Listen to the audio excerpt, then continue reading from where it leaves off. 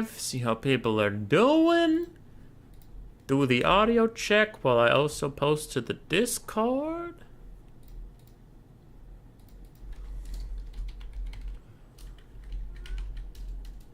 We are live. I will make bracket in a sec. Alright, why isn't the thing kicking over? Come on. See how people are doing. Okay, cool. Do the audio. Audio check sounds good. How y'all doing, everybody? How are we today? I am kind of pissed. Kind of mad. Okay. I released a video about Molder monsters not being very good, which there is a lot of evidence of them not being very good, and the video includes some evidence of them not being very good, and that video, a bunch of the comments are shit takes. And shit takes are fine if they're nice, but these takes are like, I don't know, there was one specifically where it's like, takes 2 anti-infantry monsters to fight a Dread Saurian, loses, real smooth brain moment. And I'm like, bitch, the video was talking about... Okay, we were good. The video was talking about how their animations are fucked up and how easy it is to knock them over. And in one case, the Dread Saurian isn't even facing the Norsca Tartalian. It charges him from behind and knocks itself over on his tail. Like, that's what we're talking about. Not that they can't... Oh, they can't beat the Shredder of Lustria in melee, therefore bad unit. No, I'm not a fucking idiot. I don't know. Some of these takes, man. Some of these takes. Ugh. They make me upset. Alright. So we started. We're good. We're good to go. Where the hell is it? Turn your opponent. We are live. Go, go. Phoenix King. No, it always does that. I want the Phoenix King, not Phoenix. You host, please. I will be there soon. Turn a little smiley face so he knows I'm not aggressive. All right, 16 people showed up today. Pretty good turnout. I know this guy was talking about. We are live now.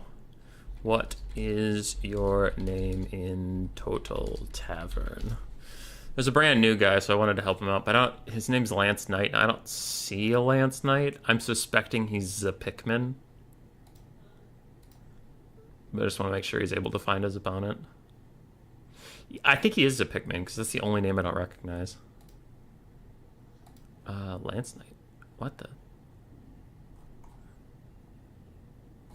I don't see a Lance Knight. Is he beneath my thing?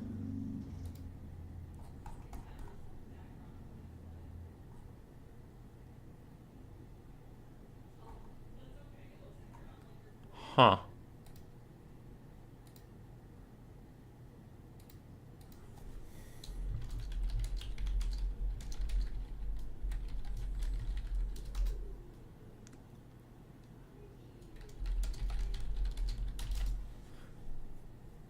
Sorry, one sec.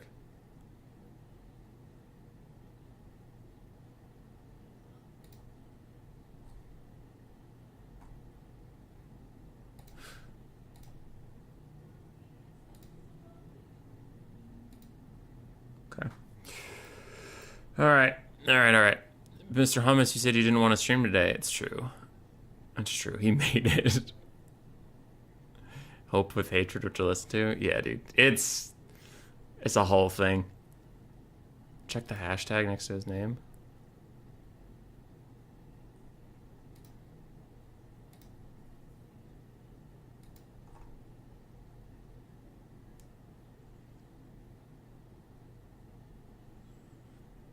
Alright, so what's his hashtag? Thingy.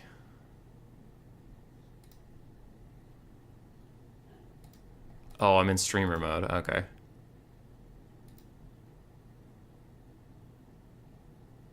I don't see a hashtag. I don't know. Hopefully he figures it out. So my opponent's a little delayed. Well, I'll deal with that anyway. What else do we have here? We have a long boy. Hell yeah, dude. The longest of boys. Salinator, good to see you.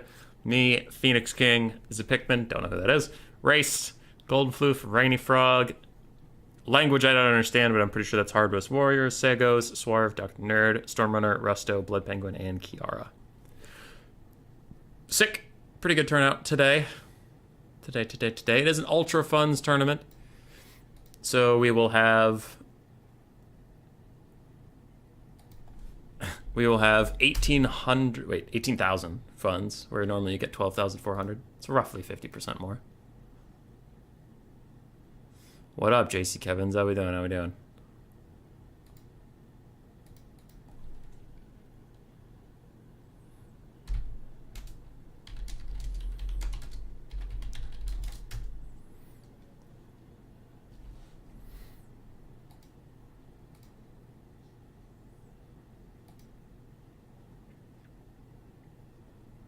I'm just trying to figure out what's going on with this Lance Knight fellow. Hey, Rainy Frog, how you doing? Against Prussian Prince. Oh, he's in the wrong tournament. Okay, it's not my tournament. You're in Grombrindle's thingy. Not my tourney. Gotcha. Okay, so he's just messaging the wrong guy. Lit. Alright, let's go find Phoenix King. We did all we could for this poor man.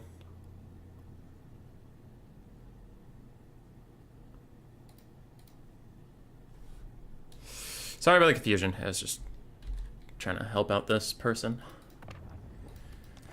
Oh, boy. Mad? Oh, yeah, dude. I actually still am a little bit salty about the jump of that Rat Ogres. Yeah, there were some pretty negative comments on that video, and they just pissed me off.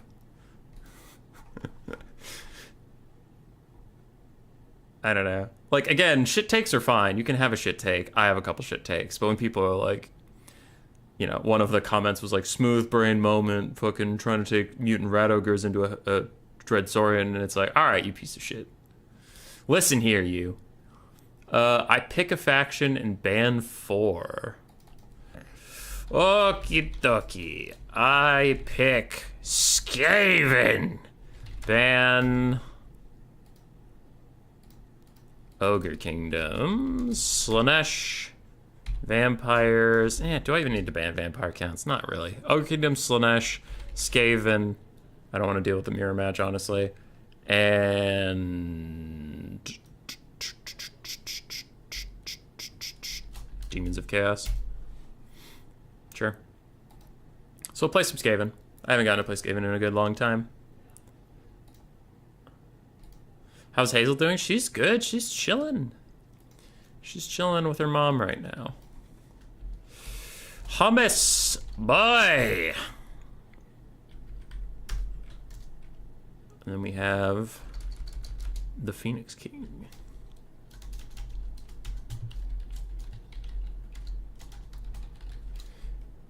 Anarian the Defender.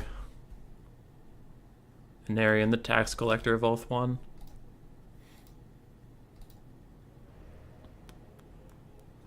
You can watch one of these live. You can watch the disaster unfold in front of your very eyes.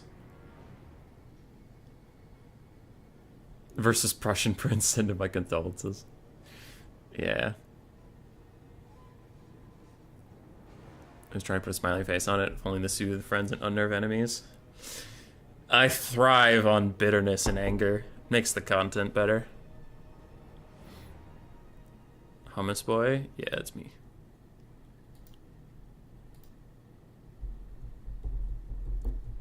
Random faction picker says Nurgle. Let's go. How do you get an image in Warhammer 3? I am confused by the question, and therefore I refuse to answer. Oh, I have something fun. I have something fun and spicy here. Alright, where's Clan Pestilence? Alright, nice. Okay, alright. Y'all are gonna like this. I demand it.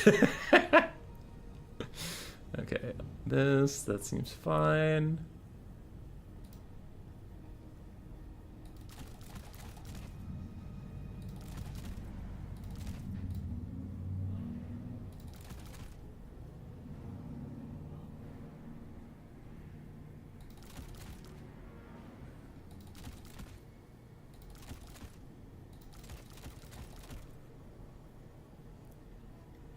Oh, the profile picture. It's your Steam profile picture, yeah. Yep.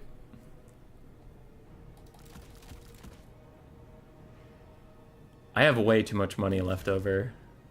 That's a weird problem to have. Oh, because it's Ultra Funds! Damn it! Okay, how do we spend all this money? Oh no!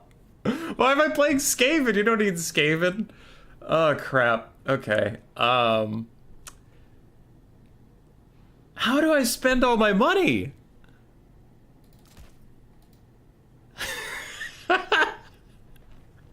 I physically don't know how to spend this much funds as Skaven.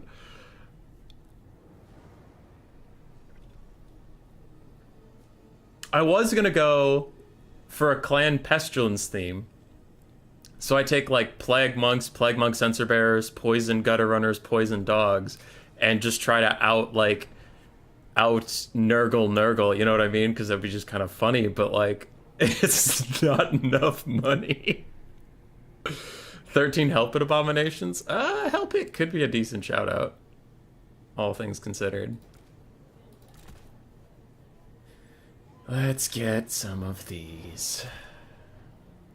And then that doesn't leave me a ton of money.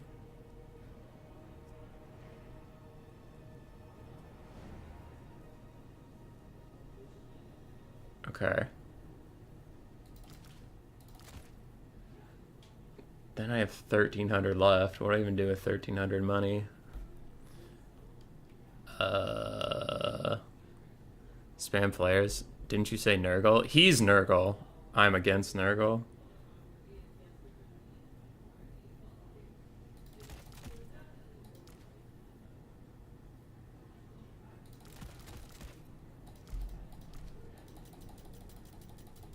Yeah, I can triple gold chevron my dogs.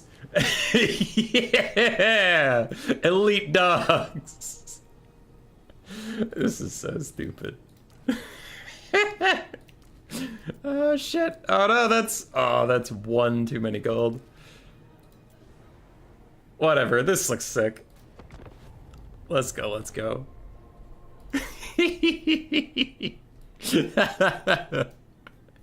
This is gonna be so stupid. 8 warp lightning cannons. What up, Floof? I'm trying to stay close-ish to the clan pestilence versus Nurgle. My poison's better than your poison battle. Trying, but I needed to branch out a little bit into Scryer because I just had too much money. Floof, are you playing today? Yeah, you are. Good luck versus Rainy Frog.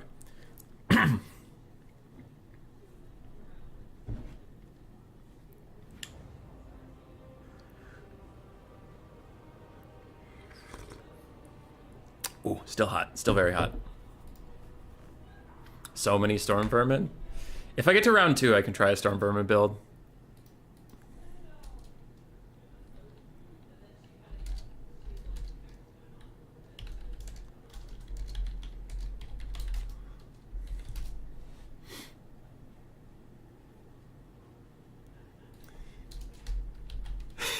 Phoenix King messaged me. He also has triple gold chevron. Alright. So the original idea for the Pestilence versus Pestilence build was Skrulk, a front line of Plague Monks, backed up by Censer Bearers.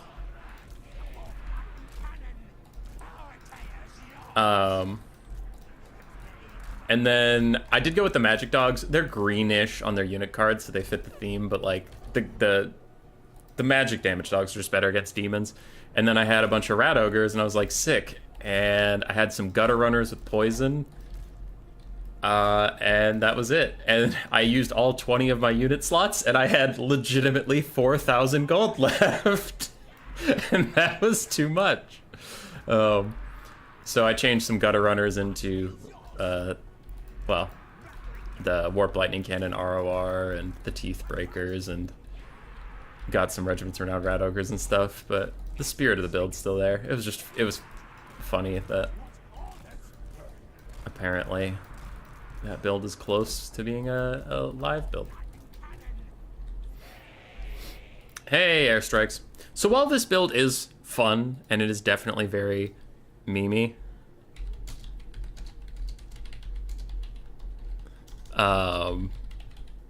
it's not all troll.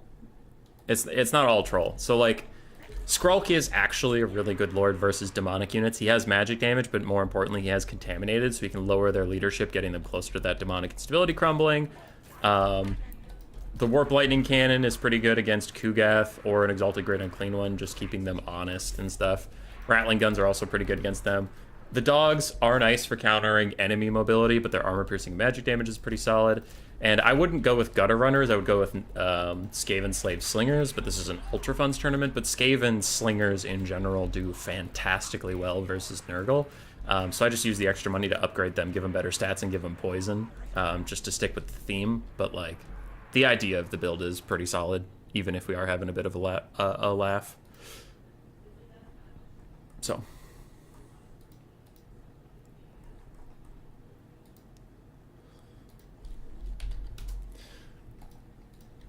The Sensor Bearers will carry hard. They are actually pretty good. Why didn't you take Blightscab's Plague Pack? Rancid Visitation? I have Blightscab's Plague Pack. They're right there. They're right there. They're chilling. They made it. I didn't bring any globes. Like in a super try-hard build, I would bring globes, but I wanted to bring other stuff. Alright, so Kugath needs to be friends with my Warp Lightning Cannon. Looks like he's retreating from that prospect. So in the meantime, I'll shoot the Barons of the Bog since he's running to the trees. I don't really want to deal with that. We have some gold chevron dogs on the flanks. I need to pull my teeth breakers in a little bit because I don't want them shooting up a hill or anything.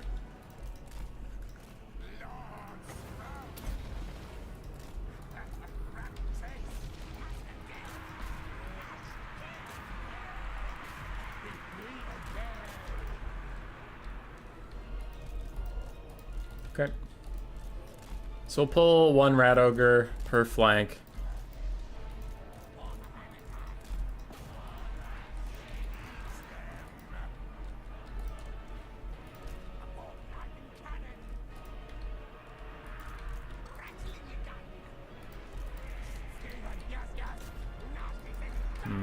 Chaos Knights. Those will be a little bit of a bitch. I'll send some Rat Ogres to help with that a little bit.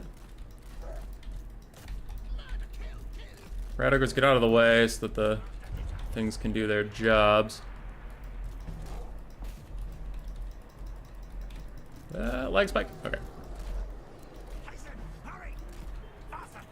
Dodge.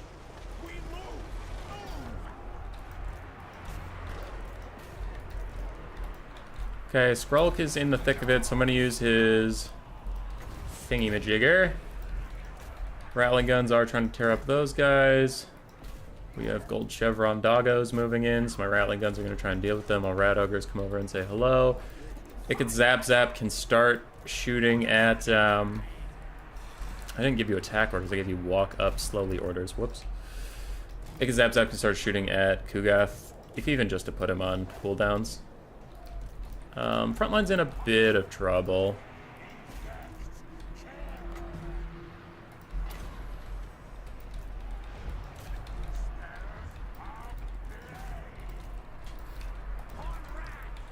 Yeah, frontline's in a bit of trouble. We're gonna try and snipe out Kugath here while he's maybe not paying the most attention.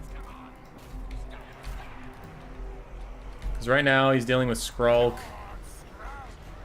And he's getting shot by Gutter Runners and my Teeth Breakers. So we'll try it on a quick little Lord Snipe on Kugath. But things aren't going great for us overall, so I will need this Lord Snipe to go well if I am to win this game, because everything else is kind of falling apart a little bit. Alright, so we got him.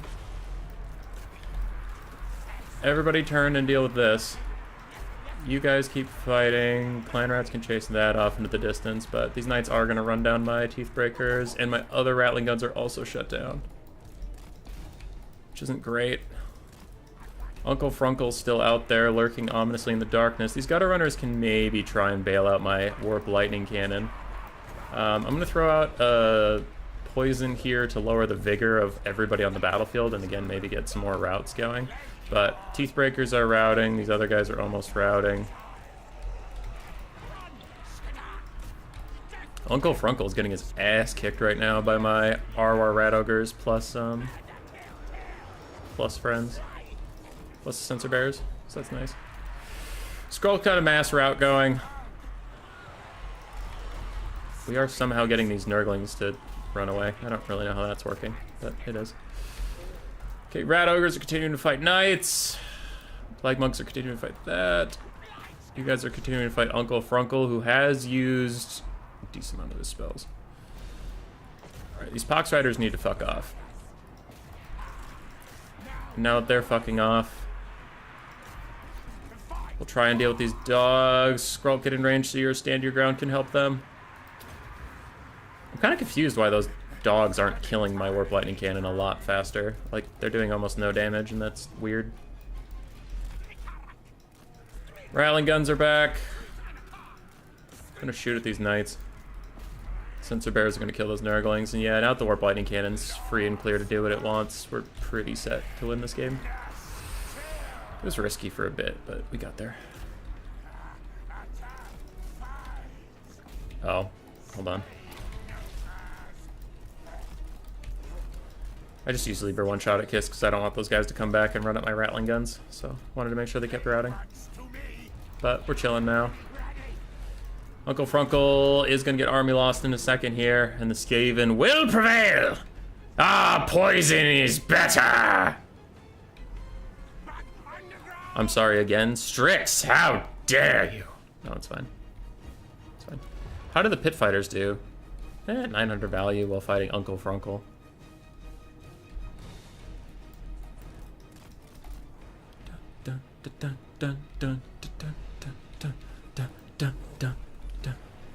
Demonic Instability is working as intended for some reason. It's not taking a lot of damage. There we go. GG.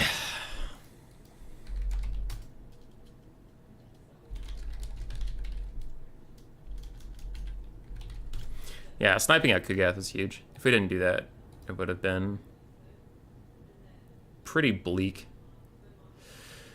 Blightscap's Plague Pack did fine. Warp Lightning Cannon did well. Rattling Guns both did well. Gutter Runners, Slingers did fine. Plague Monks did okay. Dogs did well. Routers did well. So overall, the build just performed nicely. Kugath got sniped out. Uncle Frunkle got bogged down. Chaos Knights did well. Pox Riders of Nurgle mixed. Dogs did strangely low damage. Like, really strangely low damage.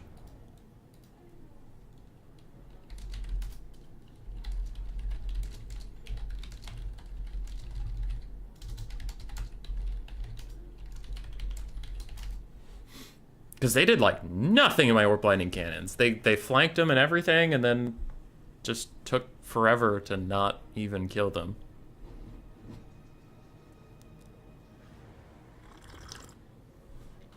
That was stupid.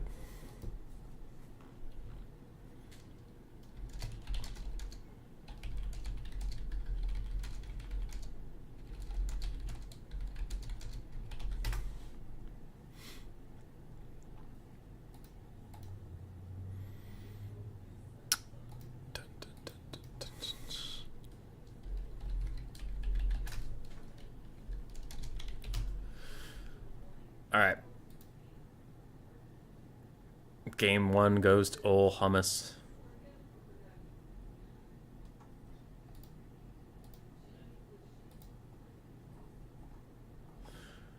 I need to find somebody that people are struggling to locate.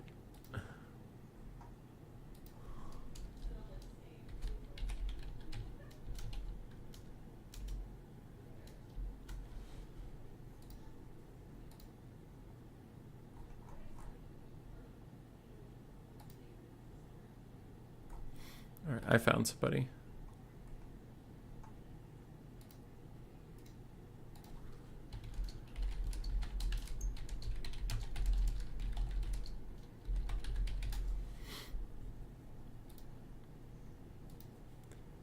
The random faction thing says Zinch with Kairos. Alright, so Phoenix King's just rolling some random factions.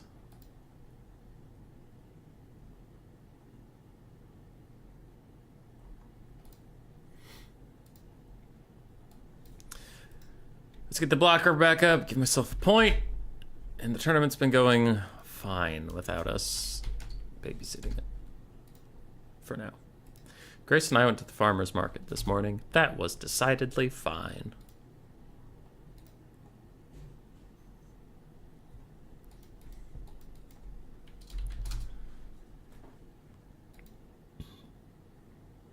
Alright, Phoenix King picks Lizardmen, ban Ogre Kingdoms, and nothing else.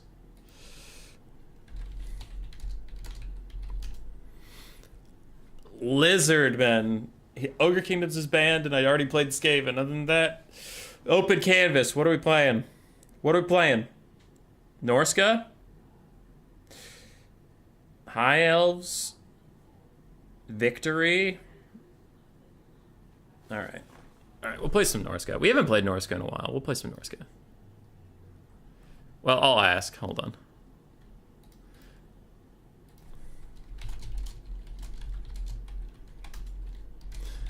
I'll ask him if he has a preference.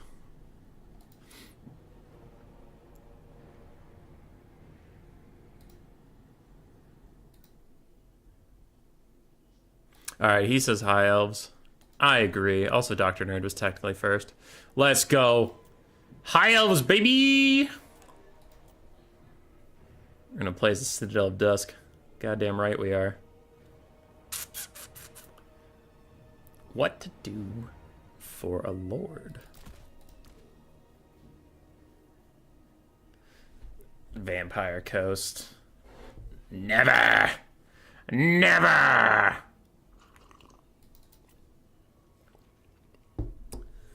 Coast's not terrible. They're just real bad. They're just upsettingly garbage. But they're not terrible. They're just mega trash. Alright, what are we doing? Do I want you? Yeah, I do. Rank 9, Silver and Guard. Now you're thinking with portals. Now that right there, that's portal thinking.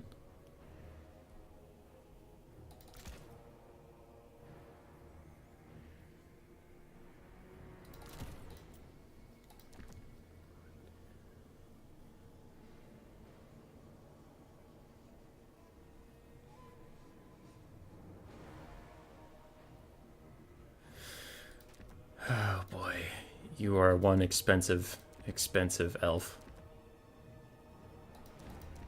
Okay. You were hungry for some staunch dwarven lines? There might be some more in your future. You never know. Okay, so we do that.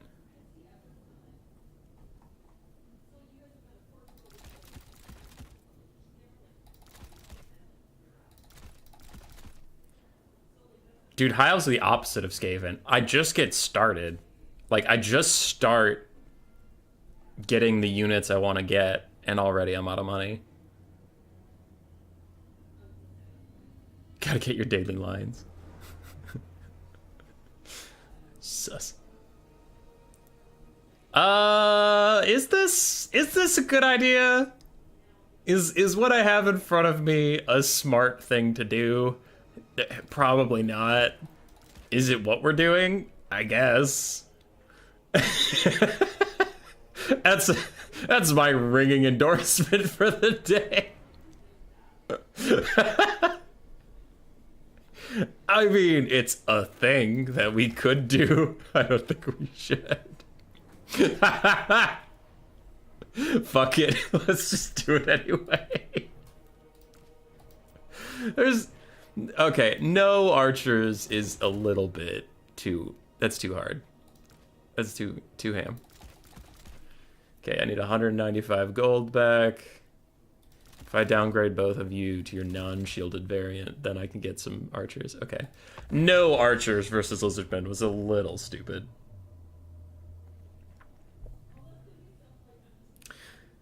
Though I didn't take Plague of Rust, so I don't know how good the archers are even going to be. I kind of wanted some Sisters of Averlorn, but I just ran out of money.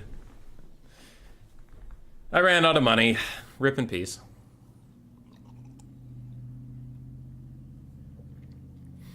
It is wild, though, playing, like, Skaven and then going into playing High Elves, where I don't even have a 20 stack and I'm out of money with the High Elves. And the Skaven, I was struggling to spend it all.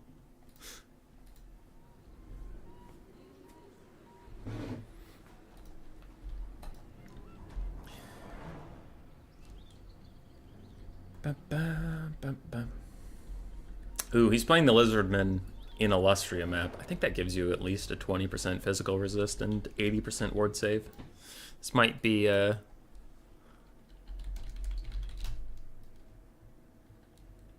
tough.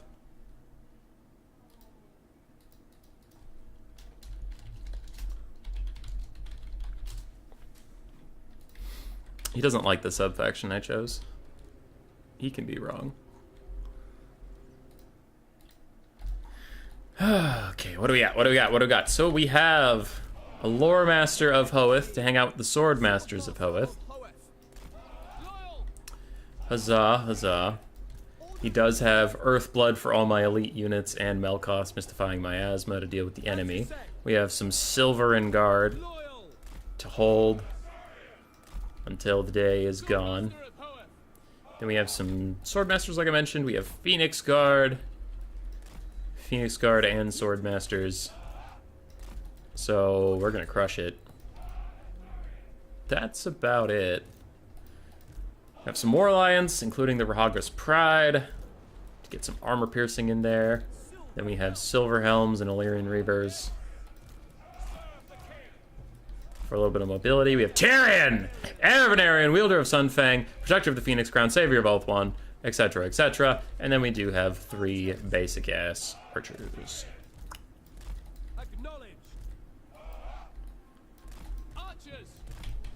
All right.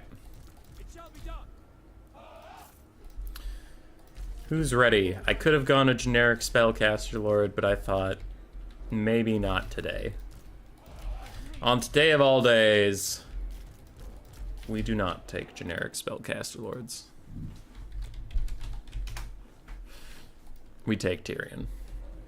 And Tyrion is so goddamn expensive. Etc. I didn't check his unit count. His unit count is still higher than mine, which is a little alarming, but we'll allow it. So it looks like he has a skink and red-crested skink front line. There's a Spirit of Tephawk in the forest protecting something. Don't know what's in that forest. Don't care to know what's in that forest.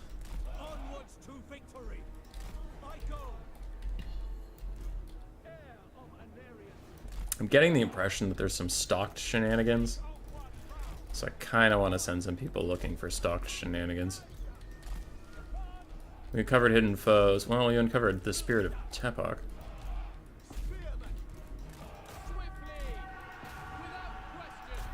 Okay, well. Chameleon Stalkers are just gonna chameleon stalk. So, I vote let them. Seems fine. I'm gonna move you guys up slightly. War Lions dive forward and cause a ruckus. And our cavalry will just remain resolute.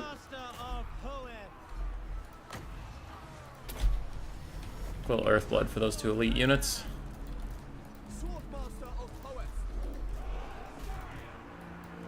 I don't know why you're all abandoning the Lore Master of Hoeth there, but you are, and it makes me sad. Okay. The Horned Ones have revealed themselves. Archers are continuing to do battle. I'll have these archers focus on those Horned Ones. As Gorok and Double Scar Veteran with no spells are just in there. Okay. Seems risky. Tyrion, go do some dueling. Let's Kind of like your whole thing. I swear there were Cold One Knights over here. I don't know what they're doing. I remember them being a thing.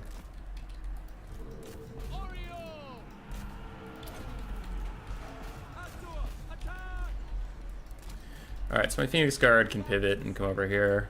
War Lions, I don't know if you need to chase down all those skinks. They're skinks. We're largely okay with them existing. Alright, Tyrion's bodying that fool. Let's go get Gorok. Swordmasters of Hoeth are coming. War Lions are back in it. Shoot at the Thunderous one. There those guys are. I was wondering where they were. Okay, all of you can turn and shoot at that. It's fine. Okay, Swordmasters can fight. Phoenix Guard or Silver Guard or whatever the hell you are. Come back with me. I wish I had cheaper units to run these guys down. I guess I have Illyrian Reavers somewhere, but they're busy, unfortunately. Otherwise I could run all these randoms down. So Tyrion continues to deal Gorok. I am going to heal up the Phoenix Guard, Swordmasters, and all the stuff in the blob. Also Melkoths, the Temple Guard, to just really send a message. And that message is, hey, fuck you, bro. War Lions can charge in. Here. Help me with this. Archers are dealing with the Pock cohort quite nicely. You should move in, because you have a leadership buff that I'm not utilizing because I'm an idiot. I feel like I have enough units committed to this fight that I don't want to commit more, but I will keep you guys on standby if I need you. Especially the Phoenix Guard. Okay. Archers, pivot. Pivot, shoot at the Thunderous one. He is very thunderous, he is very one. I have Illyrian Reavers somewhere. They can go to chasing down things. I like how I have one Swordmaster just like in the back, vibing. Heal up all of the super elite stuff again. We're gonna charge in with the Rahagra's Pride, get a rear charge, but also their Lion's Roar is ready. So then we're gonna spook them. Ah!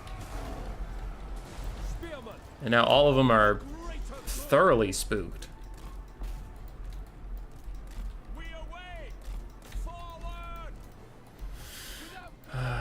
Okay, so we'll have some Silver Helms also join the chasing down wounded people party. Tyrion's in here doing some stuff. Gorok is out. Heal up those Phoenix Guard. If they surrender, it's your ass. Swordmasters are just butchering infinite amounts of unhappy plebs. It's kind of hilarious how many plebs are getting butchered. Melkoth's mystifying trickery, sure. Saint Louis, Louis! They're starting to rout. The Heir Venarian is wielding Sunfang to his greatest capacity, not yet observed by mankind. So now we're chasing down a lot of stuff. We have shattered that.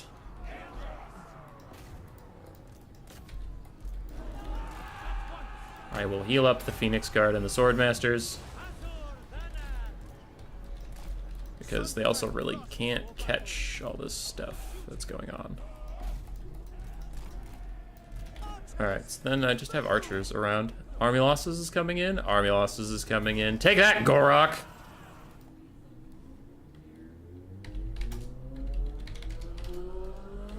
He says, come and 1v1 me like a true elf, Tyrion. I missed it. I think Tyrion would beat Gorok anyway.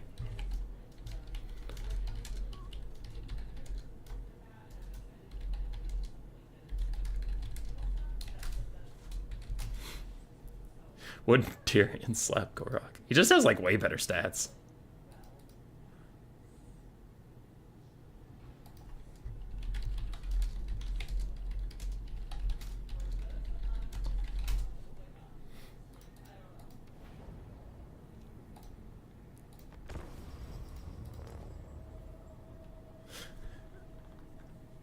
I just want to know if Tyrion beats Gorok.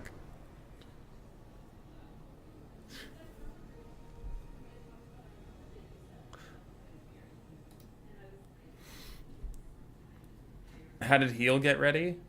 Canceled? What do you mean? Oh, canceled. That's gotcha. Okay. You guys are talking about during the game my heals kept getting canceled. My bad. Didn't see it. There's so much going on.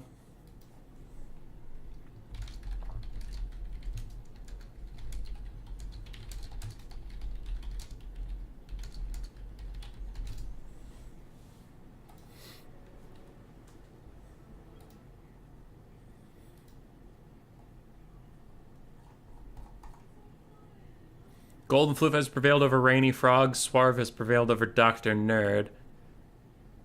And I beat the Phoenix King so far.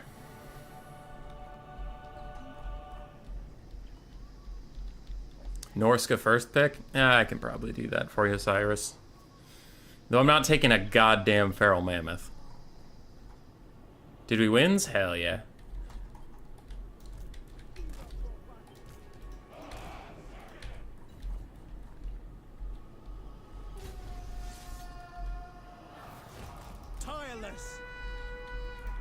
Alright, what does Gorok have for items? He has To the Death, Shield of Aeons, Mace of Ulmok, Stand Your Ground, and Rokovitza. Damn! Damn, that is a stacked Gorok. For Tyrion, I just brought his Heart of Averlorn and Faint and Riposte. That's what I usually bring on him. Yeah! Yeah! Yeah! Yeah! Heir of Anarian. Uh-oh.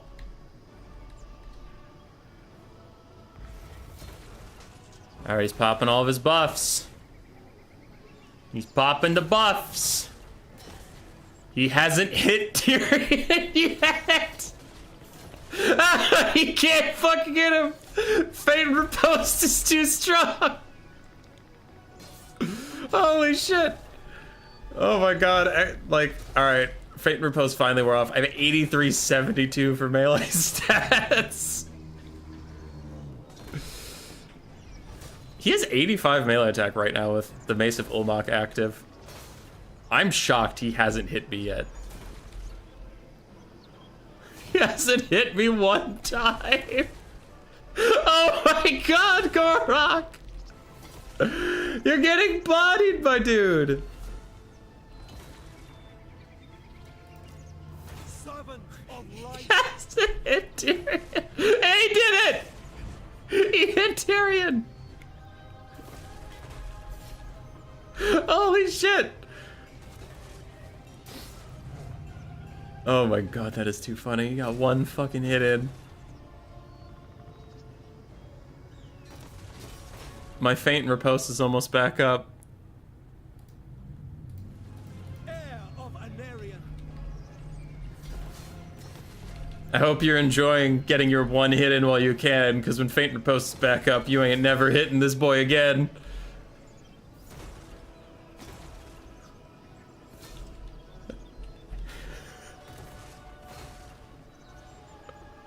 Oh my god!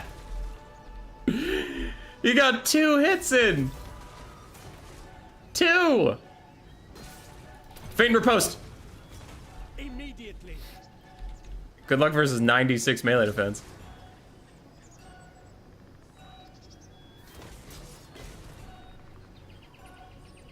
I mean, he has 84 melee defense right now, but I have 107 melee attack. Nice, he hit me while Faint and Riposte is up.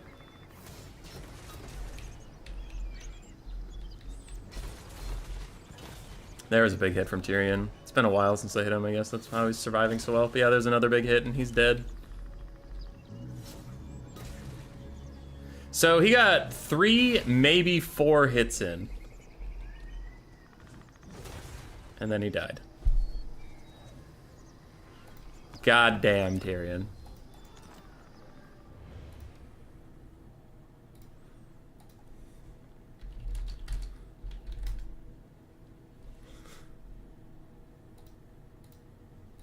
That was wild. 300 damage value. Oof. Oof.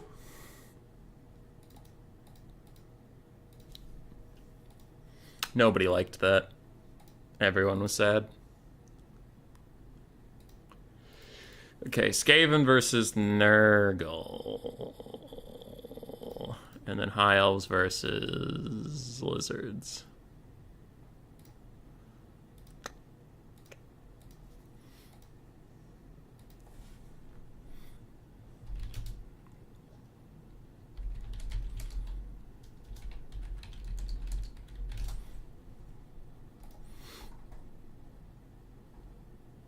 All right. The Pikmin versus Golden Floof.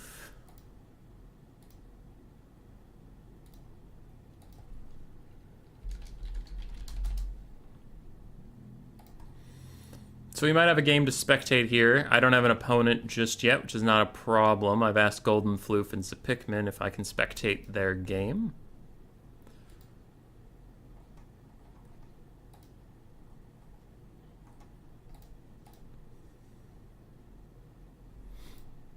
Mm-hmm.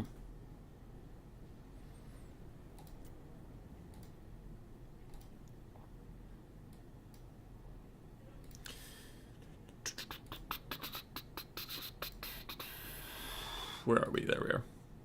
So if you care, there's the bracket so far. I'm waiting on my opponent.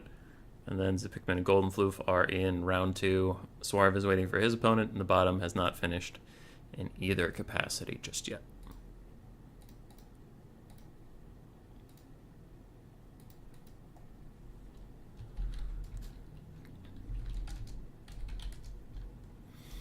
All right. We probably won't see this whole series. I was just going to spectate until my opponent is ready as to not hold up the whole tournament. But I would rather watch something than nothing. So let's hop over to this screen so we don't have the scorecard, since we're not going to care about the score, since we'll probably just watch one game.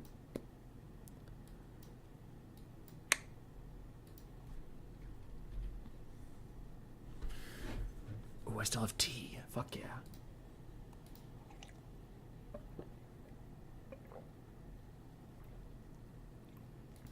Delicious. Delicious tea.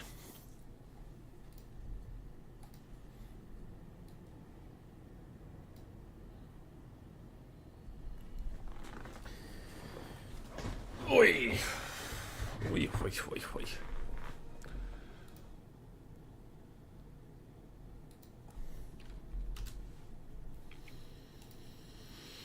Do I have any news to share? I don't know. I only have 5 videos left on YouTube. I have some other stuff recorded, but I have to edit it and get it onto YouTube. We have just 5 mains be like videos left: Empires, Slaanesh, Beastmen, Warriors of Chaos, and Vampire Coast. Okay. Desco. I got some new stuff coming out that I'm pretty excited about. I was going to do some lore versus reality series. So, like, one of the topics I really want to talk about is Storm Vermin versus Plague Monks, and how in Total War they're represented really incorrectly. In a way, they're represented correctly, because Plague Monks are solid and Storm Vermin suck ass. But I think in the actual game, for some reason, it feels like Warhammer is forcing factions into a certain playstyle. Well, playstyle is not correct, but like, let me just power through it and you'll get the gist of what I'm talking about. Like, they'll force everybody into a certain playstyle where it's like, oh, every faction needs to have 1,000 gold plus heavily armored elite infantry. So there's like Black Orcs, and there's like Swordmasters / Phoenix Guard, and there's like Black Guard, and there's like Temple Guard. So Storm Vermin are that for the Skaven. It's like, no? Storm Vermin are much more akin to Black Art Corsairs as far as like skill level goes. Like, Storm Vermin are trash in the lore. They're better than Clan Rats, but they're still trash. Like, a Plague Monk in the lore would be more than a match for a Storm Vermin. Like, a unit of Plague Monks would probably beat Storm Vermin If they fought 5 times, Plague Monks would probably win like 3. So they're better, but not by a ton. So I do think that like Storm Vermin and Plague Monks should both be mid-tier infantry.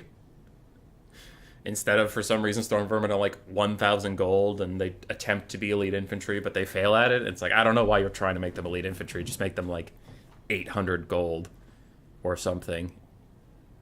Plague Monks are a little undercosted right now, but whatever. I definitely argue for that. But they seem to think like, well, every faction has heavily armored elite infantry and they all cost about this much, so Storm Vermin should too. And they just don't. It doesn't work. Storm Vermin aren't good enough in the game or in the lore to fill that role, which is fine. Like, Skaven not having a hyper-elite infantry is fine. And the elite infantry they do have that actually work well are the Death Runners for Eshin, because they don't function as a frontliner. They're like flankers, and they do good at that. And then Plague Monks are really good. The Plague Monk Censor Bearers are really good in very certain matchups, but like those should be the only elite infantry the Skaven have, and like the Council Guard, sure. But pretending Storm Vermin are good and putting them at a price point that indicates they're good is just silly.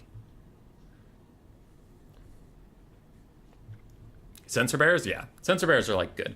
Censor Bearers are costed where they should be, and they function how they should. I think specifically my problem was with Storm Vermin, and like I've said 3 times, so I try not to repeat myself too much, but it feels very much like for some reason you need to check all these boxes as a faction, and they shoehorned in Storm Vermin to fill that box for Skaven, and it's like, some of the fun parts about this game is that the different factions feel very different, and some are lacking certain things, and that's fine. It's like, yeah, Skaven don't have elite armored infantry. They just don't. Like, that's fine. Leave it alone. You talking about faction identity? A bit, yeah. But that's why Storm Vermin just don't work in Total War right now, and they could. I think if you stop trying to make them elite, and you just accept they're a mid-tier infantry and price them as such, then Storm Vermin will be fine. And that would be more, it would be more lore accurate and healthier for the game, but for some reason they just need to be elite, and then they aren't. So I have some videos to talk about certain other things that function that way in these games, where it's like, except, you know, because the Blackguard of Naggarond are interestingly also like that. Like, I was reading the books, and when the Blackguard entered the scene, I was like, oh shit, oh fuck, the Blackguard are here, holy crap, we're about to see some shit, and they're decidedly middling. And I was confused, but then I learned who they are, and it's like, the Blackguard are just Malekith's personal army. They're not crazy good or anything. Like, Phoenix Guard are infinitely better than Blackguard, but in the game, for some reason, they're treated as equivalent. So that one, unlike the Storm Vermin, where I think they don't work in game or in lore, I have a video talking about the Blackguard in lore and what I think they should be like in the game. But currently, they're a fine unit. I just think they should be worse than Phoenix Guard and cheaper, because they're not actually hyper elite. They're just the guys that happen to be in Malekith's army. Little Troll don't throw you to the rats? Too late, dude. You're already on your way. We got Skaven versus Dwarves somehow. That's something that happened. Both sides are still setting up. I'll stall for another second. Sure. Storm Vermin have a huge unit count. Yeah, it's just in practice that they don't work. Like, in practice, they just get shreked and monsters push straight through them and stuff like that. Like, the Council Guard are a little different, but they're unbreakable. But basic Storm Vermin really struggle to find their spot. For the Dwarves, we have 4 cannons, 4 gyrocopters, all with brimstone guns, 4 Bugman's Rangers, 1 minus blasted charges, it is the ROR. Then we have 4 Slayers, Gotrek Felix, and Thoric Ironbrow. And that is it. Very shooty heavy. The other side's for the Skavinos. We have 4 Warplock Giselles, one of which is the Natty Bubo Sharpshooters. We have the Avalanche Mortars, Death Globe Mortars ROR thingy. 4 Poison Wind Globes. We have Gorich with his spin move and then his big buffs. So if he can survive the late game, he'll be really good versus Gotrek and Felix. Then we have Deathmaster Snitch, a Plague Priest with both summons, it looks like, and Wither, and then a front line of 5 Death Runners. We never see the Dwarf Thing Menace used in the Skaven versus Dwarves. Yeah, that's twofold. One, that thing sucks, and two, the Skaven have a lot better and more reliable tools to kill the Dwarves. But yeah, the Dwarf Thing Menace is strangely terrible versus everything but also Dwarves. Gyrocopter's Brimstone Guns are spotting the Death Runners, which will allow the Death Runners to be shot by the Bugman's Rangers. I hear Jezzail's firing. It looks like they're shooting at the Gyrocopters. They might want to be much more concerned about the cannons, because the Gyrocopters can dodge a lot, and the cannons are going to roast your Warp Block Jezzails in the meantime, so I do think that these Jezzails need to reprioritize their targets. Death Globe Mortars are in. Bugman's Rangers starting to dodge, but they apparently dodged into the fire. Not super sure how that arc worked, but it did. Jezzails continue to try and punish the Gyrocopters, but they're under a torrent of fire. Here comes the first one getting in range of the cannons, and this is what you have to do, because they do so much damage to the cannons. You can shut them down, and then you're a little freer to act. Now it is, you know, annoying, because if you ignore something, the Gyrocopters can get behind you, and they're shooting at the Avalanche Mortars and stuff. Like, I'm not saying it's an easy choice, it's just a choice. But all of the money for the Dwarves is in these cannons and these Rangers and such. There's very little front line, and the Slayers will quickly find themselves locked in combat with Death Runners, though the Globes wantonly destroy everybody around, while more Death Runners flank into the cannons and should take them out rather quickly. Gotrek, Felix, and Thork are getting split up. I wouldn't hate for Gorich to come over here and just body Felix real quick. It looks like he is fighting Death Runners. Death Runners will also do decently well versus that little guy, and Gorich is here to help once again deal with the cannons.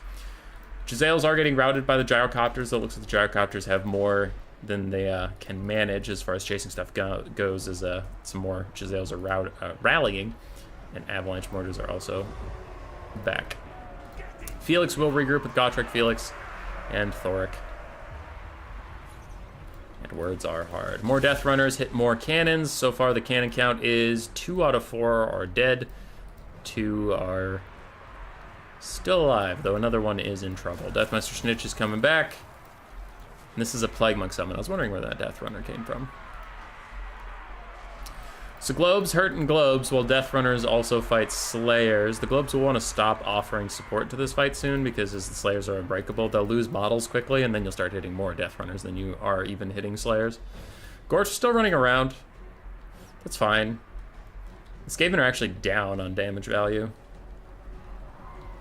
as the Avalanche Mortars fire in on the Slayers. Jezzails are trying to defend themselves. We have 3 injured Gyrocopters. 1 is perfectly healthy and continuing to chase stuff. More Death Runners are chasing Bugman's Rangers off the map. Slayers are trying to chase those Death Runners, and Death Runners don't really want a whole lot of that noise, because their armor sundering and armor piercing, all those things are wasted on Slayers. So they actually don't trade that effectively into Slayers. Things are going okay. Skaven have caught back up on the damage value. 1 Gyrocopter is routing yet again, while another one rallies.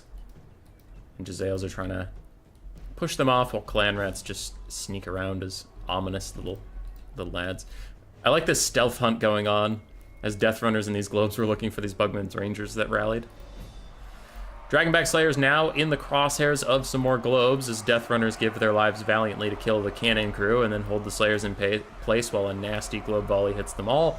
Gorich is currently involved in some shenanigans, though he's going to spin to win. He does not want to fight Gorich and go track Felix and Thork all on his own. He does need to get the fuck out of here. He's taking a lot of damage.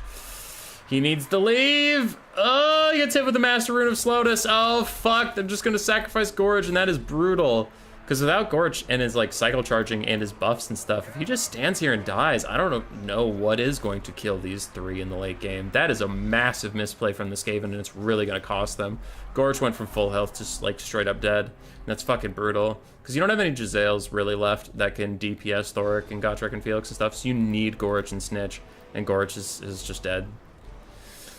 That might be a game-losing play. I don't want to call it before it's over, but that was really, really bad. Now he's popping his buffs way too late. He's popping his buffs after the fight's over, and now he's running away. So he put him on cooldown. It's not even like he can start cycle charging or anything, because those are going to be on cooldown for a really long time. Oof. Oof, Floop's gonna want that one back. As for the gyrocopters, they're very, very injured, but they have a good amount of ammunition. So if they take out all the Jezzails, which looks like they're doing, oh my god. If these Jezzails rally because these guys gave up on them, that would be very funny. Alright, they remembered again. Anyway, that one has a good amount of ammo, and there's so little range left for the Skaven overall that even though its health is really low, it can still come over here and shoot Deathmaster Snitch. And yeah, I think the Dwarves are actually going to win this game. Because now you're going to run into the problem of Snitch is extremely vulnerable to those gyrocopters walking over and just shooting him in the head. And if he has no range to protect him, that doesn't really matter, because you have these two gyrocopters that have a lot of ammunition. They'll just walk over, kill Snitch. Then without Snitch, you can't kill the hero squad. I mean, already I'm doubting you can kill the hero squad. Yeah. For infantry, we have a couple Slayers left. I thought I saw 3 units total. Yeah, the Dragonbacks still exist to some capacity. We have 1 minus blasting charges that's almost dead, a Bugman's Ranger that's almost dead, but the Dwarfs have it.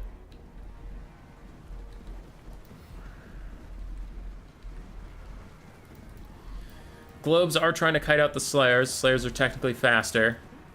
And while Death Runners and Clan Rats try to catch up to the Slayers, they're not really having a good time with it. Poison Globes turn and fire. Doing some pretty massive friendly fire damage. Hitting kind of everybody involved. The Slayers continue forward. More Death Runners come back, only to shatter. And now we're getting to that phase I was talking about with the gyrocopters with their brimstone guns just coming over. It looks like they're going to finish Gorich first, and then they'll deal with Snitch.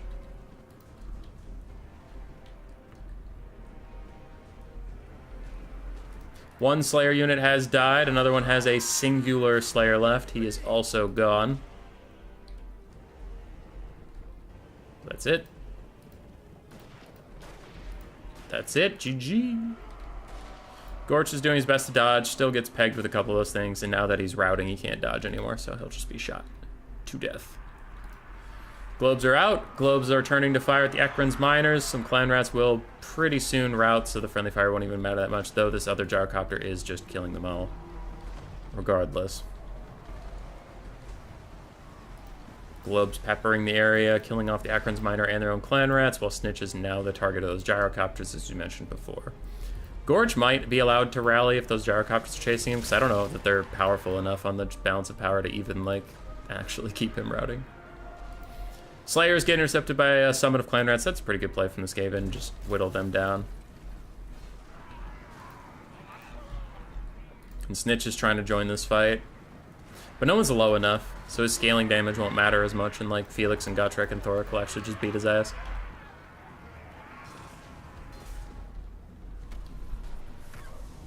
Globe's still trying to hurt these gyrocopters, as we do get another Plague Monk summon in the late game. I can do okay versus Felix and Gotrek maybe, but not a ton. Snitch gets a big shot on the Felix. But we do have Bugman's Rangers still coming in. We have gyrocopters offering their support. Looks like now they're aiming at the Plague Priest. They're just going to let Snitch die in melee combat, as he is bodying Felix right now. Dang, I'm looking like a whole snack. I appreciate your thoughts and concerns. So Snitch pretty quickly kills off Felix, which is cool. That's cool. Still have a shitload of gyrocopter ammo to deal with. Snitch is trying to avoid Gotrek, but he is going after Felix to snipe him down. The Plague Monk summon is running out of juice. Gyrocopter bombs are going to take out the last of the Death Runners that are rejoining the fight. Snitch misses Felix on the charge. Now he's running around in circles awkwardly. And he misses him, and then he runs around in circles awkwardly. And then he gets a super cool dagger throw that will finish off the Healy man. But once this Plague Monk summon fades, army losses is going to hit. Yep. GG. Oh, poor Gorich. Poor Gorich, man. Oh, no. Ugh.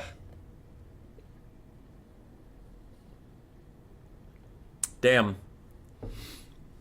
So Thoric and Gotrek did okay. Felix did okay. Slayers did pretty well. Cannons did okay. Gyrocopters did quite well. Bugman's Rangers mixed. Blast charges did well. Snitch did fine. Gorge struggled. Plaguecaster did okay, because, I mean, he's a summoner. Purple Globes and Gisele's mixed overall. Death Runners did well. Globes did well. Clans were around. G. GGGG. Do I have an opponent yet, or do I or dumb by? Or am I staying here? I do have an opponent. It's Salinator. So I'll go find him. Good luck to Floof and Zipikman for games 2 and potentially 3.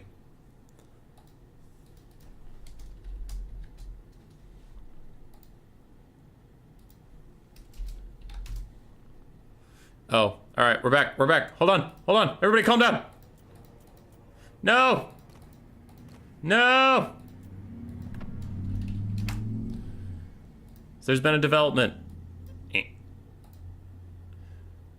We are going to watch this to its conclusion because my opponent forfeits. Salinator and Longboy finished their series. Salinator had to go, so he said, yo, can you take my spot? And Longboy said, nope. So both of them just FF. Which means we'll watch this series to its conclusion.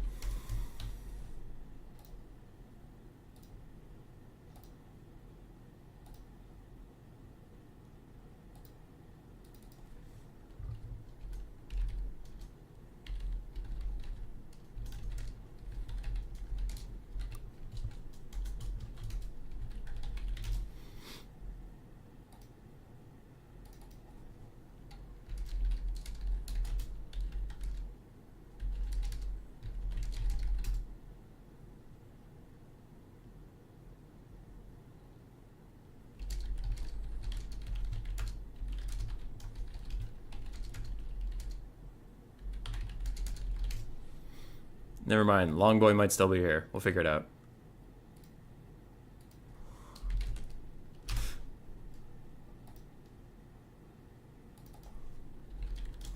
All right. I do have an opponent. And it's late for him. He wants to go to bed, so we're just slamming through it.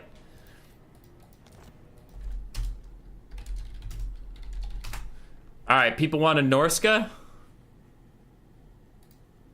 Oh, my first pick is second game, but I'll first pick Norsca. What faction you think in this round? I know Cyrus wanted Norsca. I'm up for anything else after that. What do you guys want? Some people wanted Dwarves earlier. I could fuck with some Chaos Dwarves. Okay, I'm going with Chaos Dwarves.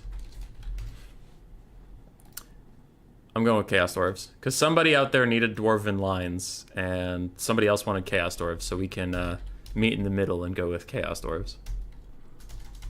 Don't you worry, dude.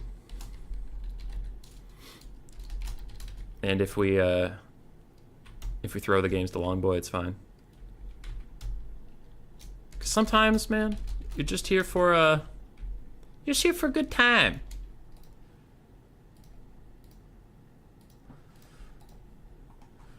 Alright, map 2 is Valley of Thieves, Galbaraz, and Gorgazan.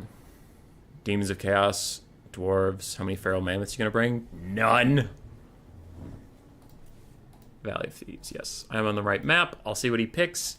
But unless he bans it, I'm gonna go with Chaos Dwarves.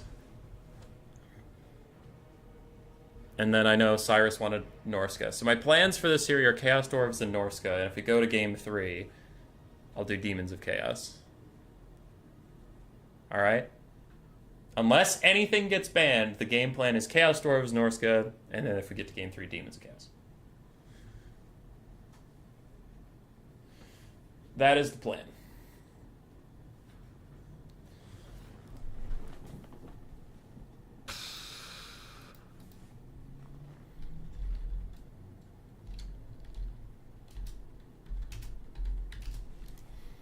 Alright, he failed to join my lobby.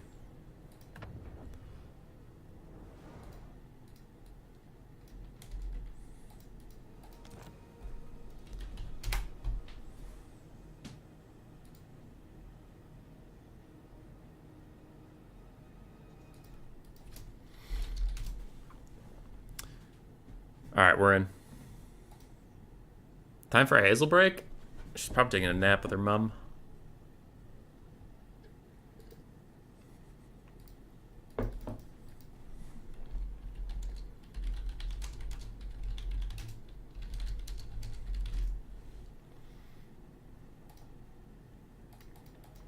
Oh, you know what also could be fun on Ultra Funds? Kislev. Oh, I hope we get some Kislev in this tournament. That would be good. That would be good. Using some of their roster, because, like, Kislev's just expensive. Kind of like High Elves, is when you get Ultra Funds, you feel like you have a real army.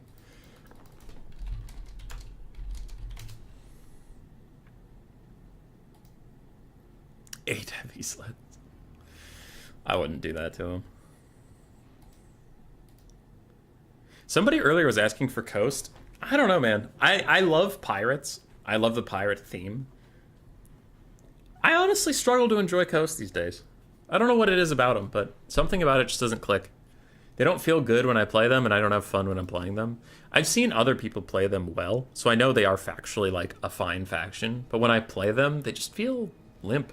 I don't really know why.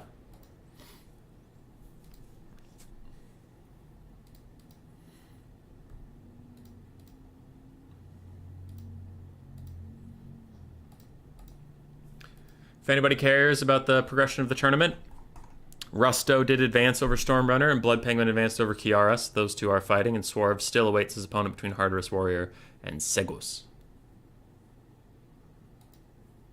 You wish they had increased the regular funds by like 3K? Oh my god. He picked Khorne and he banned Chaos Dwarves. He didn't ban Norsca though, so we can go Norsca. Like Cyrus wanted, we can go Chaos Dwarves next round. But that is funny, he banned them. Norsca! Norsca versus Khorne.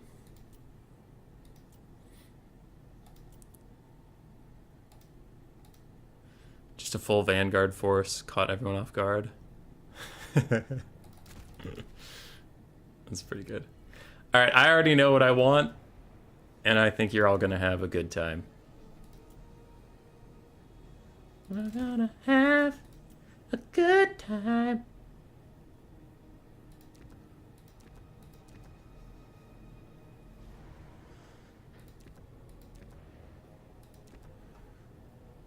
Go champions? Something like that.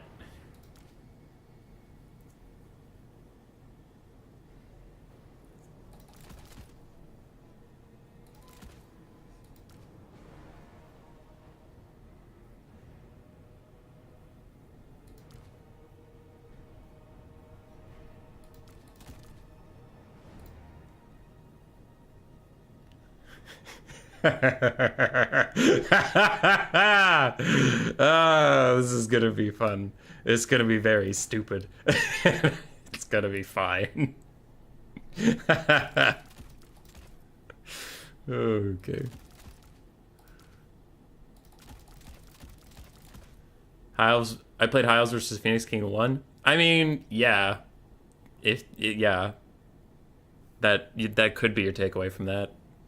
I don't know if Phoenix King was trying his absolute hardest, but yeah.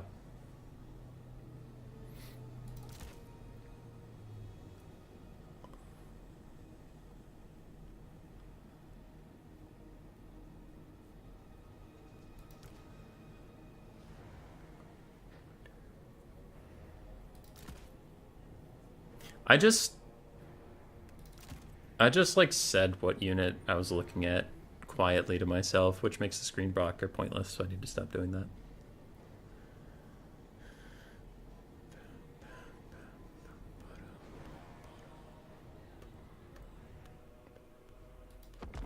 Hell yeah. This is an army. I sense a giant. It might be a very thematic Wintertooth army.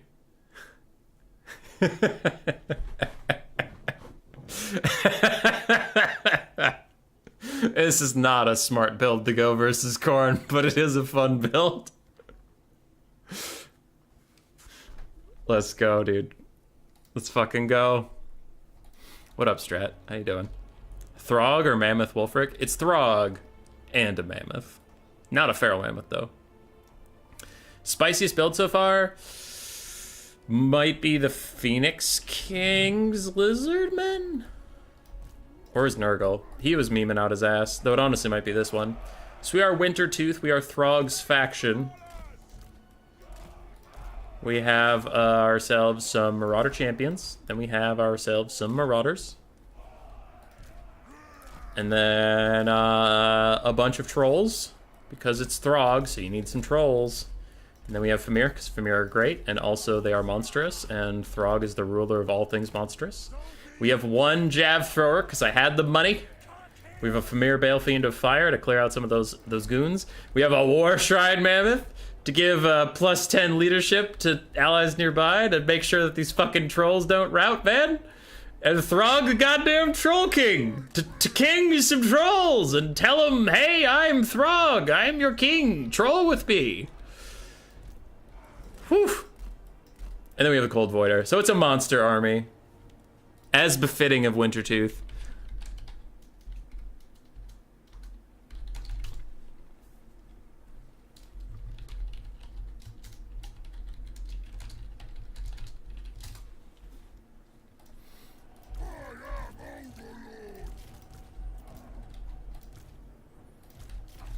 All right, let's see how it goes. Raw trolls. Ah, shit. He has Scarbrand, a Soul Grinder, a Skull Cannon, Chosen of Khorne with dual weapons. Okay. Scarbrand, a Chaos War Shrine of Khorne, a Cultist of Khorne, some Minotaurs, Flesh Hounds. Okay, cool. We're not the most upset about this. Q in the stack of great weapons. Nah, dude, he wouldn't use great weapons. Rest of you, keep advancing while I deal with that. I don't want to feed Marauder champions into Bloodletters. I'll give the Bloodletters Marauders to feast on, but I don't want my champs to go over there. It's just a bad fucking idea. Okay, we'll give everybody over here. Flaming Sword of Ruin and the melee attack buff should be plenty to assist us with that one. You guys turn and deal with those. That's a Burning Head angle, but those are all like Chosen and Chaos Warriors and shit. Yeah, let's Burning Head these Flesh Hounds when they get here.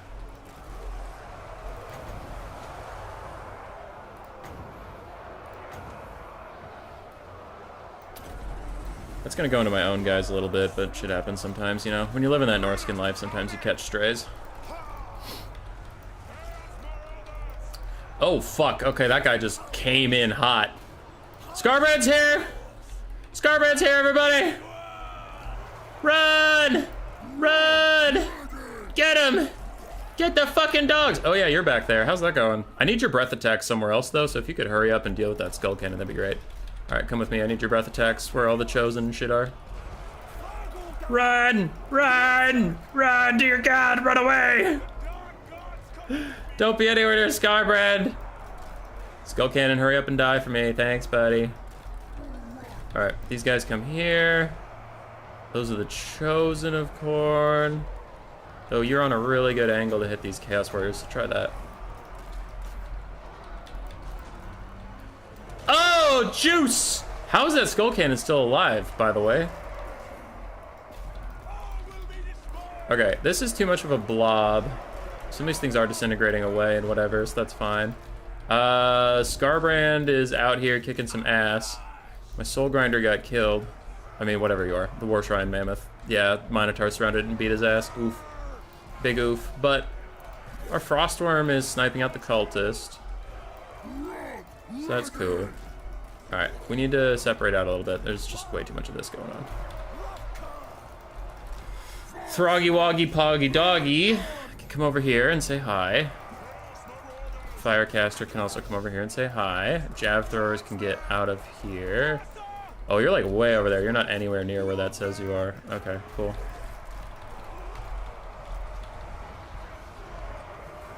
I will fight and I will or die. Where are you? Okay, you're off there rallying. Famir are kicking Scarbrand's ass. Go, Famir, go! Fucking get him! Ah, that's not good. Run! Run, javelins! Get him. Get him! Get him! Fucking kill him! Also, you need to get in this guy. I need your breath attacks elsewhere. We are rallying some people. These are trolls, so they can stand by and just regen for a bit. Run, run, run, run, run, run, run, run, run. Those are bloodletters, run! Ooh, ooh, I gotta get over here and then breath attack down the side of all these minos. Oh, that would be juicy. Or I could snipe out Scarbrand. Oh, choices, choices. I kinda want the minos. Give me it, give me it. It did okay. Oh, Scarbrand got the too bitchy to die one. Try this on for size, you fucks!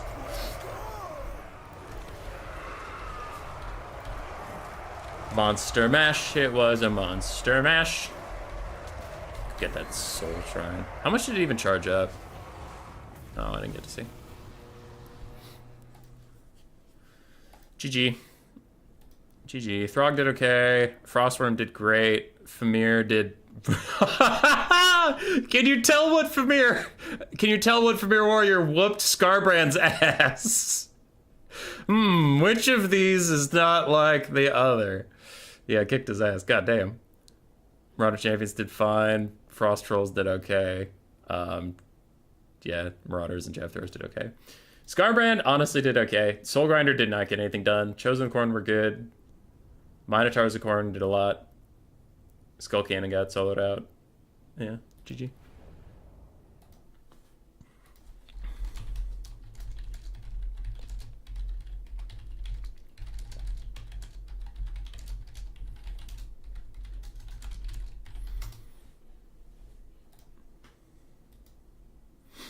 That was cool.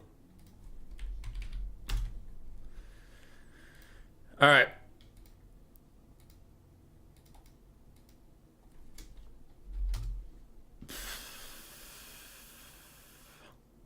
What's the next map? So I know what I'm dealing with. We have Galbaraz, and I'm going Chaos Dwarves. When you come back, Chaos Dwarf span none.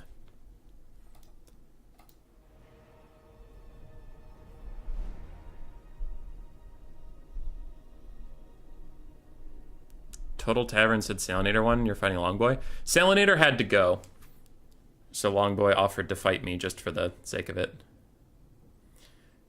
Our skirmish cav, our land bells without skirmish cav, more enjoyable to watch. I think so because I hate skirmish cav, but that's just like I acknowledge that bias, 100%. I eat my enemies. For someone still wondering, Luminarch's not OP. Luminarch's weird, man. Sometimes it really shoots and just insta-kill stuff, and other times it's decidedly middling. I'm gonna grab a drink while Longboy gets his pizza.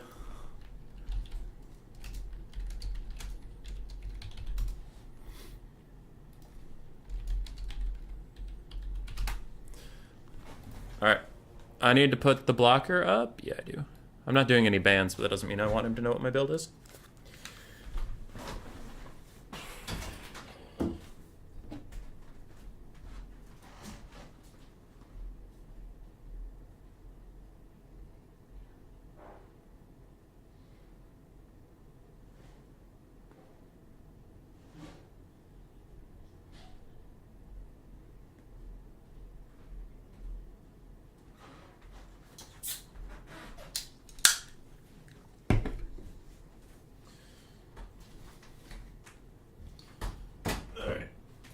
What do we got?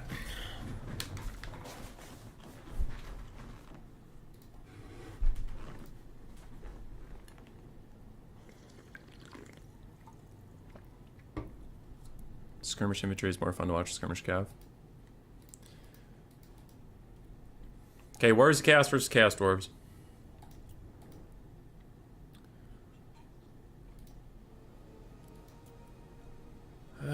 Alrighty, what do we want to do here?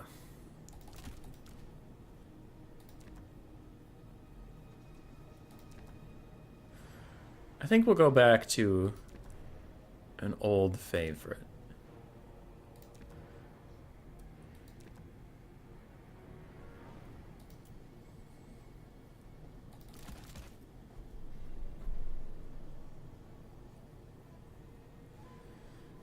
And we want some of these.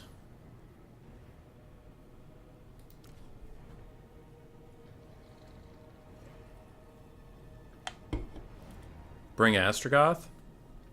I was going to bring Drazov on foot. I like him a lot. Unused username, would you prefer Drazoth on foot or Astrogoth?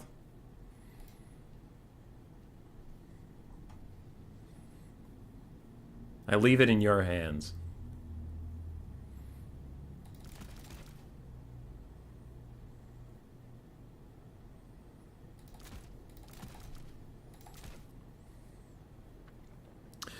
Oh, we got some...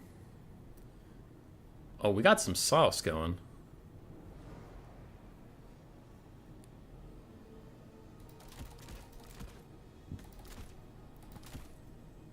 Astrogoth because he's speedy? Very well. Then I acquiesce to your demands.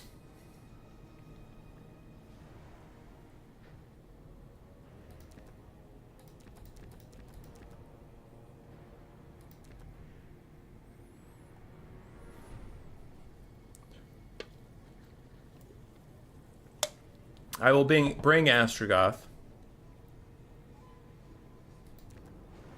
But know that you have drawn my ire, sir.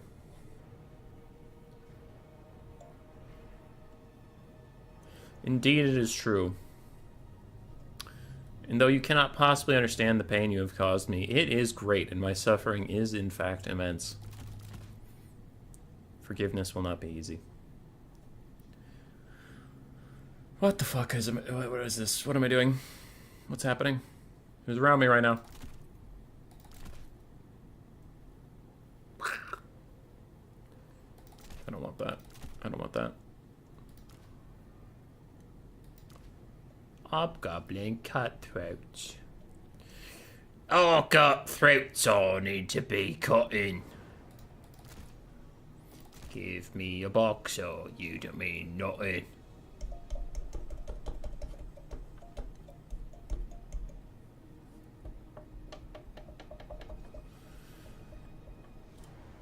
Well, fuck. What do I do with my money now? Hobgoblin Cutthroat, triple gold chevron? Triple gold chevron, Hobgoblin Cutthroat, fuck yeah. That's so stupid. I love me. I'm funny. I have a 0 gold spend. Triple gold chevron, Hobgoblin Cutthroat, let's go, dude.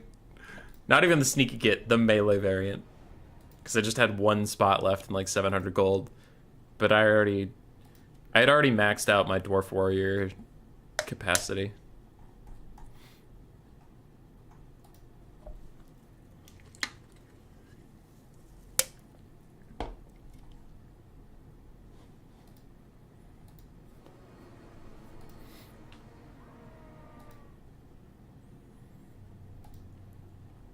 For anybody who cares about the bracket, while we load in, the Pikmin did prevail over Golden Floof, Swarv and Hardress Warrior are fighting, and Rusto and Blood Penguin are fighting.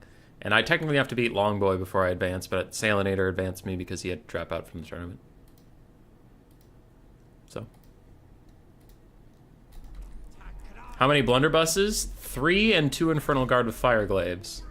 Which the last time I brought Infernal Guards with Fire Glaives, on this exact map, I ended up getting tilted off the face of the earth because they couldn't shoot slightly uphill, and it was very dumb.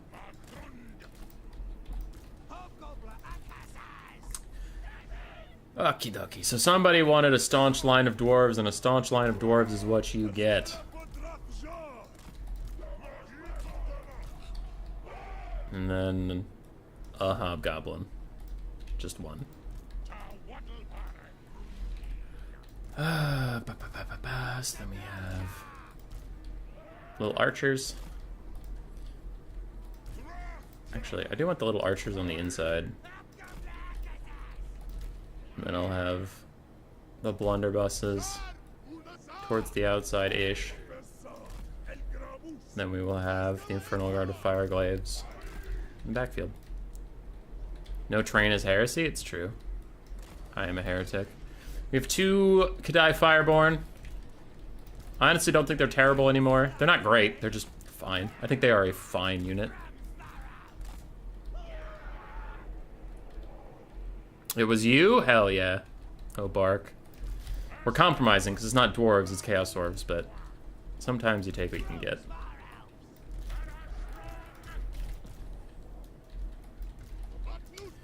Okay, so you guys all need guard mode on. You two don't have guard mode on, so you also need guard mode, but I'll lump you with the front line. Alright, let's see how this goes.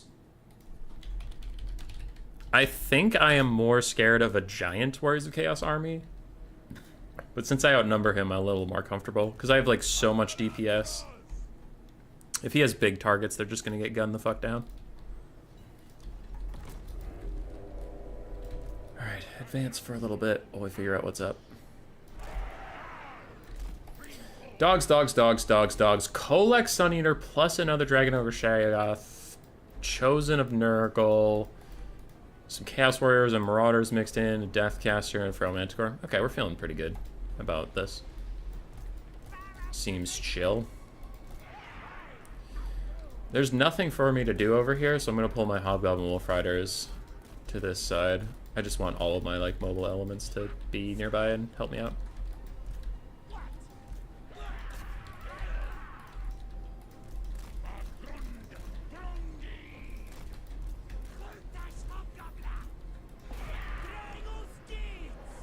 Alright, so now you guys are in range of the weird spawn and the other chaos spawns, so just start dealing with them. Shotgunner's doing some serious friendly fire, which is also okay, I guess. Let's go around and get some shots out there. Y'all are chilling. Am I getting charged yet? Not really. So you guys can also lend to that. Looks like we're just gonna have a big old cav blob fight, which is fine for me. I'm gonna do this so I can get the killing fire passive on everybody. I do need some Kadai to run up there and deal with that. My Chaos Dwarf blunderbusses should be okay. They're Chaos Dwarfs after all. If they're not okay, then they don't deserve to call themselves Chaos Dwarfs. Can you guys rotate a little bit? Like, intentionally lose that fight, but lose it so that your side is presented to the blunderbusses? That would be great. Thank you. That is now going much better for me. As these blunderbusses continue to do their thing, all of these dogs are getting fucking destroyed. And my blunderbusses are unfortunately beset by foes. That makes me sad. But whatever. So our Hobgoblin Wolf Riders do need to fan out a little bit. Not all be doing this anymore. I'm trying to give you various orders, but you're all so lumpy.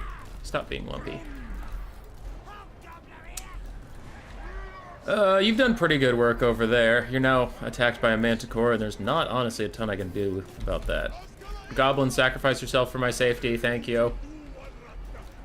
Astrogoth, just go get in there. Go get in there, fam. Hello, I would like to introduce you to Cascading Fire Cloak.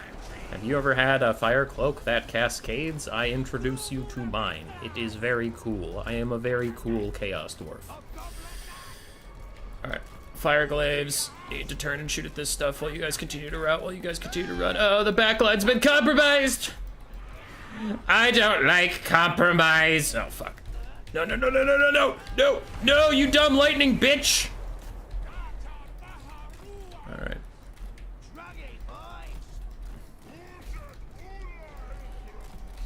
We're beset by foes!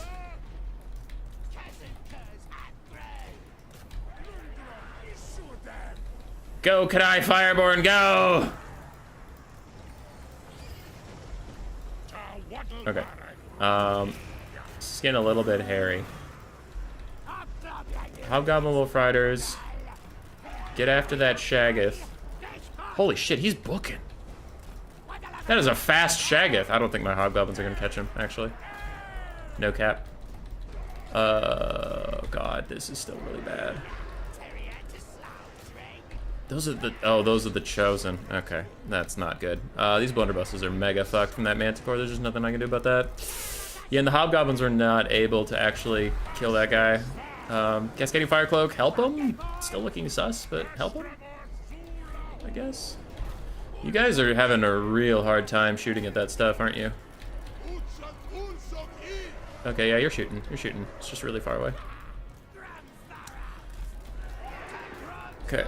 You guys continue to try and retreat while other stuff attempts to bail you out. Astrogoth will continue to hurt the big man. Let's send some Kadai Fireborn to go deal with our other problems.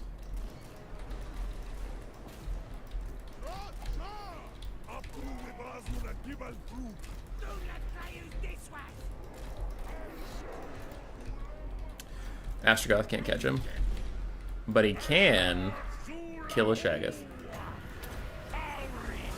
Back! Kill that Shaggoth. Okay. We have gained enough distance that now you guys just need to get out of the way. That Manticore is still after my blunderbusses. He's after that blunderbussy. Haha, he did the Twitch emote where everything is slowly rhymed with ussy. So we can all be gross. Run! Run! Run! Just let them be shot! Getting into melee actually gets more in the way than it helps. Run! Just get away from him! Just leave him alone! Run! Run! Run! How's that going? Oh, Kolek's beating my ass! I'm actually here for it. I'm not even gonna cast buffs. I just want it to happen. Kill Astrogoth. Kill him. Get him, Kolek. Get him, you glorious bastard! Kill him! Kill Astrogoth! Go, Kolek, go! Go, Kolek, go! Go, Kolek, go! Kick his ass! Holy shit, it's close. Yeah! Nice job, Kolek.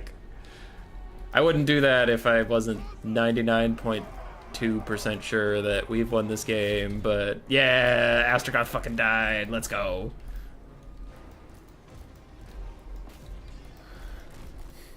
Okay. Ooh. Now the blunderbusses are getting in range? Not quite. So the hobgoblins are just gonna charge him and try and deal with it.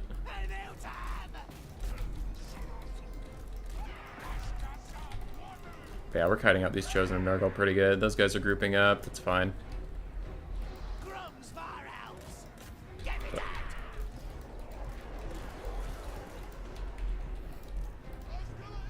There it is, GG.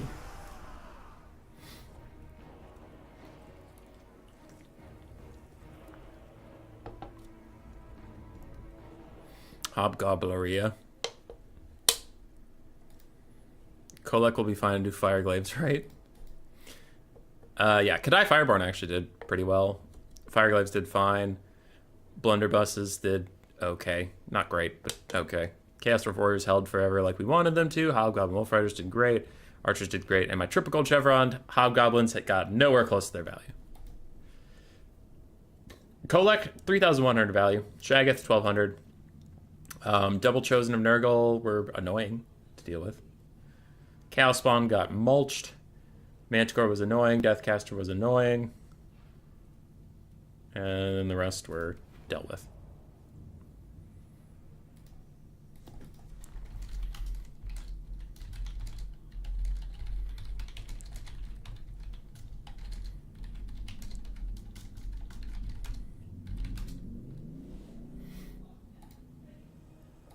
Okay.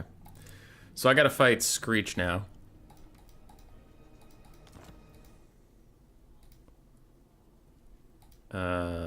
Where are you, Screech?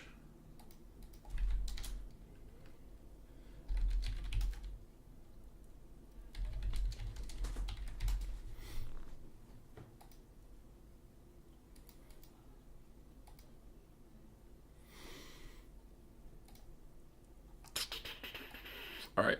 While he gets his shit together,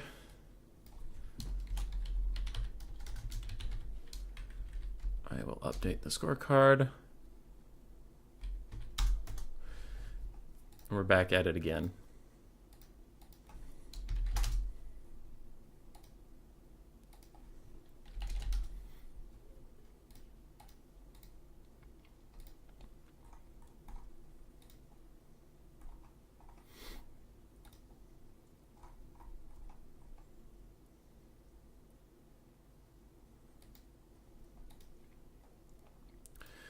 Who's the top of the bracket? It's me? Oh, I have to pick first. What's the map? Southern Chaos Wastes? I accept.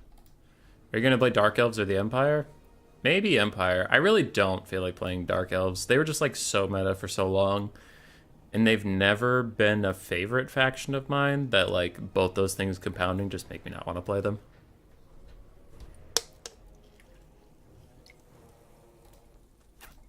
Alrighty.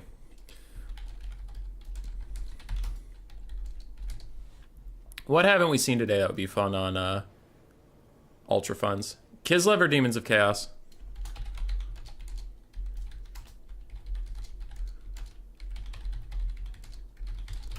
First of 3 responses gets it. Kislev or Demons of Chaos? Go, go, go, go, go, go, go. Kislev 1. Demons of Chaos 1. We're at 1-1.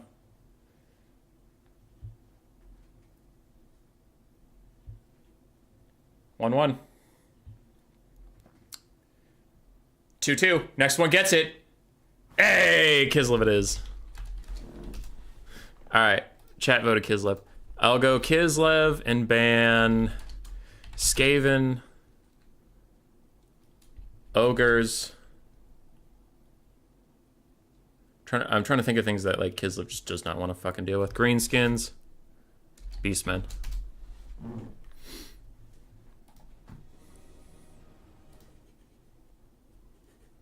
Go with Tomb Kings! Maybe next game.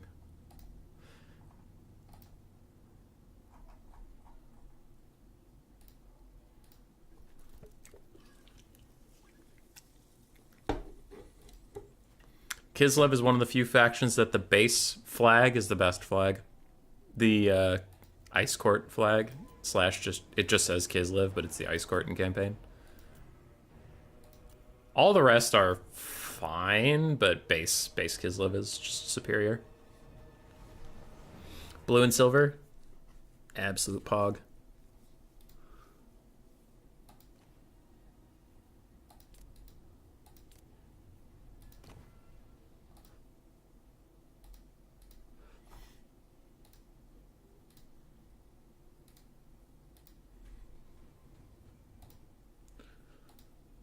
Khorne. Ooh. Spooky scary. Okay. I could fuck around with some Khorne.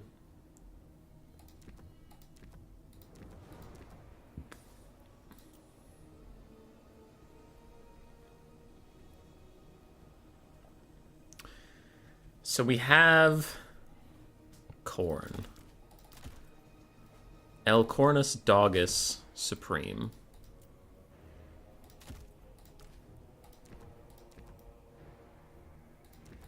That's something you don't hear very often, is corn dogs are actually very scary in combat. It's true. They are.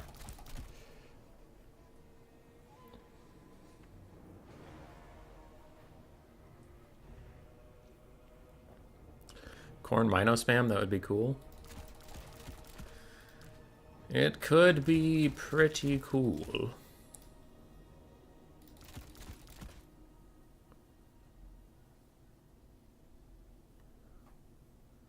But I need to think now. Just give me a moment. Please, my dear friends, a moment of your time. Zargar don't have magic attacks, which is bad.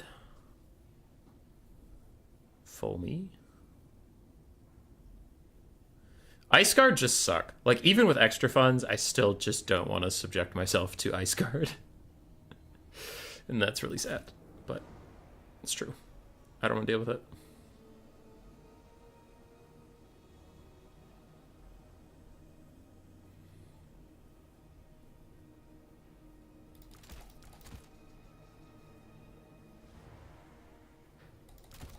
I need to check the rules, actually, how many of these I'm allowed to have. I think it's 8. I think it's variant 8, but I want to make sure. A, B, C, D, E, F, G, H, I, J, K. Kislev. Hell yeah, brother. Oops. Close this tournament page. I need that. Come back. Come back. There we go.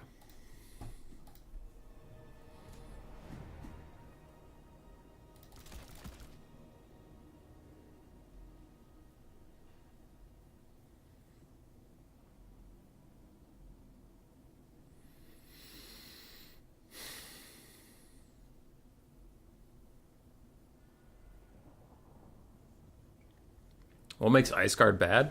Their DPS is really low, their arrows aren't even armor piercing, and in melee they're super squishy, so you're just paying a bunch of money for a hybrid unit who sucks at everything.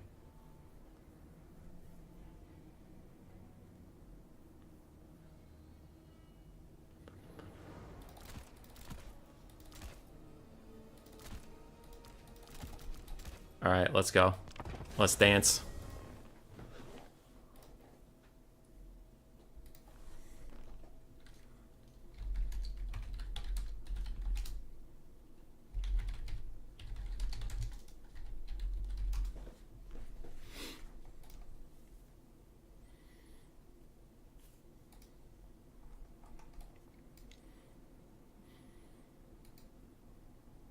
Kossar's rule. We have a lot. We have a lot of Kossars. I actually might have exceeded the 12 ranged units. I'm not sure. That's the hard part about Kislev, man, is there's so many things.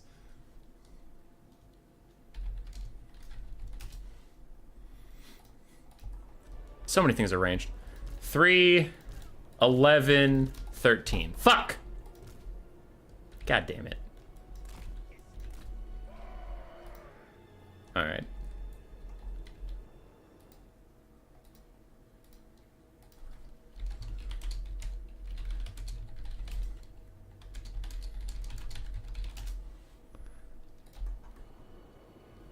Stupid fucking frontline.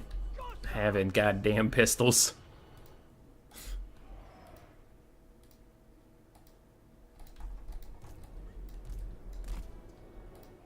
What a bad build. It is a bad build. No Heart of Winter? Excuse me? That's a Heart of Winter, sir. And you might be like, what about, I meant the giant bear, not the spell. Well, you didn't say that. It's not my fault they named like 4 fucking things on this roster the Heart of Winter. That sounds like a you problem. That's a rule? Yeah. It was made before there was a roster that was entirely fucking ranged units.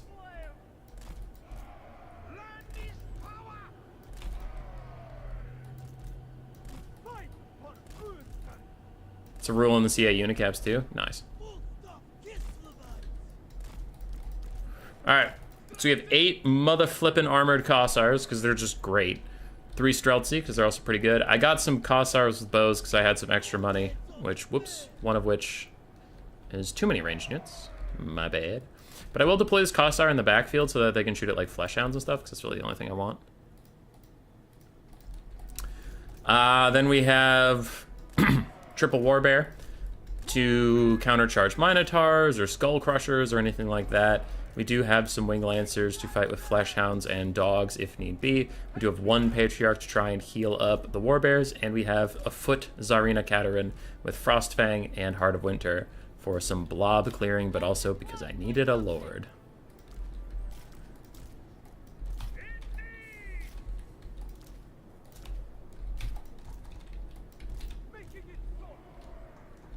Set him to melee mode? Eh. Technically the right thing to do if you take too many of a unit is to just put it in the corner, so. Happens. It's not a big deal. It's a trash infantry piece that I took because I had the money, not because I actually needed it to do anything.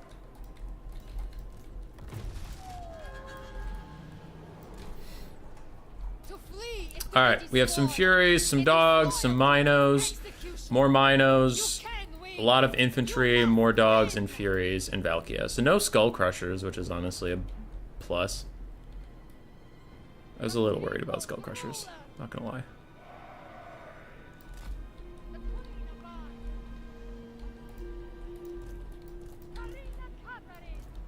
Yeah, and Antoyevich is pointing out that, like, if in the late game I see a unit that has full ammo but not a lot of health, I'll probably just try to shoot with it, even if I forgot if that was the one I couldn't do that with or not. Honestly, I'm just gonna shoot at the Marauders with my Streltsy instead of trying to shoot at the Furies, just because I think the Furies are gonna try and dodge. And I'd rather just get some guaranteed value right here.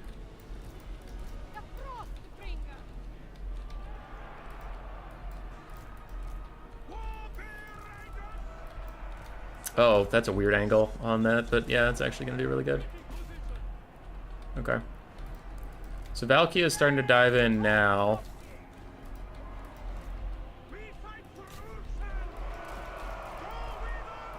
Okay, you two pistols turn around and deal with this.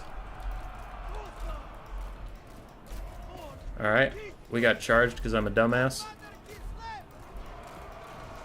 Valkia is relying on these guys. Anti-large doesn't count for much against her, so I'm going to just ignore her for a hot second. Front line has been attacked. I'm pretty sure these Streltsy can't fucking see those Minos.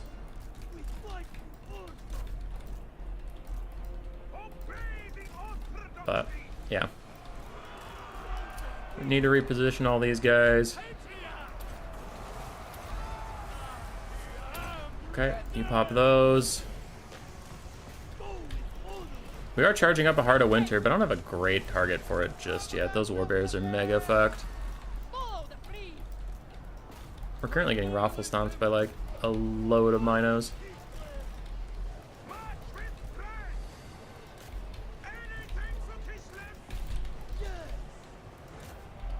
Okay.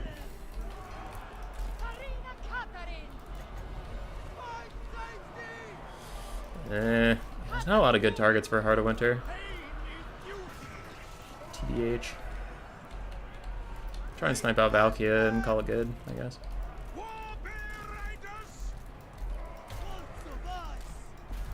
Okay, we are killing off Furies.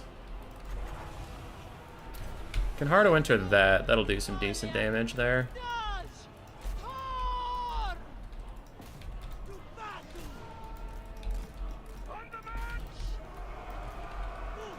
Okay, those Furies are fading, so the rest of you can go do other things.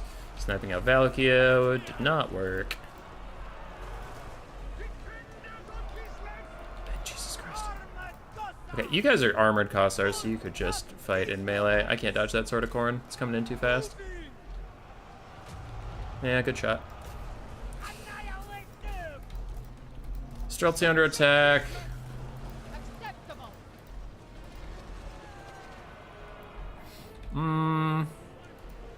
Yeah, it's looking like about it. Just pretty good play. Pretty good build. Good solid play throughout. Didn't really make a lot of mistakes, so. Yeah. GG's, sir. I do want to throw that out. That would be pretty spicy.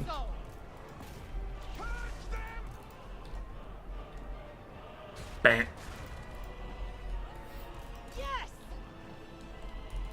But after that, things are looking pretty doomed.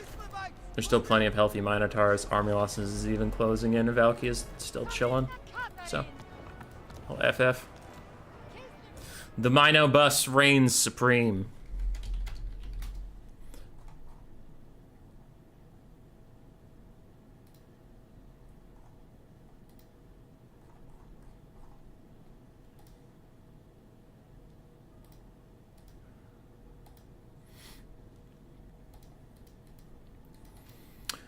Warbears did okay. They did okay. I got a couple of them caught out in some pretty bad engagements, and then they got fucking bodied. So that's just a whoops on my end.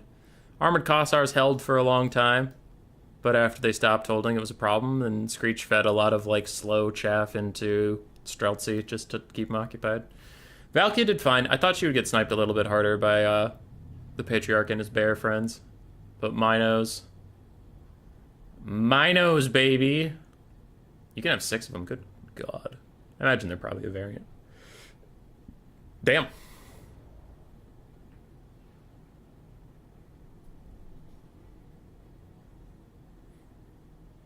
GG's, GG's. Always happy to see Khorne doing well. All right, game 2, my opponent's first pick, but I do have to pick the map. It is Tower of Hoeth. Tower of Hoeth.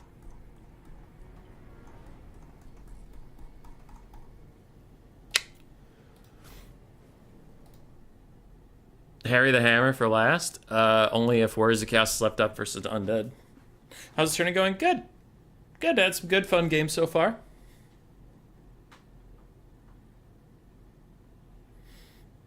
There hasn't been too many problems.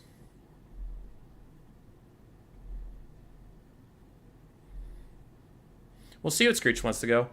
Since I'm down 1, I won't just like troll and pick anything. But if it's actually a even or good matchup for Demons of Chaos, I'll pick Demons of Chaos, because I know people were running that, and also I have been enjoying Demons of Chaos recently. I don't think they're particularly good, but they're not unworkable. If it's a bad matchup for Demons of Chaos and Skaven isn't banned, I could go for Skaven to be as sweaty and like try hard as possible while being down a game. I think those would be my 2 options. If he bans both, or if he bans Skaven, it's a bad matchup for Demons of Chaos, I'll assess.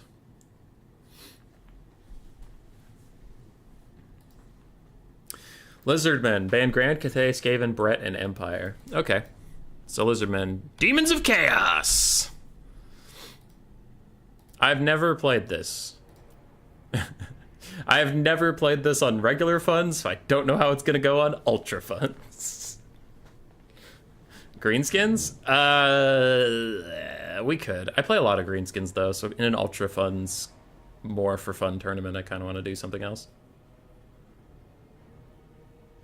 Personally, wow, there's a lot of Lord options that would be good here. There's a lot that would be good here. The Herald of Khorne could be good. The Herald of Tzeentch could be good. The Exalted Keeper of Secrets could be good. Herald of Slaanesh could be good. And the Great Unclean One could be good. That's difficult.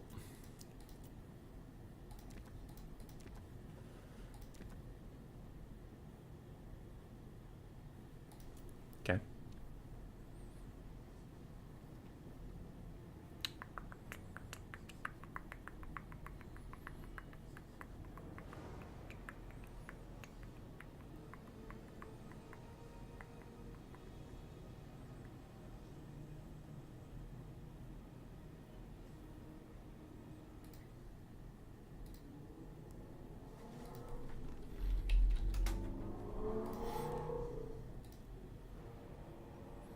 Okay. Let's get some of those. Some of these.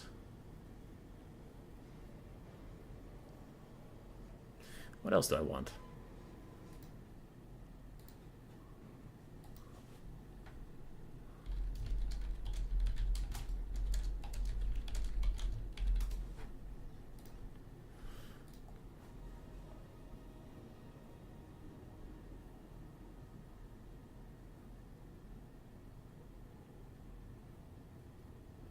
Sorry, I gotta do a big think here.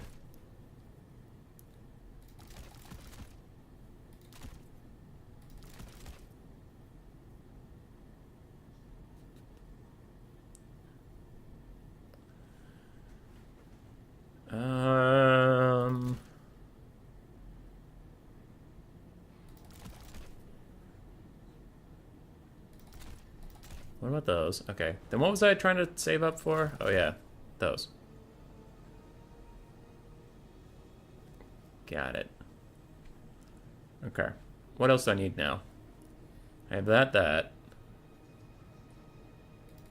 Could use some mobile pressure of any kind.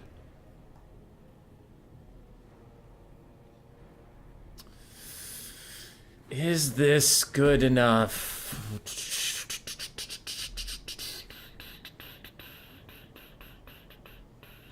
Are Fleshhounds even going to be any good versus Lizardmen? I don't know. They might just get smashed. Though I suppose the Lizardmen also don't have the best mobility assets in the world. Yeah, this seems fine.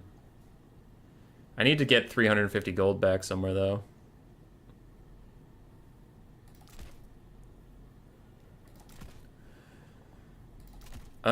Could sell a Plague Bearer for a Nurgling. Yeah, that's okay. Alright, looks good. I don't know if this is gonna work, but we'll see.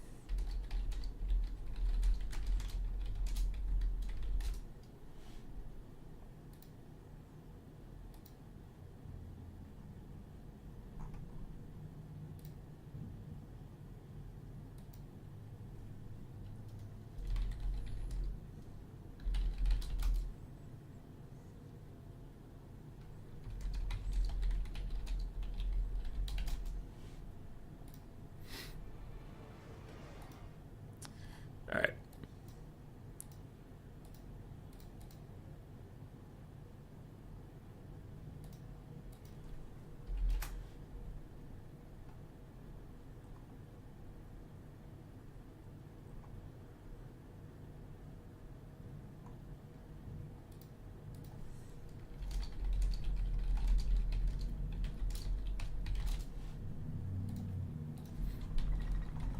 So, what do we have here? We have Exalted Great Unclean One with Fleshy Abundance for some healing. Then we have Uncle for Uncle. It's going to be our two big boys. We have two Flamers. I am curious how well they'll do versus big dinos if I can protect them. So we'll see. I have an Exalted Demonette of Slaanesh ROR for its Infinite Rampage. We have the Pox Riders ROR to reduce the enemy's damage potential. Some Plague Bearers for a bit of a front line, and the Blue Horrors to be like a hybrid frontline shooty shoot for the rest. Just to do some damage there. Two Plague Toads for infantry disruption, and Fleshhounds and Screamers for backline protection from Ripperdactyls and stuff.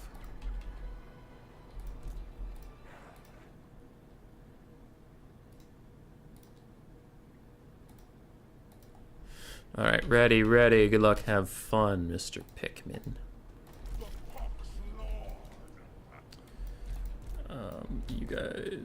You guys, control groups are going to be hard because there's so many things.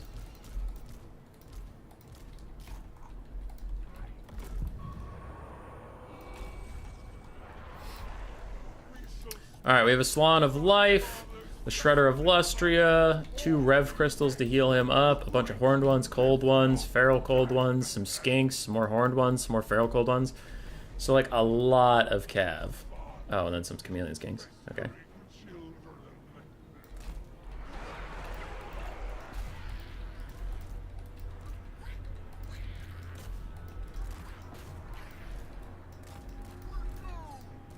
Plague Bearers care not from where the blood flows.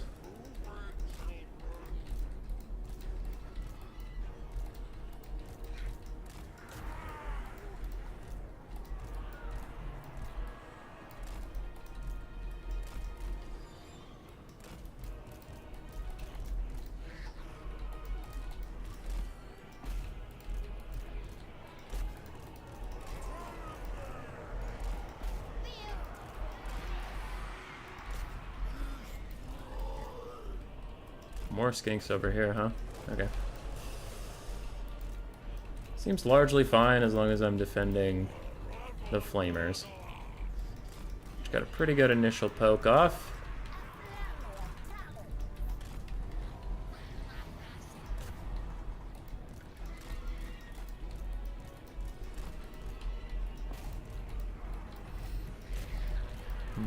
Does look like we're just gonna get kited pretty fiercely though. Move 'em up. We'll move up a bit. Don't have a ton of artillery to really deal with this stuff.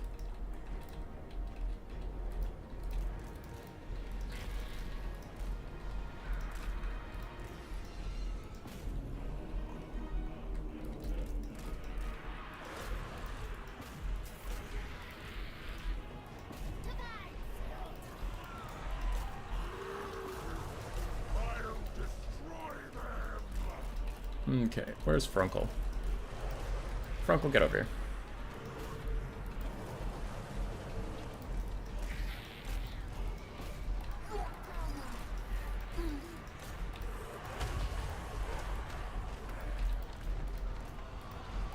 I heard the whooshy whoosh of danger and badness, but I don't see the whooshy whoosh of danger and badness.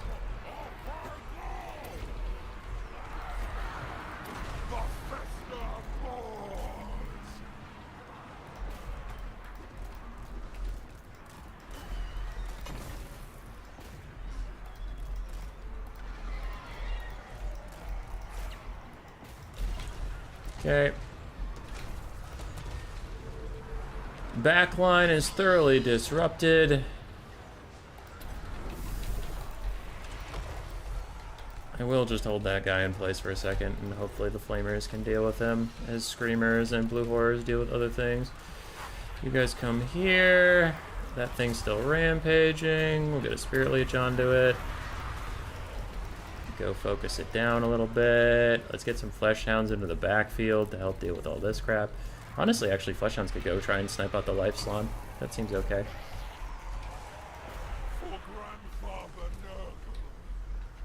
Oh, I got another Narcissism, but I'm still on cooldown from it. That's kind of weird. I've never seen you get the same ability 2 times in a row like that.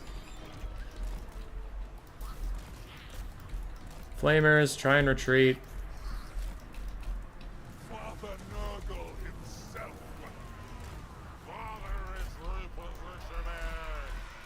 Okay, Screamers, yeah, continue to chase those horned ones. That would be a good thing to get off the field. Other Screamers, come in here, deal with this. I don't know what to really heal with this. I was not super able to keep the Flamers alive.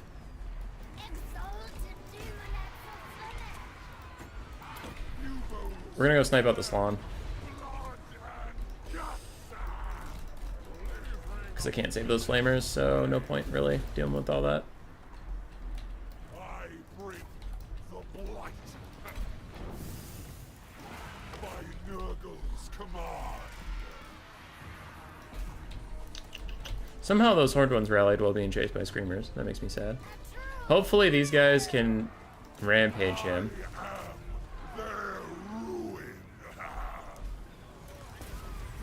Weird, he's not rampaging, but he's taking a fuckload of damage, so we take those.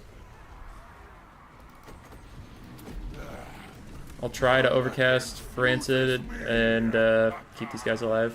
Or Fleshy Abundance, whatever the fuck. Pull them apart. Joyous destruction. Oops.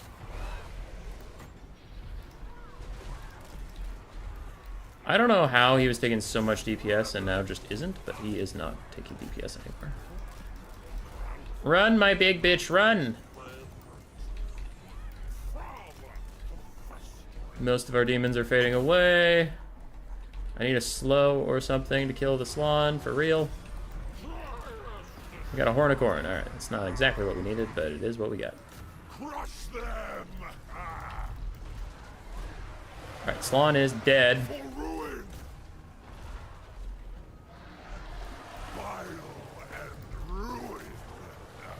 Okay, you can use that to heal yourself up a little bit.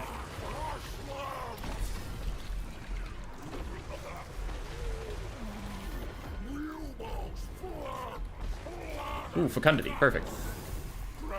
Heal up everybody here. If we can snipe out the Shredder, that would be great. I'll lower its melee defense even, just to really let us get in there and pound him.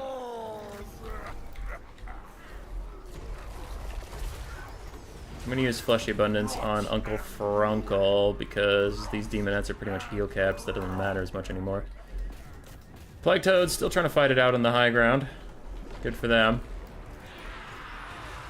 We are sniping the Dreadsaurian a bit. He has the Rev Crystal hitting him. And I think... I mean, they're running out of ammo and stuff, but they could just, like, kite us. I don't know.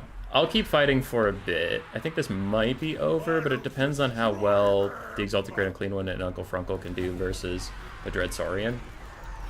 Because if they can kill the Dreadsaurian, then actually they can solo the rest of this army with their Mortis engine, because they're running out of ammo.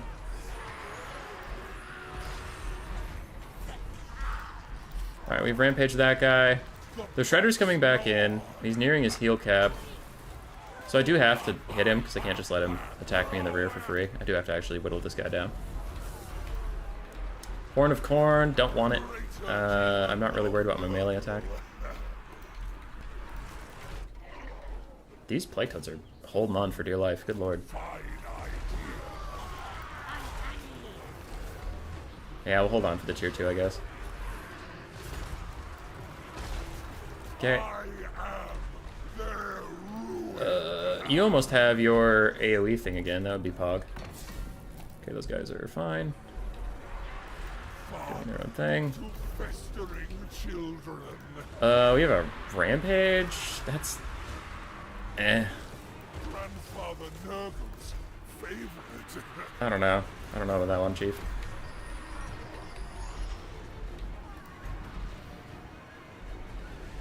I guess I could try to rampage one of these guys, but whatever. What's the tier 3 ability we're getting here?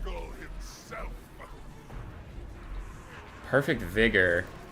Ugh, okay, fine. That feels bad to cast, but whatever, Perfect Vigor. Alright, all 3 of you are getting drained. More damage. Onto that. Heal yourself. And continue to slap the Shredder. I know there's 2 Healy guys behind me, but they're just going to heal each other.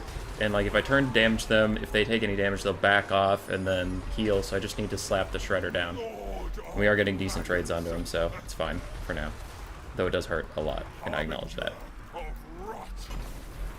Okay, tier 1 army ability, what do we got? Some good. Arcane Surge?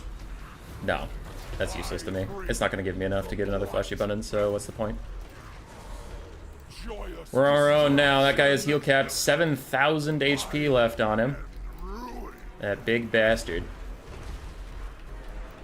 We continue to slap him in his big dumb face. And if I can get a Fecundity, that would be nice to heal up Uncle Frunkle a little bit before he dies here.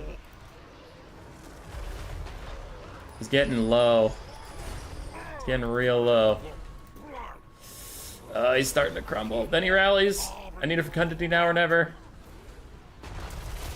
They will decay. Come on, come on, come on, come on. Oh, it's too late for him. He's already toast, even if I get a Fecundity. And it's just the rampage one. Okay. I'll rampage those guys. Force them to come here. But our Great Unclean Boy is doing his very best. He's wearing his Sunday yes. He's wearing his Sunday best. He's dressed to impress. He's currently slapping the Shredder Bustry in the face. Terror routing a bunch of stuff off. Okay, we got the Shredder to route. I don't know why he's still attacking me when he should be routing, but sure. Okay, so while he is gone, I need to get some progress on the Healy boys. Which I have a net for if one of them tries to escape me. But you do need to turn and swing. Why did you turn the exact wrong way, you dumb asshole? Alright, you missed an attack, which is bad. I need you to hit those. We need you to hit those, buddy. God damn it, it's getting healed. You've missed so many attacks in a row right now.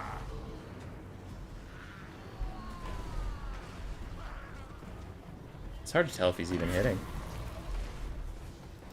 In destruction's name. Bolt of Change? That could be nice. I'll destroy them. Yeah, I need it, because he's missing a lot of attacks right now. There. See, that was a lot of damage. Damn, this dude just keeps staggering me. Alright, you missed another attack. That's okay, I guess. Decay. Continue attempting to fight the Rev Crystals.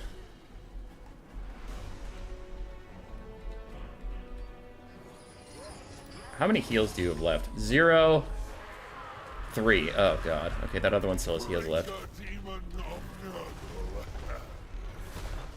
Okay, I need you to land an attack on the Shredder. Push it away again, please. Bounce power's getting really against us, though. Army losses hit, yeah. He just missed too many attacks in a row in the late game. Versus, like, stuff that has 28 and 29 melee defense, he missed a lot of attacks. But that's kind of like the Lizardmen special.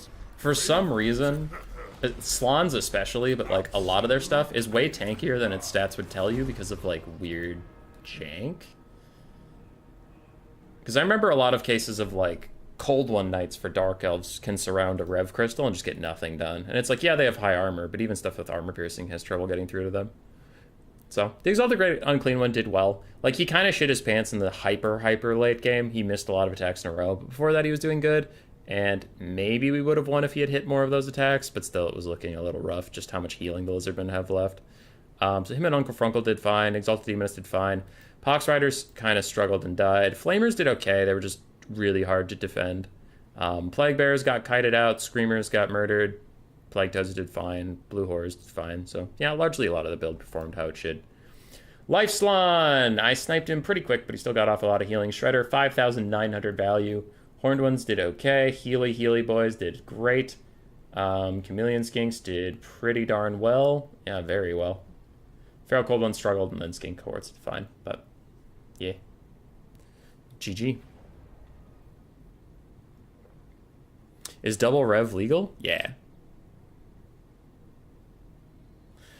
How the magical volleys of horrors do less than archers? Yeah.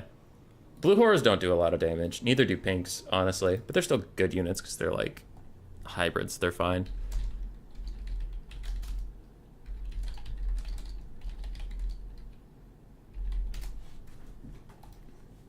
It was a pretty good game, though. Came all the way down to the end. I'm happy with it.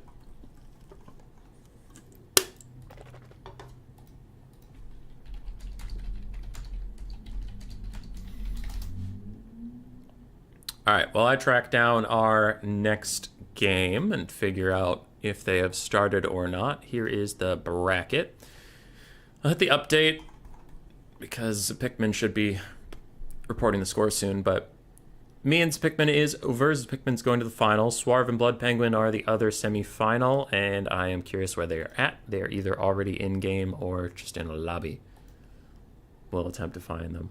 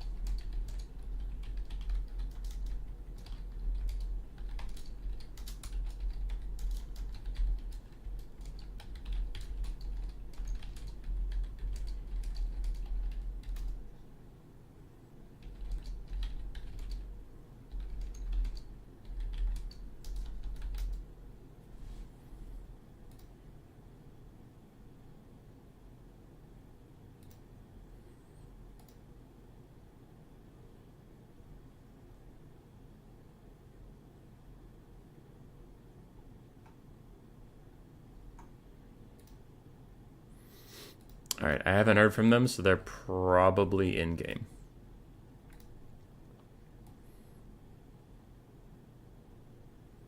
Probably.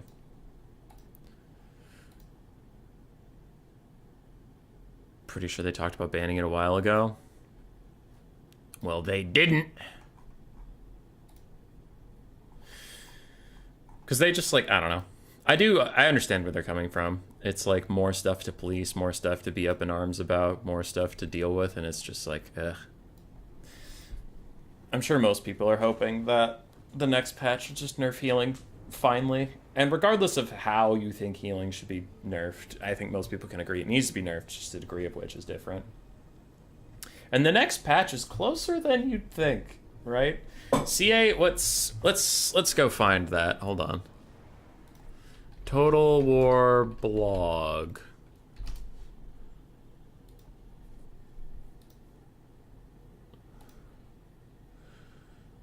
So, okay, well, fuck off. Get out of here. 3.10. Is this where they mention the DLC stuff? So patch 4.0, summer of 2023. So they don't say when. But in my experience, and I have no insider information on this, like, the only thing I can tell you from behind the curtain, and not like it's a secret, is like literally all I know from behind the curtain is they're just 100% in promoting Pharaoh mode right now. They're just Pharaoh, Pharaoh, Pharaoh. That's all we care about is Pharaoh. So Shadows of Change says it comes out in summer 2023. Well, we're in July, and none of the CA hype machine has shifted over to Warhammer yet. So that makes me think it's not coming out in July. And usually when CA gives a vague date, they go as late into that vague date as they can. So I'm suspecting that patch 4.0 is coming out in mid to late August. So we have like a month and a half left until a new patch. And that's not that long, if you think about it. Because like Chaos Dwarfs came out in what, April? And they've been out for 3 months already. So we're already 2/3 of the way through waiting for the next patch. And the interesting thing is normally when they give you a time span, like summer, I assume towards August. So I just made that argument. But winter, I don't know. Two things are making me think that the winter DLC might come sooner than like, because the end of winter would be like February. But then they have a spring one as well. So it feels like a very quick turnaround time on DLCs to like February DLC, May DLC, because May is the last month of spring. And you're missing Christmas. So I would suspect August for the Shadows of Change, early December for Thrones of Decay. And then probably March, April, or May for the next one. I don't know. Well, at that point, if you release at Christmas, then I'd suspect late April, early May for whatever the spring 2024 one is. But yeah, so those are my guesses. Mid to late August for Shadows of Change. Early December for Thrones of Decay. Because they're going to want to get it out before Christmas. For sure. Because you don't want to release in the dead zone after Christmas. Because everybody's already got other games to play from Christmas stuff. And they don't have any money from buying things for Christmas. So it's just, January is just a bad time to release DLC. And if they went all the way to February, then I don't know. That just seems odd. Because you'd have two DLC packs within 3 months, which while hype, again, makes no sense that you'd have a content drought from August all the way to February just to release 2 DLCs in 3 months. Like, that seems dumb. So those are my thoughts. And what is this thing? Zinch Cathay Kislev race updates. Interesting. And we know the race update won't be Empire or the Dwarves because they're in the next DLC. So I wonder who they're going to update. Norsca? Maybe. Hang on. I'm actually curious. I'm going to pull up the list of factions. So who needs to be reworked? And it can't be Dwarves and Empire because they're in the next thing. Beastmen just got reworked with Torox. Wood Elves just got reworked with the Sisters. Bretonnia just got reworked right now. Dark Elves got a couple touches on their campaign, but they could still use an overhaul. Greenskins got reworked not that long ago. Back with Grom the Paunch, the Waz got changed, and I've also heard no complaints about Greenskins. So you wouldn't, I don't know why you would rework them. Lizardmen actually might. Coast and Tomb Kings also could use a little love. But I think those are probably the big four. Tomb Kings, Coast, Lizardmen, or... Damn it, I just lost the other one. Norsca. It's probably one of those four. Maybe Vampire counts? Like, super maybe. But I feel like they just got their Bloodline work not that long ago. And while it was a shitty update, it was still an update. So yeah, Dark Elves and Vampire counts would be like my 5th and 6th most likely, but they're pretty far beneath those top 4. I think those top 4 are quite likely to be the updates. I am curious what they do for Lizardmen. I feel like Lizardmen campaign sucks, so it does need an overhaul. Like, the units aren't that bad. I'm not talking about multiplayer in that aspect. It's just like their campaign is so vanilla it hurts.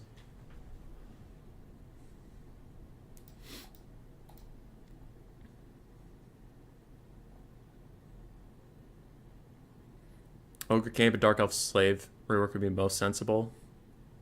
Yeah, I don't know. They could maybe do ogres.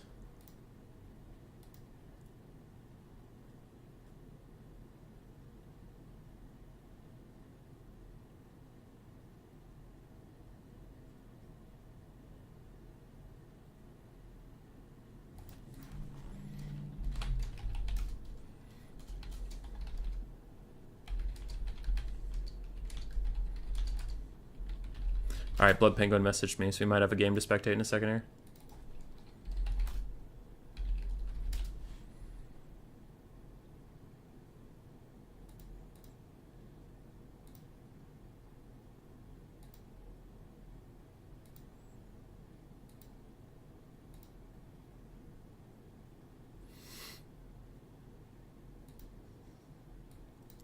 I asked Blood Penguin if it's laggy.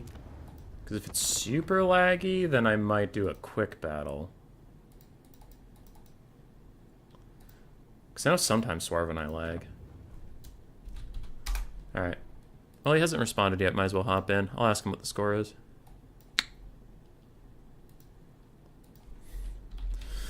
So this is our other semi-final. Game 1 has been completed between these two. I have just asked who won Game 1. I don't actually know.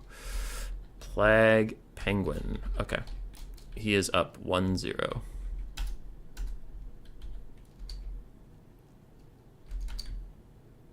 Versus Suave. Dark Elves versus Skaven. The Dark Elves prevailed. Alright, can Suave mount the comeback? Or will Blood Penguin go to finals to face Screech?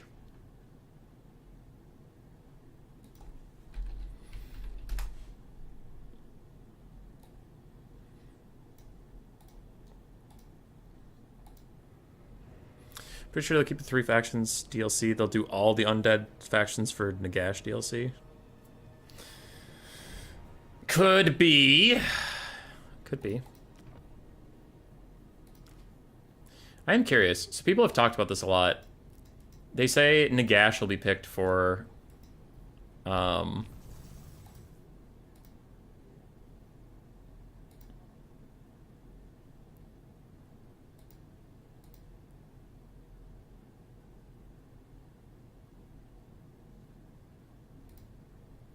Okay, sorry. I'm curious how many Legendary Lords there even are right now. So if you go to units, 1, 2, 3, 4. Let's actually just do legendary characters in general. So 4 legendary characters for the Beastmen. 7, 8, 9, 10, 11, 12. And we can't count Godric and Felix anymore, so 12. 13, 14, 15, 16, 17. Oh, this could be a lot. 18, 19, 20, 21, 22, 23, 24, 25, 26, 27, 28. I think I missed one there, so 28, 29, 30, 31, 32, 33, 34, 35.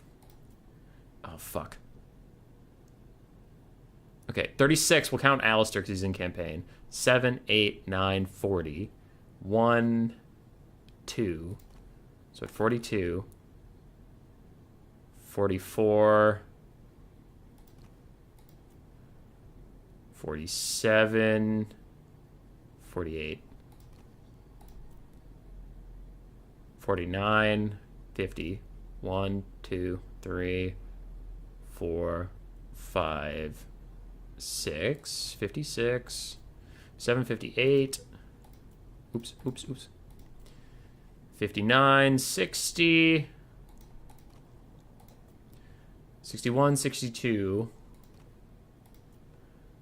63, 4, 5, 6, 7, 8, 9. 70. 71, 72. 73, 4, 5, 6, 7. 77. 78, 9, 80. 81. Running out of factions. 82, 3, and 4. 85, 6, 7, 8. 88. 89. 90. 91. 92. 93. 94.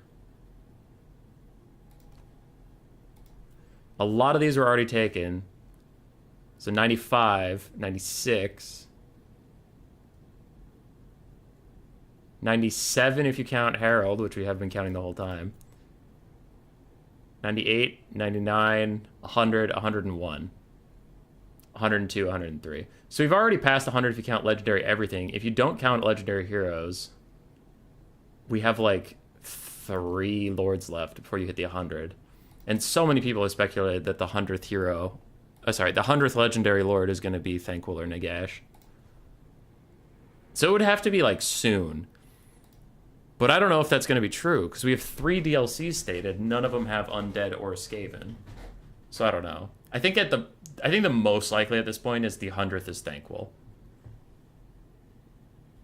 Because otherwise I just don't see it. Like, to throw Nagash in, he needs his own DLC to be done right. Like, if you just added a legendary lord and it was Nagash and you could play him as maybe any of the undead, I don't know. That seems stupid. Maybe they would do it well. But then, like, the 3rd DLC is Slaanesh themed when you looked at that picture. So you don't think that they would want to throw Nagash in on a Slaanesh themed thing, because Slaanesh has nothing to do with the undead. And putting Nagash into a DLC that's themed after something else would just kind of undercut the other thing. I don't know. So I don't think Nagash is going to be the 100th Legendary Lord. It's probably going to be either all the hype is wrong and it's not Thanquol or Nagash, or Thanquol gets chucked in as like a free LC. About 86 Legendary Lords? I thought there was more than that, because there weren't that many Legendary Heroes and we got to 103.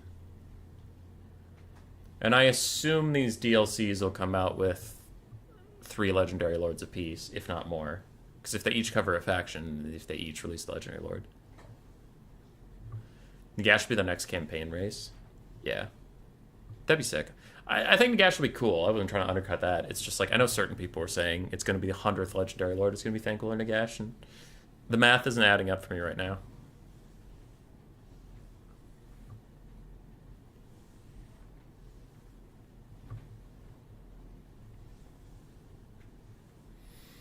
I'm also curious what they'll even do with Thanquol. Like, Thanquol and what? Is it just going to be Thanquol, Legendary Lord thrown at the Skaven and someone else's DLC and that's it? Or are they going to add units? Because if they add units, I don't know what they're going to add.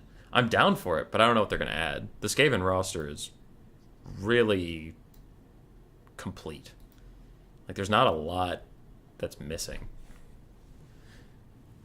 There's 89 lords in the campaign select screen. You can't select Alistair.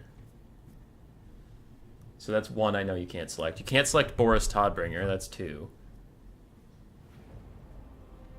What other legendary lords can't you select but are in the game?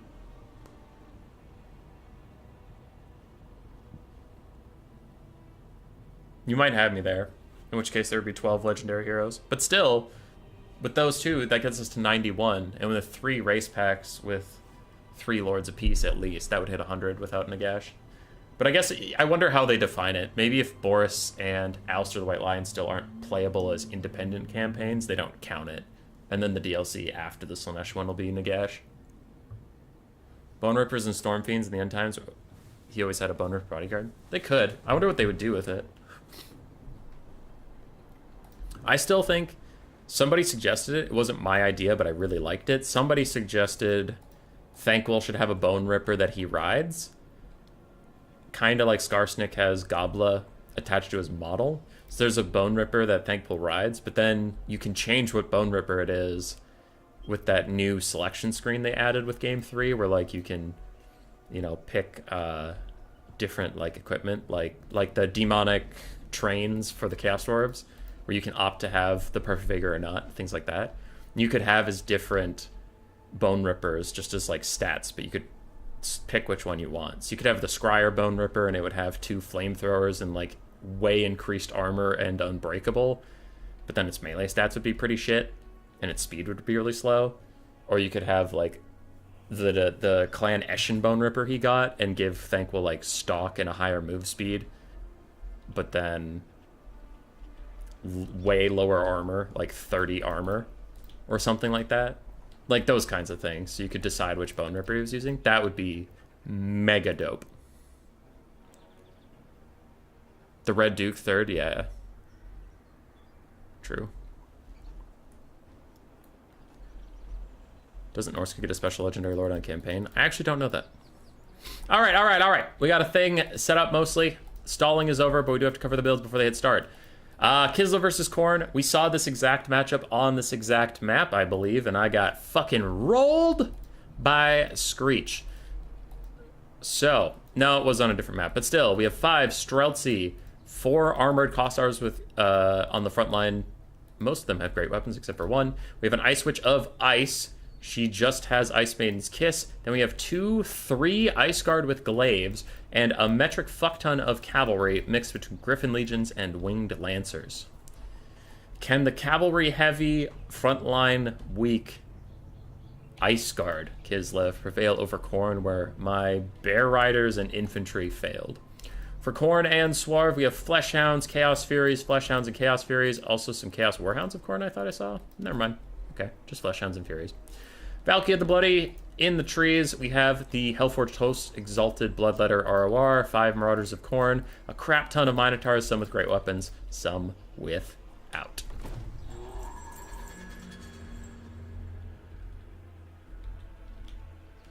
Mr. J, that would also be a really good thing for the campaign, to design your own Bone Ripper. I was thinking about multiplayer, but... Fleshhounds of Khorne immediately pile into some Streltsy. They are going to get countercharged by Winged Lancers and Ice Guard, with Glaives firing in on them. Their magic ammunition and chilling effect will make it hard for these little guys to get away. But this might be an overcommitment onto one unit, as more Furies and Dogs are streaming into the backline to other less defended parts, and some of the Winged Lancers are caught sleeping. So I do think that Kislev is going to have to wake up to the terror that is amongst them. They finish off that Fleshhound, though, and that is a good start. Now the Cavalry and the Ice Guard are going to have to be used elsewhere, as these Furies just provide a little bit of harassment on the Streltsy, though the Streltsy's 70 armor is making them tankier than most archers/handgunners would be.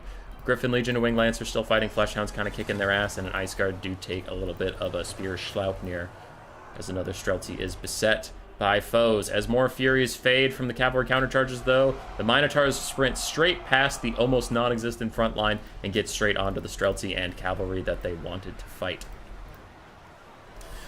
So Khorne is bum rushing, both sides taking a lot of damage very quickly. The Ice Guards with Glaives are trying to shoot in on the Minotaurs of Khorne. They're doing okay there, though their ammunition is not anti-large or anything like that.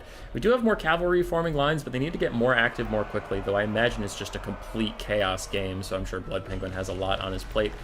They just need to do more stuff. They are like getting done with fights because demons disappear, but then they are sitting around, so they do need to run up and actually help defend this front line, help countercharge, things like that. Streltsy and Ice Guard are trying to get good shots onto the Minotaurs of Khorne. So far, this left flank has been largely secured for Kislev. They're doing really well over here. The right flank is a bit of a mess, a bit of a disaster, and the center is still yet to be decided, as more Griffin Legion continue to try and hold the Minotaurs back, as Valkia dives onto the Ice Witch of Ice, and she is going to do a lot of damage to that Ice Witch. See what happens with that lady, if she gets away from Valkia or if she is forgotten. It looks like for the moment she's forgotten, though thankfully if she routes, she will run away on her own. Oh wait, I forgot she has Buyer Blood. That'll actually hurt her a lot right now because she wants to be running away. Minotaurs are finished off, more Furies are killed, some Marauders are rallying, and they will get a flank on some Streltsy. We'll see if these Winged Lancers... Yeah, the Winged Lancers are going to rear charge the Furies, probably finish them off, then they can swing over and deal with the Marauders. Meanwhile, the Ice Witch is still struggling to get away from Valkia, and the Minotaurs of Khorne are overrunning this right flank so heavily, the balance of power is shifting against Kislev. Damage value is very, very even, but the balance of power does not think Kislev has it in them, and I'm also a little suspect at the same time. Furies are dead, like we predicted. More Griffin Legion, more Winged Lancers are just going to pile into these Marauders and try and free the Ice Guard so that they can do some good work. But a Sword of Khorne slaps down to the middle of these cavalry, doing a lot of damage to them, routing them off. And meanwhile, speaking of routing, the Ice Witch is also on her way out of here.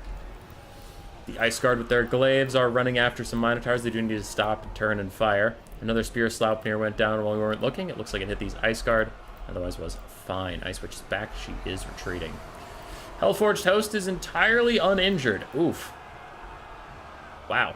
They have taken 118 damage since this game started. Minotaurs whooping the shit out of the last Kislev cavalry that are in the center area. Glaives are back, and glaives are now turning and firing into those Hellforged Hosts. More cav are rear charging, things like that. Valkia is doggedly pursuing our friendly neighborhood Ice Witch, and some cavalry are going to peel her off. And Kislev's getting a bit of a breather. Griffin Legion are going to turn so they don't get rear charged at least, but still not having a great time with what's going on. More Winged Lancers continue to fight Marauders, and the Ice Guard continue to fire. They're doing all right. They're chilling. They're vibing. Streltsy also shooting in here while the Kislev cavalry holds back the Minotaur charge for just a little bit longer. Demon Shield is pops. These Winged Lancers aren't dealing a lot of damage to Valkia, though I imagine they didn't expect to get a lot of damage out anyway. Armored Kossars and the last remains of this Griffin Legion are trying to push off the Minotaurs of Khorne, who are also being shot by pistols in the side, and if you can rout them, that is great, though there's nothing really around to chase them down at this exact moment.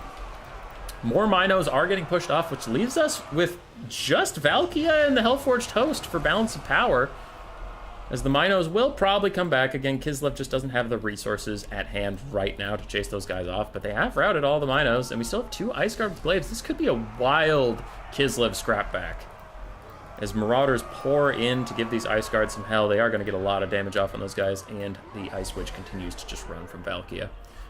Minos in the distance, we see a couple that are already going to rally. They're already going to come back. Ice Witch continues to try and just gain some space. The Hellforged Host is taking a lot of damage as the Streltsy are trying to shoot in. There's too many cav and other random shit in the way.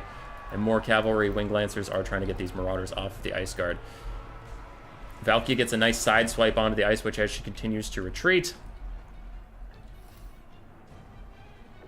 And there are some butchered and battered Kislev forces in the distance coming back to the fight. Other pistols are firing at the Minotaurs, but that's really all you need out of them. Even though they're so injured, if they come back and just shoot a little bit at these Minos who are so injured, it'll stop them from getting into the fight at all. Keep routing them off. Hellforged Host getting close to routing. Valkia still chasing after this Ice Witch. And the Ice Guard with their glaives now attacked by the Minotaurs of Khorne, but they do have anti-large in melee. They might be able to just peel for themselves. And the balance of power isn't as terrible as it looks here. It's just that Valkia is full health, so the game really values her. But the Minotaurs hitting these Streltsy is pretty bad for the Streltsy. Another Icebane's Kiss just pokes the Hellforged Host as these Minos are getting close to fighting to the death. They've taken a lot of damage, but they just won't give up. More Streltsy are back, firing in.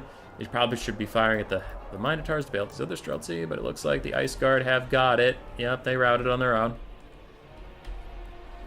Once again, everything's routing besides the Hellforged Host. Ice Guard are going to be in big trouble, though. They'll get butchered by this Hellforged Host. It looks like they're turning to get at least one volley off onto them, though Valkia is diving down into their shoes. Their shoes will still soon be filled with the blood of bloodletters. I don't know what can kill Valkia, though. While this game is coming down to the wire, it's still like... Valkia is holding up the balance of power by quite a lot, and while I think that is being a little ridiculous, I can also see the point that nothing's going to really kill her. Minos get a rear charge onto the Ice Guard, but it looks like they're going to take enough damage to just be pushed off one last time, and that is a shatter for them. The Hellforged Host getting danger low on that demonic instability. We still have some Ice Guard with glaives, but Valkia is infantry size, so the glaives anti-large isn't going to help them that much. Streltsy's starting to poke in on her. And the Hellforged Host won leadership. 4. They managed to hang in there as the Armored Kossars fight them. Quick little Ice Breath just to finish them off once and for all. There they go. The Ice Guard are back, and their leadership, I don't know how it is beneath by our blood, as some Armored Kossars do chase off last of those Marauders. And it is just Valkia now. She is fighting these Ice Guard, and everybody is aiming to shoot at her big dumb face. For possible reinforcements, we do have some Marauders of Khorne that are rallying in the far field. Minos in the distance could come back. There's one Mino that could come back. The others just can't. And an Ice Guard routes of its own volition. Ice Guard are retreating away from Valkia. They might throw a pot shot into the Marauders of Khorne just to make sure that they don't actually get in here for a charge. Streltsy are continuing to harass Valkia, and the Ice Witch is trying to stay near the Ice Guard so that if Valkia lands, she has to land into foes. Ice Guard continue to shoot at her. And Valkia misses the charge attack. That is quite crucial, as a point-blank volley is going to come in from the Ice Guard, but a Demon Shield protects her from any of that punishment.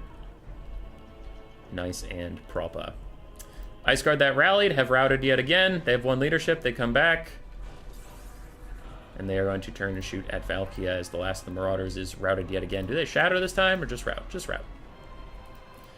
Armored Kossars are ready to give their lives to the ancient fight. Ice Guard with glaives taking a lot of damage from Miss Valkia. I think the Armored Kossars are going to have to do the fighting, and these guys will have to get back and try and shoot if they can. Valkia's doing a lot of damage to them.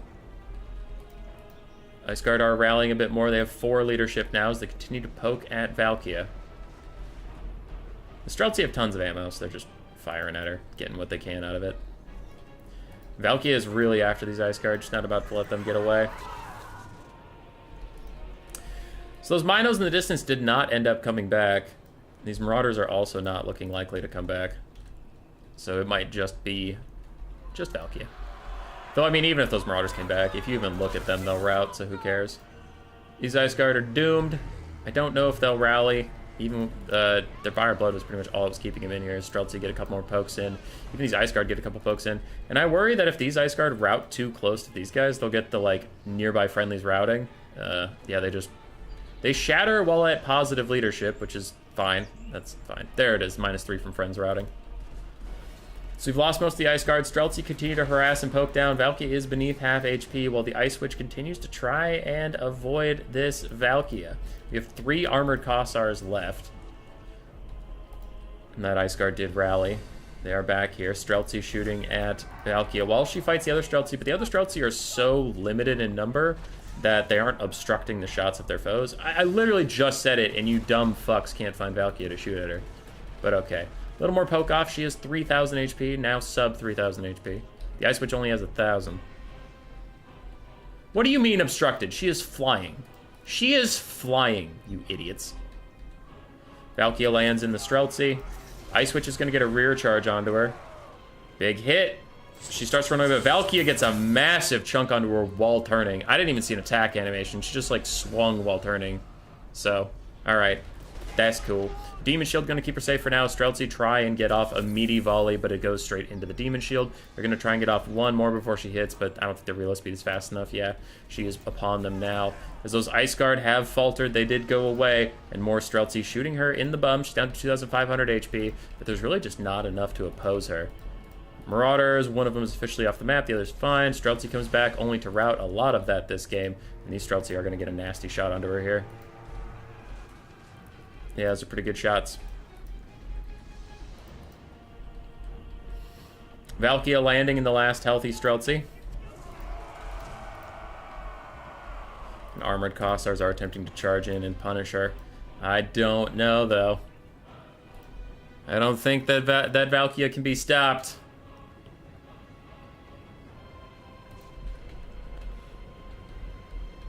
Streltsy trying to line up a shot. Valkia was diving for the Ice Witch. She misses the charge, but she hits the follow-up attack and does rout her. Without the Ice Witch, I don't know if Kislev's leadership's going to hold. Though she's not dead. She's just routing, but as long as she doesn't go all the way off the map, Kislev should stay in the fight. Streltsy trying to line up and get a shot off. A couple shots straight into her face. She still has 2,000 HP, and the Armored Kossars are now committing to the fight. These ones might want to just commit, because if they wait too long, their friends will all rout, and it'll be a problem. So Valkia surrounded. Her Demon Shield's still on cooldown for now, and she starts to take actually pretty big damage from being surrounded by these infantry, down to sub 2,000 HP. Ice Witch still routing, 67 HP. I don't know if she's coming back, and this might be it. Can the Kossars' courage hold, or are they all mega fucked? Mega fucked is looking slightly more likely, as Valkia has lost 300 HP since we last looked at her, down to only 1,700, and Streltsy are trying to fire, but instead they wander back into melee. Fire Blood is popped by a few of these guys, and the Ice Witch ain't coming back at that low of HP. It's just not happening, so it's only a matter of time till she goes off the map. The last of the Streltsy shatters.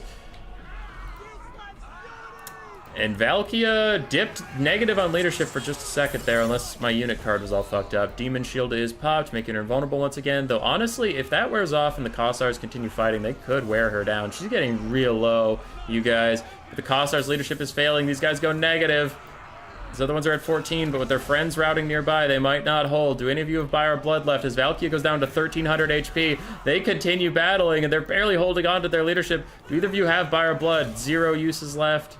0 uses left, so there is no Buyer Blood. It is just natural. She's down to 1,100 HP. The Kossars continue fighting. She's down to 1,000. She's taking a lot of damage. Her leadership is faltering, but can the Kossars hold on? Her leadership is faltering. The Ice Witch is still on the map, so they haven't lost their lord yet. Valkia's leadership is falling. She's down to 800 HP, 700 HP. 5 leadership left, but the Ice Witch is so close to the edge of the map. Can the Kossars hold on? Can the Kossars beat her? Valkia's taking so much damage, she's trying to get out of them now. 700 HP, 725. The Ice Witch is so close to the edge of the map. If she goes off, this game is over for Valkia, but she's down to the last. Warriors are rallying. Even Valkia solo 2 leadership. 2 leadership. They do it! Kislev scraps it back! Holy shit! Holy shit! How did they do it? How did they do it? That was crazy. That was crazy.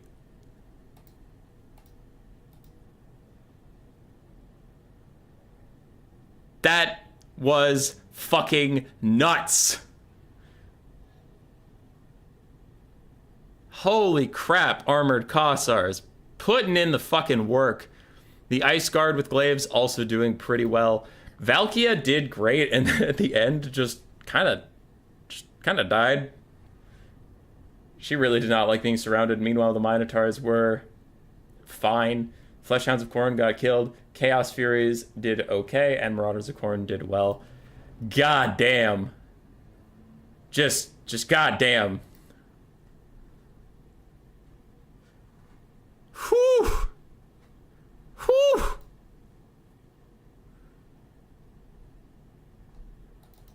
I thought that was the most over thing. I thought that was mega done.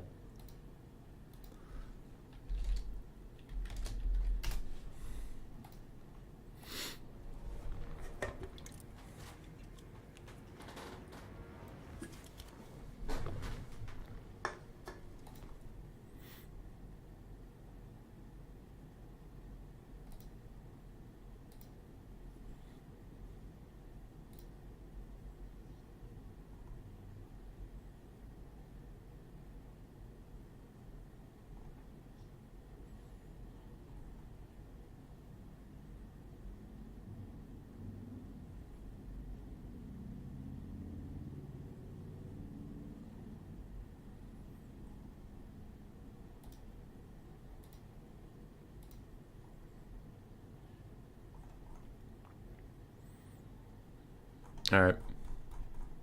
I was just checking. I had 6 notifications on YouTube, so I had to see what that's about. I'm surprised how muted chat is today. You guys aren't really popping off about a lot of things. We supposedly have 50 people watching right now, and only 4 people had anything to say about what the fuck just happened, because that was wild. We had 18,000 funds on each side, and the game comes down to some costs, like 2 armored Kossars with non-visible HP bars beating the paste out of Valkia until she routed as the Ice Witch got closer to the side. It doesn't get closer than that. And chat, like, just golf clap. Little golf clap. Oh, yes, well done. Oh, yes, very thrilling. Y'all fucks. Phoenix King. I love that. You just come in. Woo! Close game! That's super funny, man. Nice job, Blood Penguin. Winning the matchup, I could not. We'll get Screech in here, do a finals, be done. Sorry, I just joined it and see what happened. I see Pirates Bay. You missed a banger game. It's actually on it. It's worth it to go back and watch it. Freaka? Fair enough, fair enough. Should have brought more blank call catapults. Was Zarya on foot stuck on something, or why did she take so long to leave? She was that lady was on horse. I don't know why she was taking so long to leave. It's too early for you to chat. Fine. All right, guys, with all your reasons, it's fine.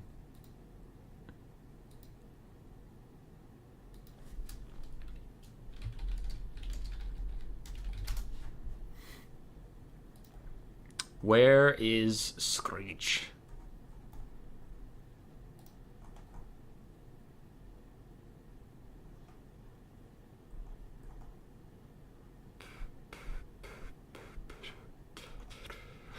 Bam bam bam bam ba-dum bum ba-dum.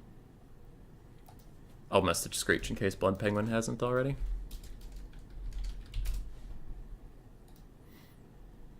Forest go burr for slowing down large, maybe. Pirates Bay, it is actually worth it. That's probably the best game I've cast in the last month. I had 2 weeks off there, so that's not a super great statement, but it's really, really good.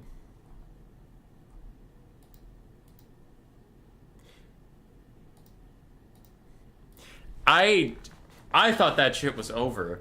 When the right flank entirely collapsed, you had Minotaurs of full health, Hellforged host coming over. Like, it was doomed. It was doomed. That was over.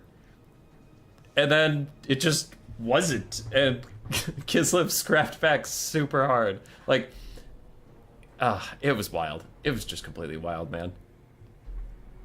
Those Ice Guard on the corner. That was weird, by the way.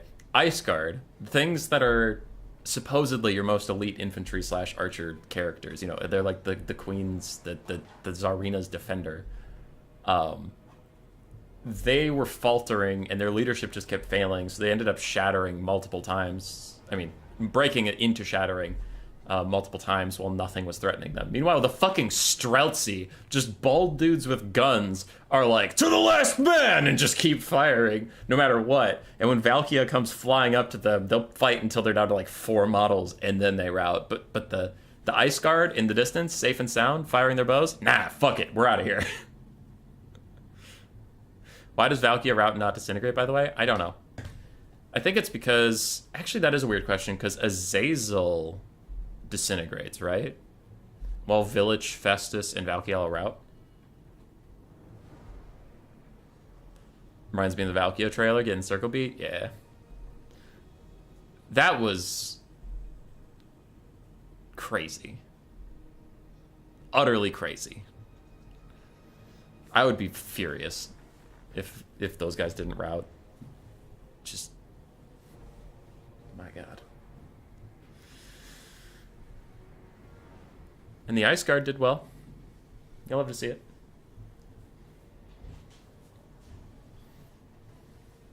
It is time for finals. This is, in fact, the very same series.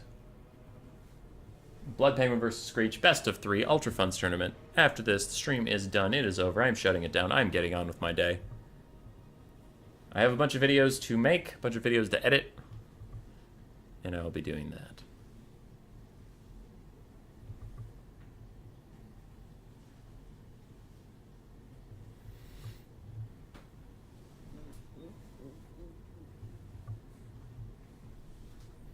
They have now switched the map. The picks and bans will hopefully be swift-ish, because it is just pick 1, ban 4. It's pretty simple. I want to play this. I don't want to play these.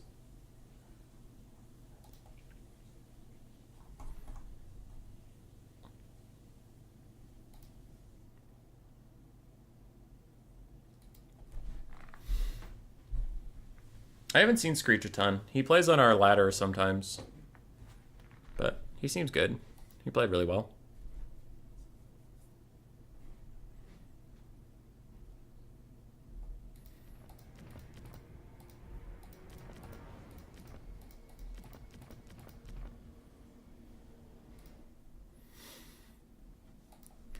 I love banger games like that. I love hype casts like that.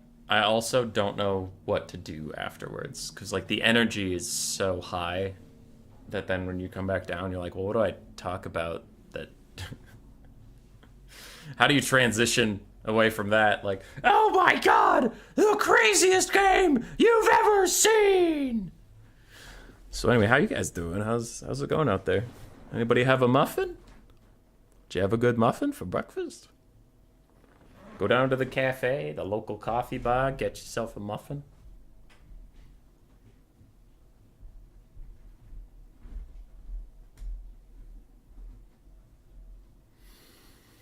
All right, I'll go get the dog. Wait. What up? Madeline needs a little help with Jeannie. Would you be opposed to her coming here?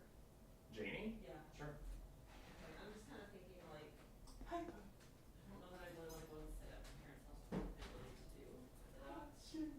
But it might be nice for her to come here because then, Yeah. Janie's been here before. yeah. Mukau knows how to defend himself. I think the only thing I'm worried about is the heat thing, like having to push things like Oh. Mm-hmm. Alright, well yeah. I was just checking in with the chat thing. So not going crazy. Okay. Are you almost done?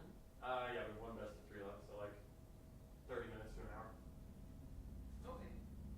I was going to take a shower anyways before we would do that, so maybe I would tell her for like when you're done, so that way we have 2 of us. I'm running out of things to talk about because I'm boring and bad. Can you go stream?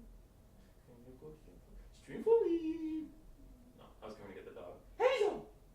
Come here! I need you to be a distraction! Come here! Hazel! Hazel, come here! Come here, little distraction! Who's a good distraction animal? Who's a good distraction animal? Who's so good? And now the people can see how cute and sweet you are, and they won't care that we're in a long pick and bend phase. They won't care at all. There we go. Who's so good? Who's so good? You're stinky. We gotta give you a bath this weekend. But her friend Janie might be coming over. Because Janie's parents are out of town. So we might do some pup sitting for them. And you get to play with your puppy friend. Hey, do you want to see Janie? Your tail's wagging. That makes me think you want to see Janie. You guys have so much fun together. Your mom's got some food, and you're wondering if that's for you, isn't it? Grace, what does Hazel say about your food? Phobie. All right, go beg, you little beggar. Go on. All right. Behind the blocker, actually, Kislev is readied up. We actually might be getting Kislev versus Bretonnia. I thought these were just... Because it was Kislev was the last faction Blood Penguin played, and Bretonnia is the first faction you select when you come in for a lot of players. So I kind of just assumed that it was default, but looks like they're actually doing it. Do you think that CA is a retirement center for employees fired from Riot Games? I don't know about that. Freaka, I've been watching a lot of League of Legends through the LCS. I have not been playing a lot. Your picture is new. Have you been playing a lot? If so, how's it going? Because it looks very silly.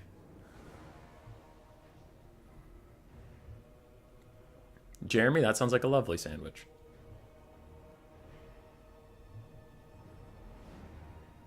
I'm just taking the opportunity to admire your board game collection. Oh, it's expansive. Dude, I made a board game. That's how many board games we have back there.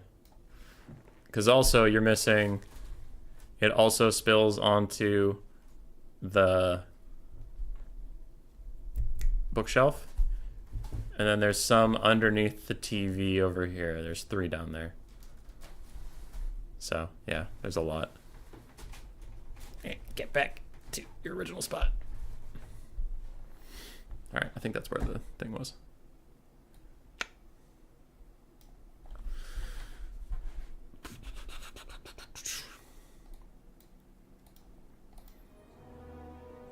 But yeah, dude. If you like board games, you should order our board game. Puppet Masters. Do you like Magic the Gathering? Are you tired of spending money on Magic the Gathering? Get the all-in-one dueling experience that is motherfucking Puppet Masters. 27 playable characters, each with a different amount of health, strings, initiative, and a special ability. 18 decks included in the box. You grab 2 decks you want. Your opponent grabs 2 decks that they want. Each deck does a different little thing, like Mermaids offer some healing and some spell support, while like Knights have high armor, so they're good blockers and attackers, that kind of thing. Shuffle all 4 decks together, then you have a central draw pile that both players will be using through the entire game. Then you just want to murder your opponent and stay alive. That's really all there is to it. There's no expansions, no card packs, no collecting, nothing like that. Everybody's playing with the same cards, so even if you don't have the latest pack or whatever the fuck, you are still playing with the same cards as your opponent. Make a central draw pile. Bid for what puppets you want. Recruit them, murder your enemies with them, and when they die, but you get your strings back, and you can use strings to possess more things, get more powerful, get more stronger. And then get money and spend it on spells to kill your opponent or items to make your puppets better, and that's really it. Screech has been dropped from the game. Fuck!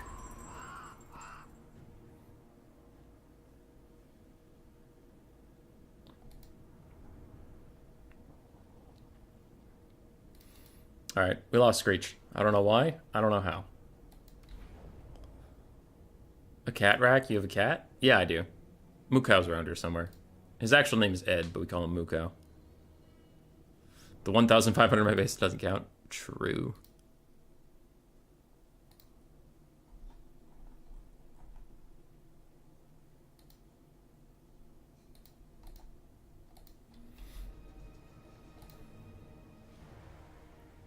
Okay. We will wait for Screech to return. I apologize for any delay. But yes, the board game thing is real.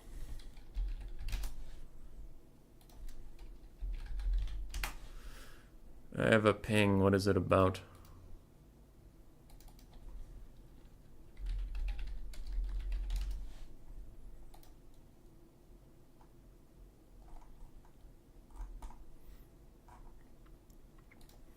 Yeah, while I'm stalling, I might as well do some self-promotion. So yeah, we have a thingy. It's linked in the description if you care about it, but it's our website to sell stuff.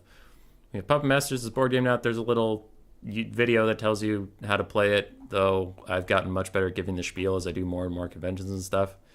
It's $50 anywhere in the USA. No tax, no shipping. I mean, yeah, the shipping's included in the $50. So it's like you put 50 into the computer and the board game shows up at your house. International, it's 75. It used to be 90, but I lowered it as much as I can. But honestly, if like somebody orders it at 75, I either break even or lose money on some instances. But we are just trying to get more people playing. So those are the 2 options for that. It is like it's a whole thing. It's great. It's also on Tabletop Simulator. That's what I got.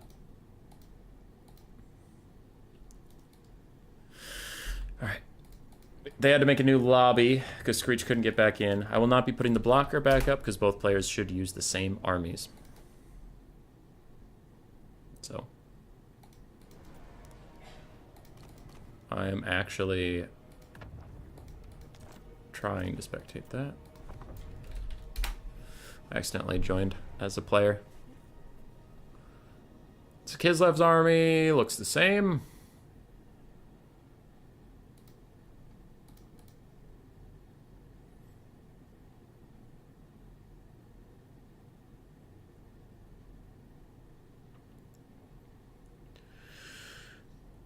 One of my admins does want me to do a Puppet Masters stream because it would be on Tabletop Simulator, so it wouldn't be like just watching us at a table or something. But yeah, I'll probably do that. I've been blasting through content now that I'm back from my trip and I need to finish recording my videos. But after I get that recorded and stuff, it's gonna be a little bit more time here in July. I don't have as many things planned for July as I did for the other. So he had 1 Grail Night, 1 Hippo Night, then a Questing Night, a bunch of Knights in the Realms, a bunch of Foot Squires.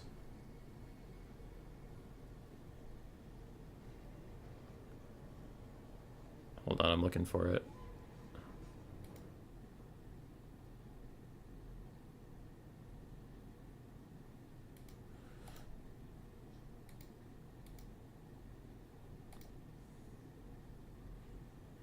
Yeah, that looks like it. We're back in. Sorry about the delay.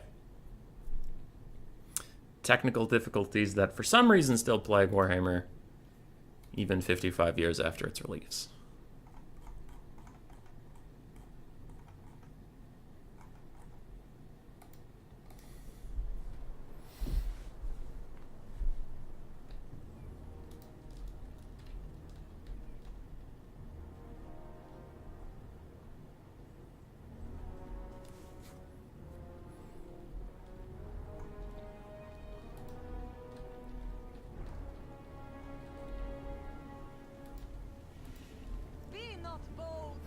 All right, we're back in.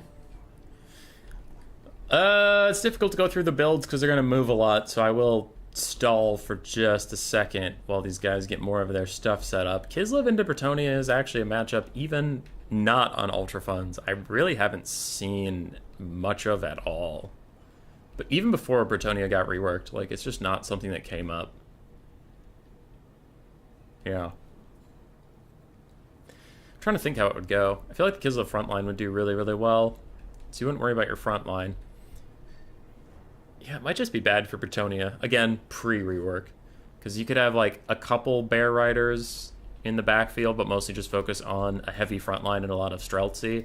And then the Bretonians would lose the front line and their cav would just get shot.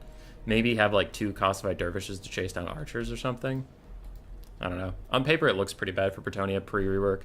Post-rework, I mean, they're just so currently overstated and busted that I imagine it's quite favored for them. But on Ultra Funds, it might be a little different, because we still limit Grail Knights to 1. Grail Knights and Grail Guardians are considered the same unit and limited to 1. Hippogriffs are limited to 1, so it really limits how much you can grab those, like, absolutely busted units, and then we get back to some of the more, like, stuff about Bretonnia that's just strong, but not fucking busted. Okay. For Kislev, we have 4 Streltsy, a front line of 4 armored Kossars, all are the shielded and pistol variant, and then we have 3 Ice Guard with Glaives. Man, Blood Penguin is out to prove something today with 3 Ice Guard with Glaives, 2 Winged Lancers, 2 Warbear Riders, one of which is the Oath Brothers of Tor. We have Kastalton on his bear with Celiax's Lullaby for some healing, and that's the only like spell type thing he brought, otherwise he just has his passive abilities. Then we have Ulrika also on horseback. She has Melkoth's Mystifying Miasma, Enfeebling Foe, and the Dancing Blade. Stall harder. Oh, okay. I read that as still harder, and I was like, what the fuck? For the side of Bretonnia, we have King Luan. Luan Leyen Kerr with his usual things, the Lion's Shield, the Sword of Khorne, and Stand Your Ground. We have 1 Royal Hippogriff Knight up in the sky. We did have 1 Grail Knight somewhere. There they are. We have the ROR Companions of Quenel's Questing Knights. They're anti-large and armor-piercing. And then the rest of that, there are just Knights of the Realm. 5 Archers, 2 Trebuchets, both are Blessed, and a front line of a couple Foot Squires and a Peasant Mob. So the front line is lacking for Bretonnia. Kislev is going to have to be forced to waltz up to you and force you into melee. Get through to all those archers and stuff, but it's a pretty solid Bretonnia build. I still think, yeah, I think Bretonnia will probably win this one. Yeah, I put my money on Bretonnia, builds-wise. And player skill-wise, I mean, Screech seems to have his shit together pretty well. Blood Penguin's obviously quite good, but I don't know. Screech doesn't seem like a slouch. I haven't seen a lot of him, though, so maybe he makes more mistakes than I'm accounting for, and it's just when you're playing against somebody, you don't see their mistakes as much. Because when I'm casting, I see a lot more stuff, obviously, than when I'm playing. Because when I'm playing, I'm busy making my own mistakes. Trebuchet's trying to harass down these Ice Guard. Not the most accurate things in the world, but they're getting a little bit of poke in here and there. And Ulrika and Kastalton are just trying to harass the archers, dodging back and forth a little bit. Not super sure what their actual objective is by being up here. We'll see. Ulrika maybe wants to get some Melkoths off, but what's his plan? What's Kastalton gonna do? Besides just get shot. Lewin's even trying to land on him, but Kastalton jukes away. Nice job there. Nice job. Armored Kossars are now within pistol shooting range, and they start firing at those foot squires, though I don't know if they really want to duel with 5 peasant bowmen like that. Meanwhile, Boris takes a fight, not Boris, you're Kislev. Kislev takes a fight with Lewin, runs away, and Ulrika slams into the back of him, so that's going to be some pretty good damage out for them. Though he is currently not taking very much damage at all. Stand your ground is helping him, but also just running away, they're not swinging a lot, I imagine. Foot squires get down here onto the ground. They are taking so much damage from the pistols despite their armor. They're unshielded, so it's not like they're doing crazy well. Melkost Vistifying Miasma going to whittle down those Grail Knights little bit by little bit. And Warbear Riders are countercharging them. Looks like 2 units of Warbear Riders, so Screech opts out of that. He doesn't want anything to do with this and does run away. Meanwhile, Streltsy are going to get run down by these Knights of the Realm, the Companions of Quenelles. A lot of damage coming to them. The Companions of Quenelles continue their downhill charge through to the Ice Guard. And Winged Lancers are going to have to be activated soon to get something done here as Ice Guard continue to fire in on all sides. So far, it's a pretty even trade across the board. We do have a regrowth onto the Grail Knights who are fighting with Kislev. Kislev going to need some help. He is completely surrounded. Where are the Warbears? Warbears are busy in the backfield. They're not helping him, and he's taking a ton of damage for his time as Streltsy attempts to shoot over onto the Companions of Quenelles. They are doing decent damage, but the balance of power is already starting to favor Bretonnia just a little bit. Warbears are trading fine, but these peasant archers in the backfield are completely uncontested. So are the catapults. So I think maybe this Winged Lancer, after you rout this Knights of the Realm, needs to go up and just kill like all those units by itself. That would be so much value for that one unit. And Grail Knights are probably overcommitted here. They're losing so many stats from being next to Kislev and the blinded effect from the Oath Brothers of Tor. So yeah, they're getting mulched in melee combat. And Ice Guard are continuing to fire in, and all of a sudden things are looking real good for Kislev. And I really, really, really want to see the Winged Lancers run up here and just completely demolish this backline. There's nothing up there to defend them, and it's going to be so satisfying for Bretonnia. For Kislev. But yeah, things are gonna turn pretty bad for Kislev. Fuck, I keep doing that. They're gonna turn bad for Bretonnia. As these Winged Lancers and Warbear Riders continue to fight the Hippogriff Knights, Bluin is in here offering support. He's currently bodying Kislev. There's a lot of damage, but the balance of power is about to swing heavily in the favor of Kislev as all these ranged units are going to get shut down so quickly by the Winged Lancers. And I think Kislev is maybe going to take this one. Do the Trebs have chevrons? It does not look like they started with them. It looks like they earned them throughout the game. Now, Bretonnia has shut down a lot of the backline shooting. Yeah, a lot of it's not looking so good. I mean, this Ice Guard's doing fine. They're shooting at some Knights of the Realm and stuff. There's one Streltsy that's also chilling. But this backfield, man, the Knights of the Realm have come back. They are going to push the Winged Lancers away with help from the wounded Grail Knights. So only 2 archers were shut down by that little soiree. But meanwhile, the frontline fight's going pretty darn well for Kislev. They still have some healing to get from Kislev. Meanwhile, they damage the Hippogriff Knights. They push off those Companions of Quenelles, and things are going good. Also, all of these archers factor in on the balance of power, while if your front line entirely dies and all your cav dies, then the archers are going to get killed so quickly. Lewin is stuck in a fight with Kislev and his murderous bear friends, with Enfeebling Foe on him too. He only has 26 melee defense. He's not enjoying that whatsoever. Once again, the archers are the ire of any loose cavalry that Kislev can spare. Bears are coming back downhill to charge back into the fight, it looks like. And they're just content leaving Ulrika and some wounded-ass Winged Lancers dealing with the peasants, but that's not nearly enough. The Winged Lancers are pushed away. And I do start to get a little worried about letting this many archers free fire onto you. I think Kislev's being slightly too cavalier about letting the archers just do what they want to do. We do have some armored Kossars now advancing up onto the hillside, but they also need to be shutting down these Trebs. Yeah, Kislev's doing pretty well overall. Like, I don't want to be too negative, but they're a little loosey-goosey at the moment. Grail Knights continuing to fight. Looks like they're getting shot by Streltsy and Ice Guard while they attempt to kill these other Streltsy. They will get whittled down eventually. And the Warbears fail to kill Lewin, but you know what you could do? Kill all those ranged units. Please, God, kill all those ranged units. Somebody kill the ranged units! Grail Knights are pushed off as Knights of the Realm are going to get a rear charge if their leadership can even hold that long. Yes, it can. The Treble Bolts hitting them in the face are blessed since they don't actually deal any damage. And the Hippogriff Knights are back. They are getting a regrowth right now. And the Armored Kossars are pushing back so many archers and Trebs. It is good to see up there.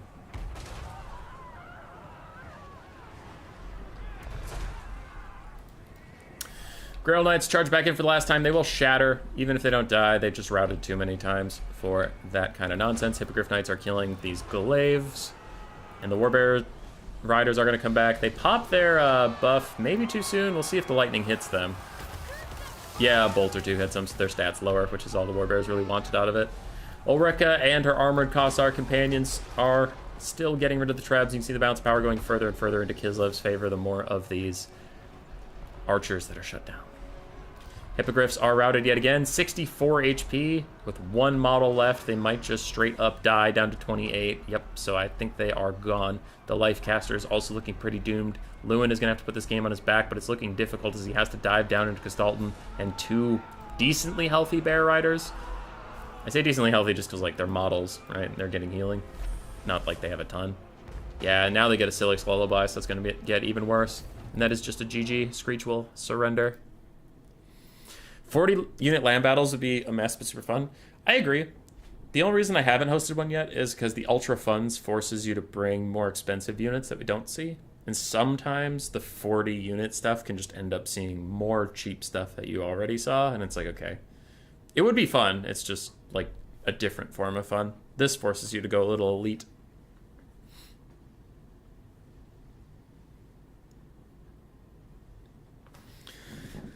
So very good game. It was looking a little risky for Kislev at the start there. 666 on Kistalton. So he is evil. Ulrika did fine. Warbear Riders did well. Winged Lancers actually did a lot better than I would have expected.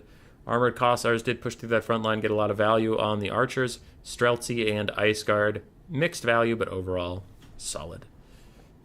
Lewin did fine. Not great, but fine. Hippogriff Knights and Grail Knights. Hippogriff Knights actually got good value. Grail Knights did not. Companions of Quinels struggled a little bit. Knights of the Realm struggled a little bit. Trebs did well. Foot Squires did poorly. Archers did quite well. And that's it. GG. Kislev on a tear when in the hands of a Giga Chad.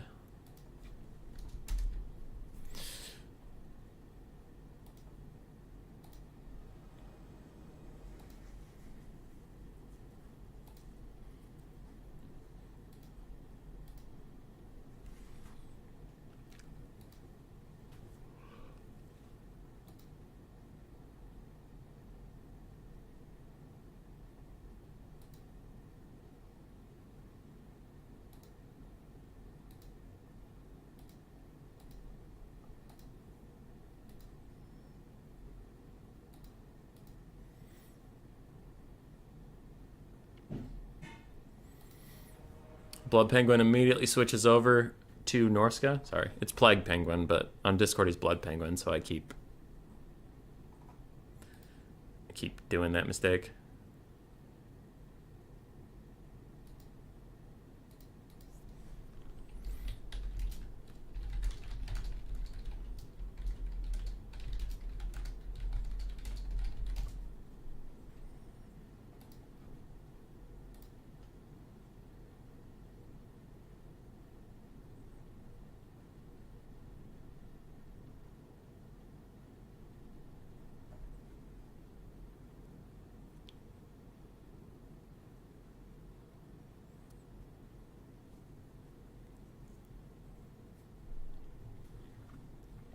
Blood Penguin messaged me. He said he went Norsca, banned Dwarves, Ogre Kingdom, Tzeentch, and Grand Cathay.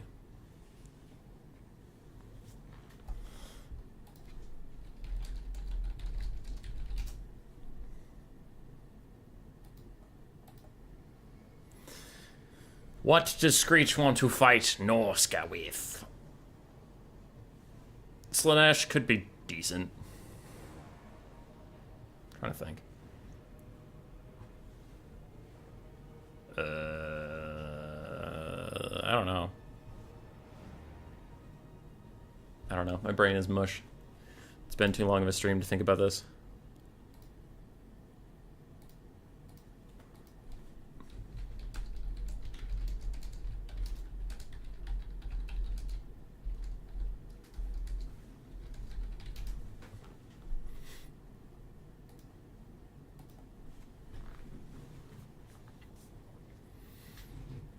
Beastmen.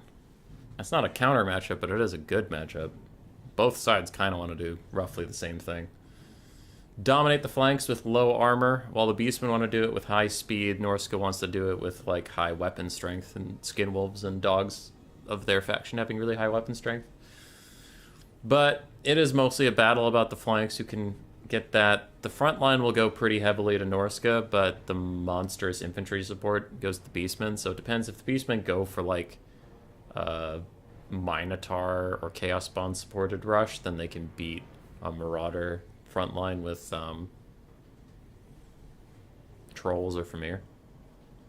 But if you just go raw infantry, could be a problem. Oh, but Screech changes to Khorne and immediately locks it in. Khorne versus Norsca.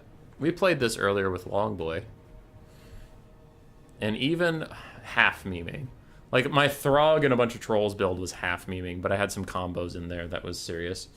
Norsca can bring a pretty easy access to Flaming Sword of Ruin, which gives you magic damage in an AoE. That can be very strong. Skinwolves are quite strong against Fleshhounds of Khorne. I do worry a little bit about Skull Crushers because of their armor. But yeah, I don't know. I feel like, in general, Norsca has some solid time dealing with Khorne. Maybe I'm wrong, though. Maybe I'm wrong.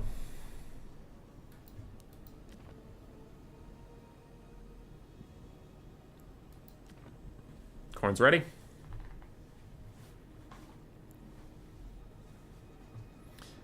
My money is Norsca. I'd bet they're bringing 400 javelins. Ah, he switched while I typed this.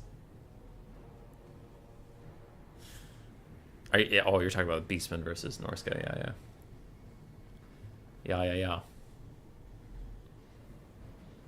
What up, Segos? I think you could kite Khorne pretty easily. As Norsca, there's two problems with that. One, Marauder Horsemen blanks aren't as good as they used to be. None of them are. They're still okay. But, like, especially on Ultra Funds, you can only bring a maximum of 6 of those, and then if you kite, you leave the rest of your army behind, and Khorne will, like, demolish them, and then you have some skirmish cav. But especially on Ultra Funds, I just don't know if Norsca has enough skirmish. And maybe you're saying, like, you could go Skinwolves, Dogs, and then Horsemen cav, but still, I would worry about the ability to do significant damage on Ultra Funds. It is the Mino bus we have seen actually quite a bit today. Versus a mixed monster core. Some Famir, some Norscan Ice Trolls, Skinwolves, Dogs, 3 Jav Throwers, a Frostworm, Wolfric.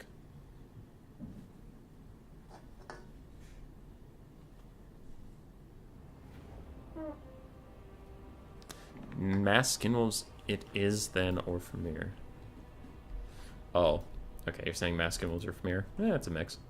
Also a troll. I think there's 2 trolls.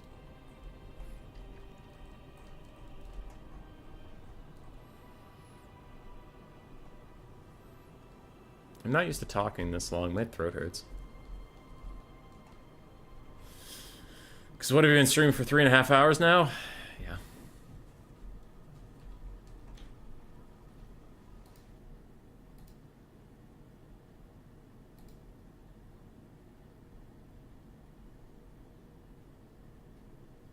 What's the difference between Ice Guard and Zarguard?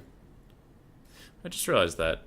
Because Ice Guard are the ones that like follow the Tsarina around, but the Zarguard also would follow the Tsar/Tsarina around. So what's the difference? Like lore-wise. Obviously in battle, one is a hybrid archer unit, the other one is a heavily armored melee defender. Like I get that, but in the lore, what's the... What? Are Norscan Ice Trolls greater than Stone Trolls? Absolutely not. Hard no. Ice Trolls aren't terrible, but Stone Trolls are, like, really good. And Ice Trolls are just, eh. They're fine. They exist. Again, we will stall for a brief moment while both sides set up a little bit more, so there's more to talk about. I guess Khorne is simple enough I can go through that. We do have 4 Chaos Furies. 2 Fleshhounds of Khorne. Looks like a third one off in the distance. Then we have a whole bunch of Minotaurs, some with great weapons, some without. Looks like 6 total. And then we have 5 Marauders of Khorne, the Hell-Forged Host, Exalted Bloodletters of Khorne, ROR, and then we have Valkia the Bloody with Spear Sleipnir and Demon Shield. Ice Guarder for the Palace, Czar Guarder for the Tsar. I see. On the other side, 4 Blood Penguin and Norsca. 2 Skin Wolves, 2 Ice Wolves to go along with them. 3 Marauder Hunters with Javelins, 1 Marauder Horseman with Throwing Axes. We have a Shaman Sorcerer of Metal with Plague of Rust and Searing Doom. We have Wulfric the Wanderer on horseback with Hunter of Champions, Fight or Die, and Sea Fang. We have 2 Norscan Ice Trolls, 2 Famir Warriors with Great Weapons, a front line of 4 Marauder Champions, and of course, you have to have the Cold Voider, Frostworm ROR.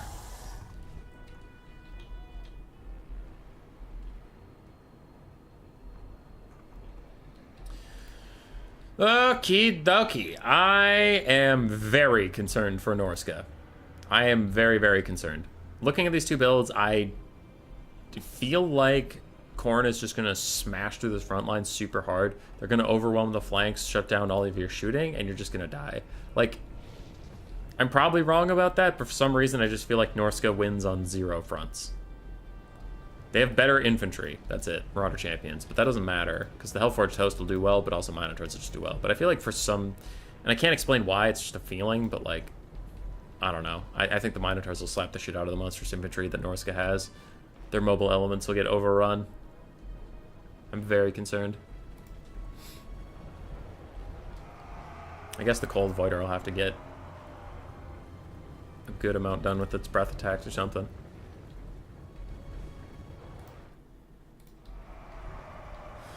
I'm still salty Norsca didn't get Ettins and just got generic giants. Yeah, people have been really up in arms about the Ettins.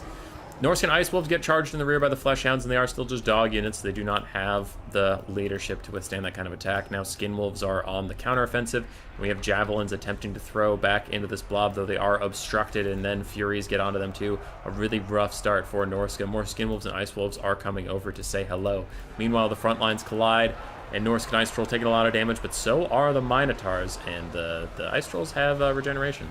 Looks like we're lining up for a breath attack here, though the Cold Voider does stall out for just a second. He really needs to get that breath attack off and then land or something.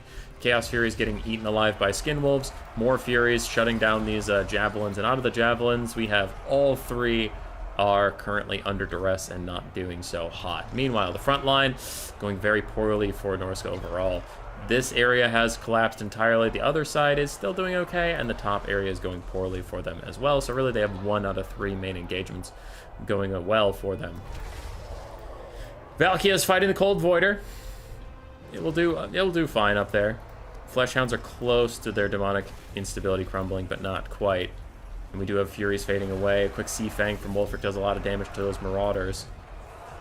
The Cold Voider lands into some Minotaurs. This could be a mistake. I imagine he is going to die so quickly if the Minotaurs decide to turn and actually look at him. Norsca is going to have to rally in the backfield and get back into this one. But it looks like that's not going to be allowed as Furies are chasing after the Marauder Horsemen. Flesh Hounds are still trying to chase Ice Hounds. Ice Wolves.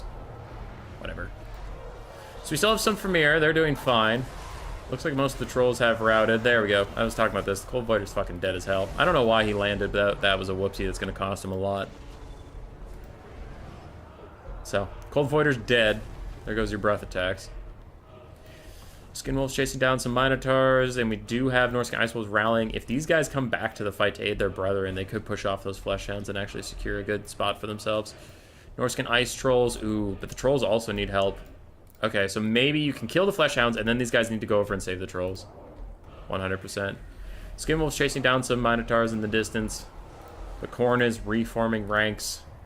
The balance of power also supports my feelings. The Wolves aren't going to be quick enough.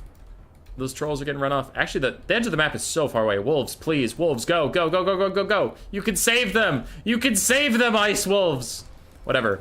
Back in the main fight, Valkia is Hunter of Champions, giving her only 15 melee defense as she dives into Famir and Norscan Ice Trolls. This could be a lot of damage onto her, though it looks like Wulfric is having a hard time really finding his place in this fight. The Demon Shield's going to keep her safe for now. Norscan Ice Wolves still have not been rallied to the aid of those Norscan Ice Trolls, and it looks like those guys are just going to be gone. We do have some Javelins returning to the fight. That'll be pretty huge, and Marauder Champions continue to hold back the Minos of Khorne.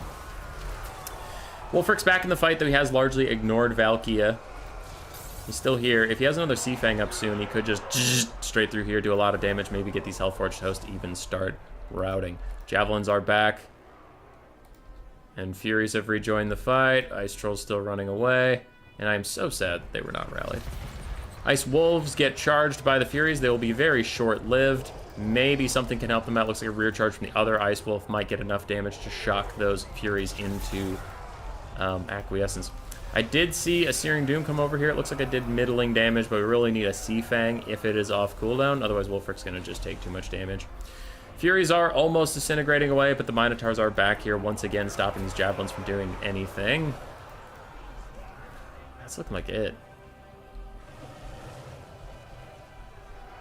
I think this might be the G'est of G's. Something is rallying, coming back. Looks like some Famir and Marauder champions in the distance, but Wolfric is still just fighting a losing battle against too much stuff. And what is this? A Spear Sleipnir goes through the enemy. Another Searing Doom is going to hit the Khorne in response, though. A full health, a literal full health Marauder of Khorne is rejoining the fight now. Don't know where you guys were, but welcome back, my brothers. Shaman Sorcerer is trying to fight off some very wounded Minos, but it's just not going to be enough. And we are pretty much down to Wolfric. It's the last man standing. Very even damage value, but the balance power is so skewed. Yeah, it's just like... Norsca had a lot of stuff that had plenty of life left to give. Got run off the field. Yeah, Wolfric's dead. It's going to be GG.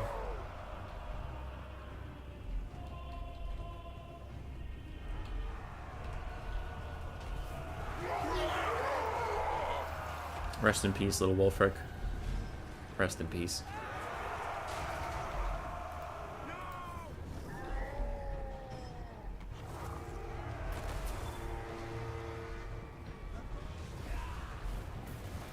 And Khorne's having a pretty good day on Ultra Funds. He lost one, but I guess he lost two.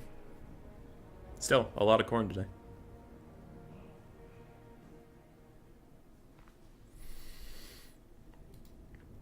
Wolfric did okay. Shaman Source Metal did fine. The Cold Voider had a bit of a whoopsie moment where it landed in some Minotaurs and straight up died. Marauder Champions did fine.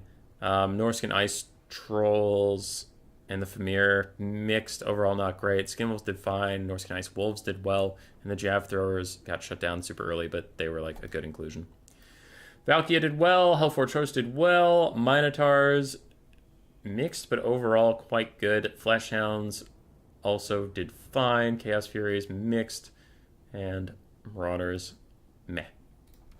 GG. We're going to game 3. I'm going to grab water. I'll return when I want to, and not a minute before.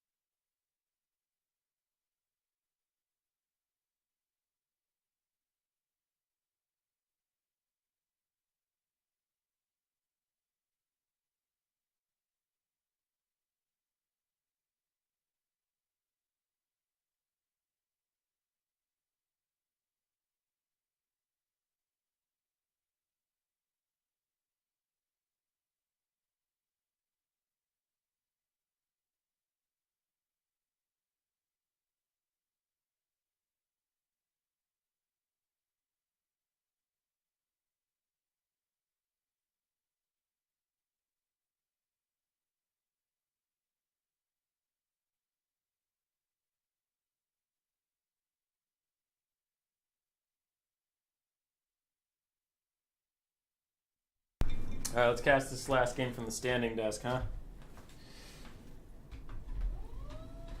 No, kitty, no! Well, alright, he's here now. Hey, bud. Oh.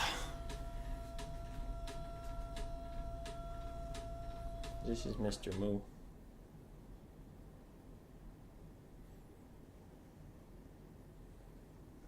We love Mr. Moo. Get out of here. Shoo. Shoo.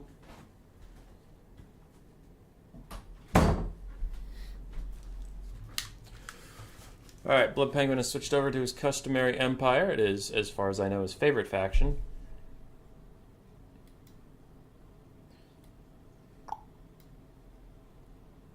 Whoa. Why did that move up? Or did the names move down?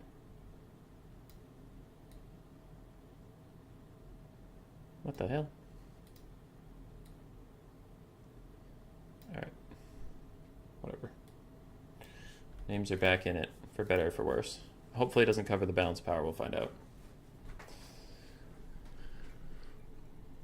Ice Guard, guard Ice Witches, apparently. That's odd. I don't like that at all.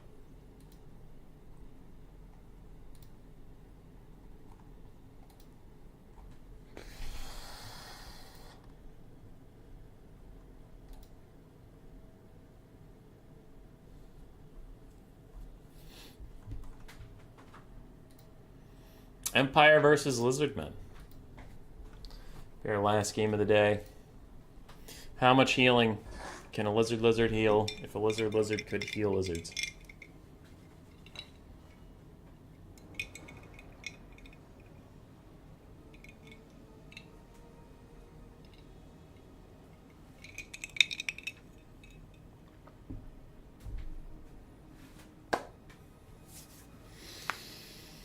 Oh boy.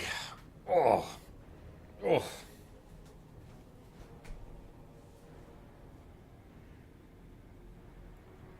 I'm tired. I think it's like all this bad air we've had from the Canadian wildfires dripping down. Whenever we have this smoky shit, I always just get real tired and foggy. And I'm feeling it right now. This last week, it's just been hard to motivate myself to do stuff. I still have had to do stuff. I haven't, like, sat down and chilled since I got home Tuesday, but it's just slow. Like, when I work out, I don't feel very motivated. Do lizardmen shed their tails when they were out? I hope so. They don't, but I wish they did.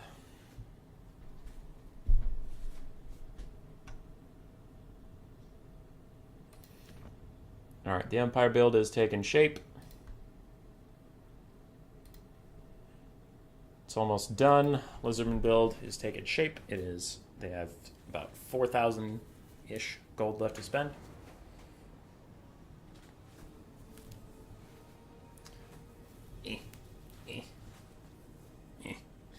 And I've decided I don't want arms anymore, so they're gone.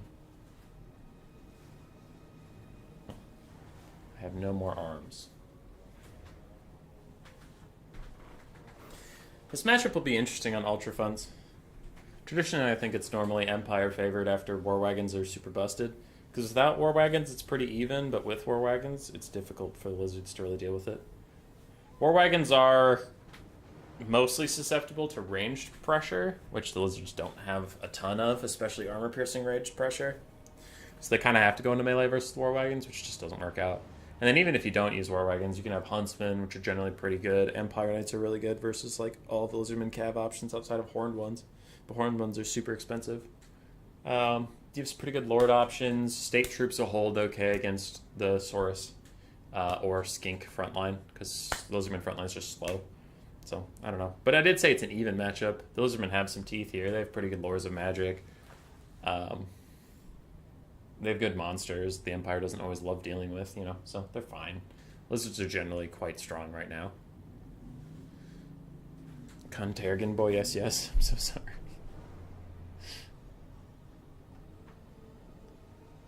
Stuffy air can make you feel listless and unmotivated. I wish we could open the windows, but it's smoky.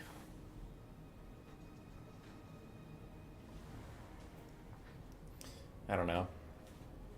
Might walk the dog, but then like you're outside in the smoky air still, so it just sucks.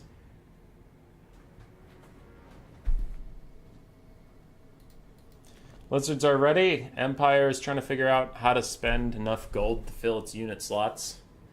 And I will say that whoever you are, you're probably going to have a good game, because this is a wild one.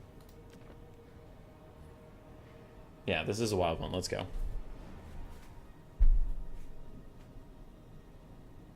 Couldn't do a 50 kg lift for more than 8 reps. What kind of lift? Squat, bench, biceps? What are we talking about?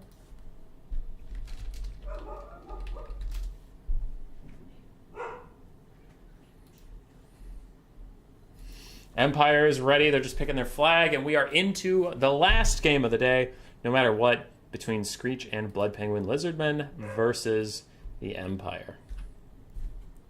We do have some Healy Heals with the Life Salon and 2 Revivification Crystals, but aside from that, you have triple Horned One, a bunch of Pterodons and Ripperdactyls, some Saurus, some Feral Cold Ones. It is a bit spicy. I don't know if I believe in that Lizardman build. The Horned Ones are fine, that's fine. Pterodons, I think, are mega trash. It feels like they just have 0 DPS compared to what they had in Warhammer 2. I don't believe in them. I think they suck, but we'll see. On the other side, for the Empire, it is a bunch of Demigryph Knights. It is Karl Franz. I know Blood Penguin, like, always uses Karl Franz. Loves that guy for some reason. I think he's fine. I don't think he's amazing. I generally think Karl Franz is a little overcosted, but sure. So, Franz, and I thought I saw a shitload of Demigryphs in there. Curious to see if they're halberds or regulars. Stretching out my wrist because it hurts for some reason. And yes, 2 Hellblaster volley guns. Just bench? Damn.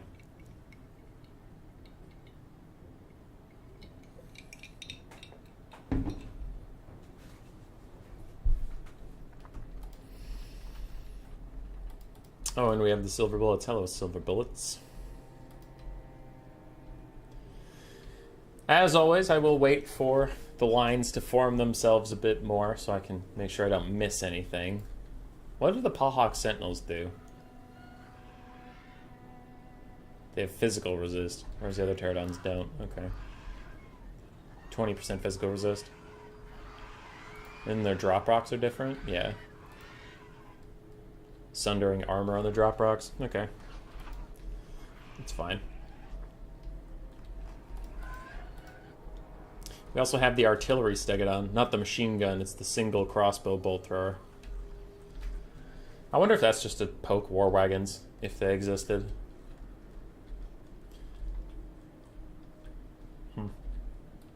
The Empire vastly outnumbers the Lizards, though, with this build. 846 models. Damn. So, for the Lizards, we have 4 Pterodons, as you saw, one of which is a Pawhawk Sentinel Pterodon ROR. We have Glosson Hunters Ripperdactyl Rider ROR. We have 2 Revivification Crystals, 1 basic Stegodon. Then we have a front line of Saurus Warriors, unshielded versions, with some Skink cohorts with Javelins. We have triple Horned One, double Feral Cold One, triple Feral Cold One. So triple Horned One, triple Feral Cold One. That we do have a Life Salon with Dwellers Below, Flesh to Stone, and Regrowth, plus his Bound Banishment and Blood Statuettes of Spite. And that's really it for this Lizardman build. I am significantly concerned about lack of DPS, but we'll see. For the Empire, the Men of Sigmar, we have Karl Franz up on Deathclaw with a lot of his buffs, including the Reichland Runefang Galmaraz and Stand Your Ground. We have a Jade Wizard with Regrowth and Earthblood. We have some infantry still to be placed, but it looks like they're just halberdiers, so 3 total halberdiers. We have some great swords mixed in with swordsmen and spearmen. 1 silver bullets, the Auror handgunners with magic damage. 2 Hellblaster volley guns, and then triple Demigryph Knight, double Empire Knight. The Demigryphs are regular, with the 1 ROR being a halberd, the Royal Altdorf Griffites. Yeah, for the Lizardmen, there's not a lot of infantry, so the Empire infantry is eventually going to win. And I'm worried. Unless the Pterodons can do something wild in the back line and shut down the shooting, it feels like the Lizardman build is very much withstand the pressure from the Empire, and that's just not like a thing you do. Like, you don't out-heal the DPS of the Empire. You kind of need to stop them from getting to use all their ammo. So I don't know. Stegodon is going to attempt to kite the Hellblaster volley guns, and it does have a longer range, which is why the Hellblasters are a bit of a bold pick. I would have expected to see cannons. I guess that would be more my thing. We do have 2 Halberdiers that were just forgotten, so they're coming. But they were left on their own. And the Stegodon is currently free-firing these Hellblasters. And it's a little concerning, because the type of Bastiladon we're dealing with, it's not aiming for the crew, it's going to take out the actual volley gun models.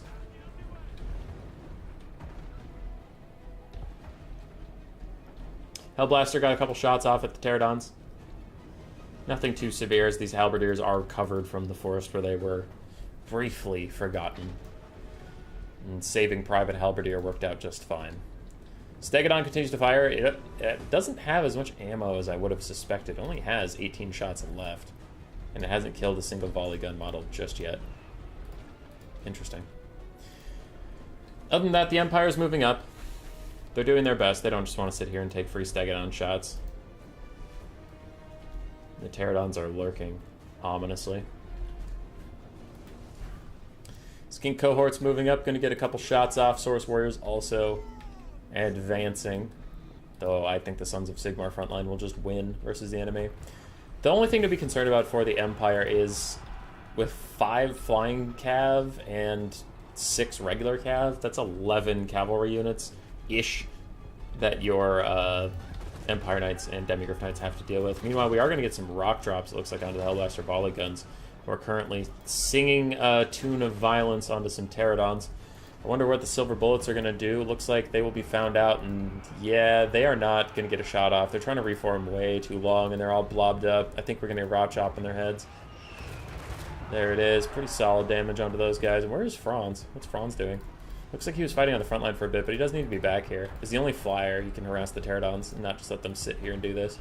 While Hellblasters continue to do a lot of damage. More rock drops onto the poor silver bullets.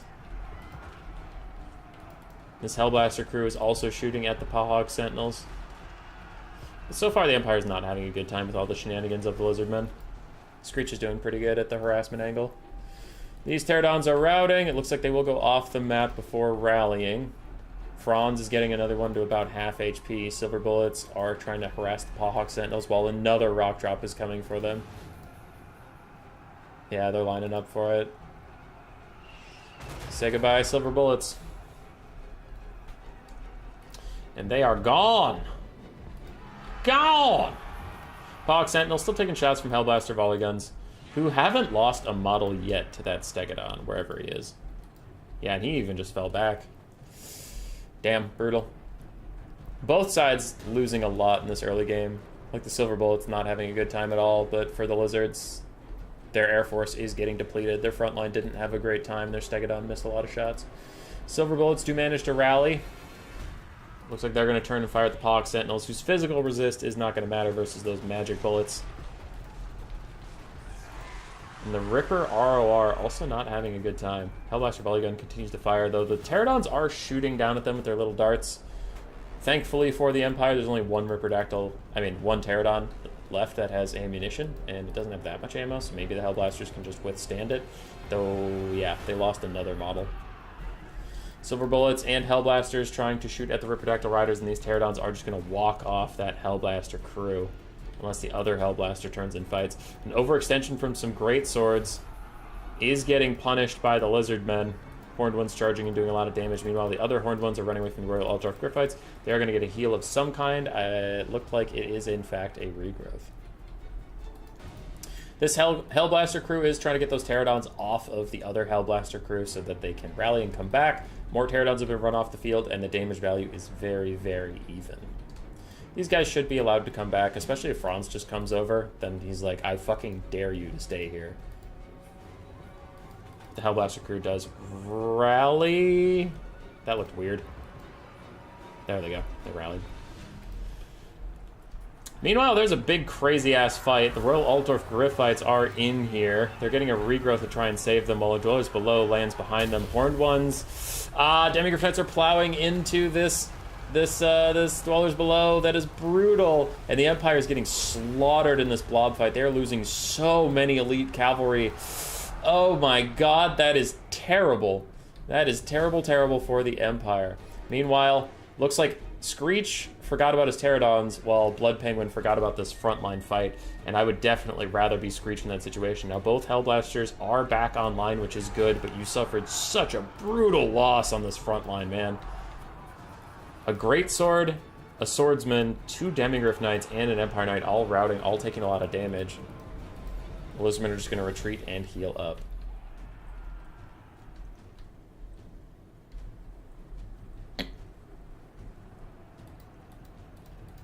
Something rallied back here. The Royal Altdorf Gryphites have rallied. They can get even more healing later, but we'll see how that goes for them. Meanwhile, Franz and his handgunners continue to harass the enemy and the Hellblaster volley guns. Looks like we have 6 out of 8 models still online are trying to shoot at these horned ones that Franz is landing on.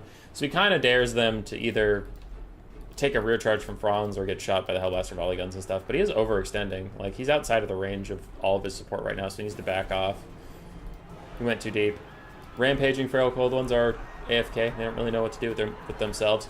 More Demigryph Knights, more Empire Knights rallying, but the Horned Ones have gotten into the backfield, and there's some Halberdiers just AFK for now, while Hellblasters attempt to do some stuff. Looks like they're shooting at Feral Cold Ones who are charging straight at the Silver Bullets, and this is going to shit so fast for the Empire. Like, they got drawn way out of formation, and now they're just kind of all over the goddamn map.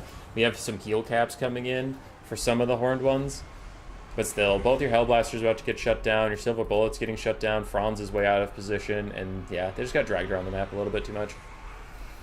Hellblasters are neat, and maybe he's just having some fun. I do think cannons are generally better because of their longer range and cheaper price point, and if your whole objective is to force your enemy into you, the Hellblasters actually get outranged by those Stegodons like we saw, so then it's like, oh, well, now you have to move to them, and your formation gets pulled apart.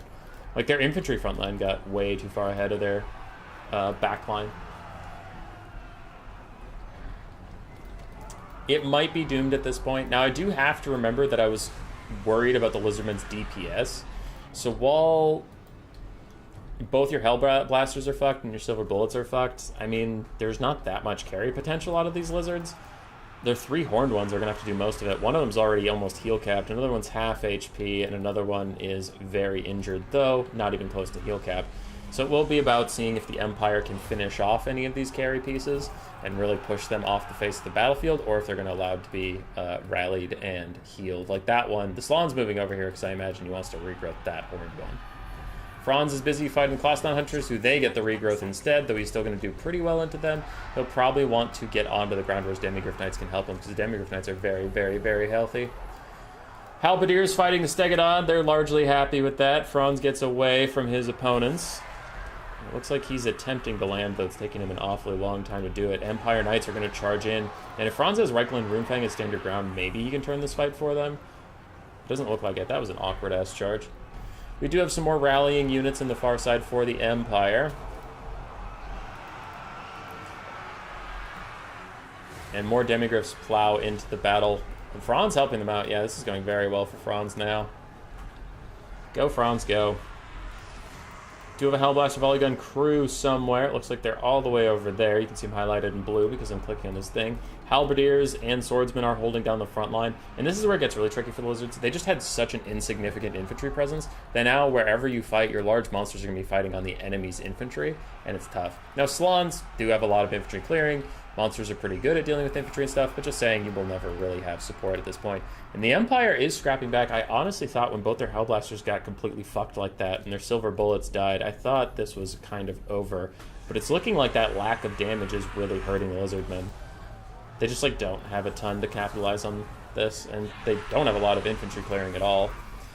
Clawstone Hunters have to be getting near their heal cap because I've seen them taking damage all game and getting healed all game. Franz is in here battling something, but I really liked what he was doing earlier. I don't like when he engages with the single entities this early into the fight. I really liked when he was chasing around stuff, punishing anything that tried to get stuff done, because he does have to finish off some of these horned ones. He has to finish off the Coloston hunters, things like that. We've talked about it ad nauseum in recent streams, but it's going to keep coming up because it's the meta right now. With healing, you have to finish off things rather than like spread your damage out. So I do worry if you're attacking 3 single entities that haven't received too much healing, they might just get healed. Or the things you've already damaged a lot that haven't received healing are also just going to get healed. But it looks like these guys are at least close to their heal cap. Those horned ones are so low on HP, they're not even worth healing too much without the Rev Crystals, because the Rev Crystals can bring models back. And currently, Franz is bodying the shit out of these guys. Some horned ones opt back into the fight, and a full health Feral Cold one's going to try and poke him down. But with infantry support nearby, Franz is doing okay.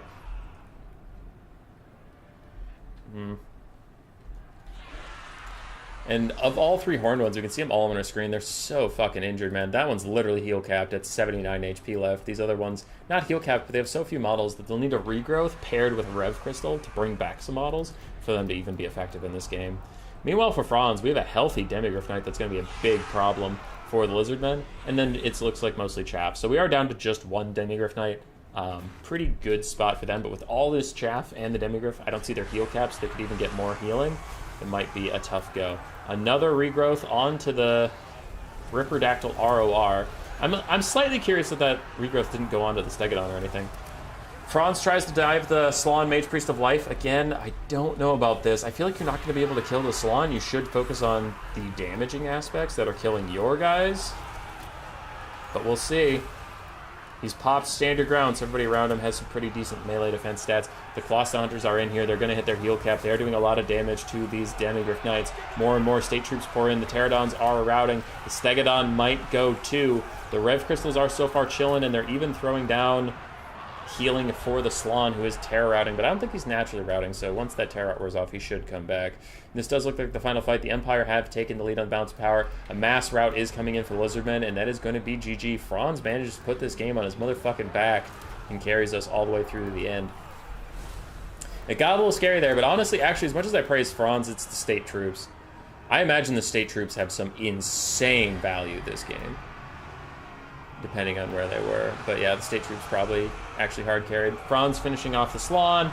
Coloston Hunters chase him down, doing their best, but they're not the best at holding somebody in place. They do really good DPS, but like they don't hold someone down, so Franz is still able to just chase the Slon.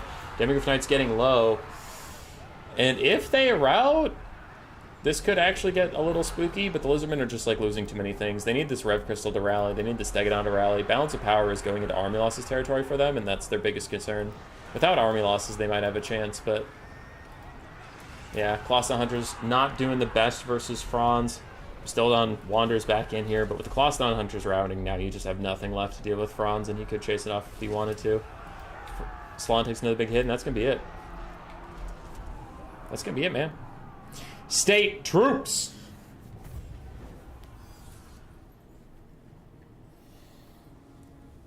It was a cheeky start. And the Empire did get drawn out. Some mistakes on both sides. And I do support Frika, I think, was saying that, like, with the crazier funds, you have less, like, expendable stuff, so mistakes are more hard punished. Because if, like, you have a swordsman out of position and they get run down, who cares? But when you have so many expensive things, like triple Demigryph Knights, double Hellblaster Volley Gun, Silver Bullets, like, anything you lose feels brutal. Franz did great. Lifecaster did great. Demigryph Knights mixed, but that one did fantastically. Empire Knights did okay. Hellblaster Volley Gun shot a lot, but they mostly got stuck firing at flyers, which flyers are notoriously hard for cannon-type things to hit. Overall, they did okay. The state troops of the Empire, mostly paying for themselves. And then the Halberdiers, 1,200 value, 1,300 value, and 500. So 2 of them over double paying for themselves. Silver Bullets did fine. The other side, Salon Mage Priest of Life. The Healing Mage Priest got 2,900 value. I think it's because of his Dwellers Below that hit those 2 Demigryphs. That was brutal. And then Horned Ones did fine. Stegodon struggled a bit. Colossus Hunters, 3,100 value for them. God damn. But the Rev Crystals didn't get a lot of value. Pterodons honestly did okay. Saurus got mostly bodied. Feral Cold Ones got mostly bodied. And the Skinks did all right. But yeah. State troops, man. Once you got into late game, it was rough. I do agree with the assessment that I feel like the Lizardman build was a little too silly. I think it was a little too silly. There wasn't enough like DPS. There's too much like harass and stuff. I think the Empire build is much more solid, but I do actually think Blood Penguin or Plague Penguin made more mistakes in game than Screech did. Like, both sides made mistakes, but I'm thinking of that Dwellers Below that killed like 4 units at the start. The Hellblasters getting left out and then kind of killed off. Halberdiers not being with the rest of the teams. They actually had to be saving Private Ryan at the start. Like, I think there were more mistakes for the Empire, but his build was just like solid enough. And obviously he played well besides that. I'm not saying he just like lucked his way into a victory. Like, he had some really good engagements. Franz was mostly where he needed to be. He made his opponent pay for everything he shut down quite a lot. Like, shutting down the Hellblaster volley guns cost him like 3 Pterodons. Things like that. So, Blood Penguin played well, but yeah. Very GG's to these gentlemen. It was good finals, and congratulations to Blood Penguin for winning the day on the Sons of Sigmar. Screech coming in strong second, whooping my bitch ass. And that is it for us today. I am done. I am out. Hope you all have a good Saturday.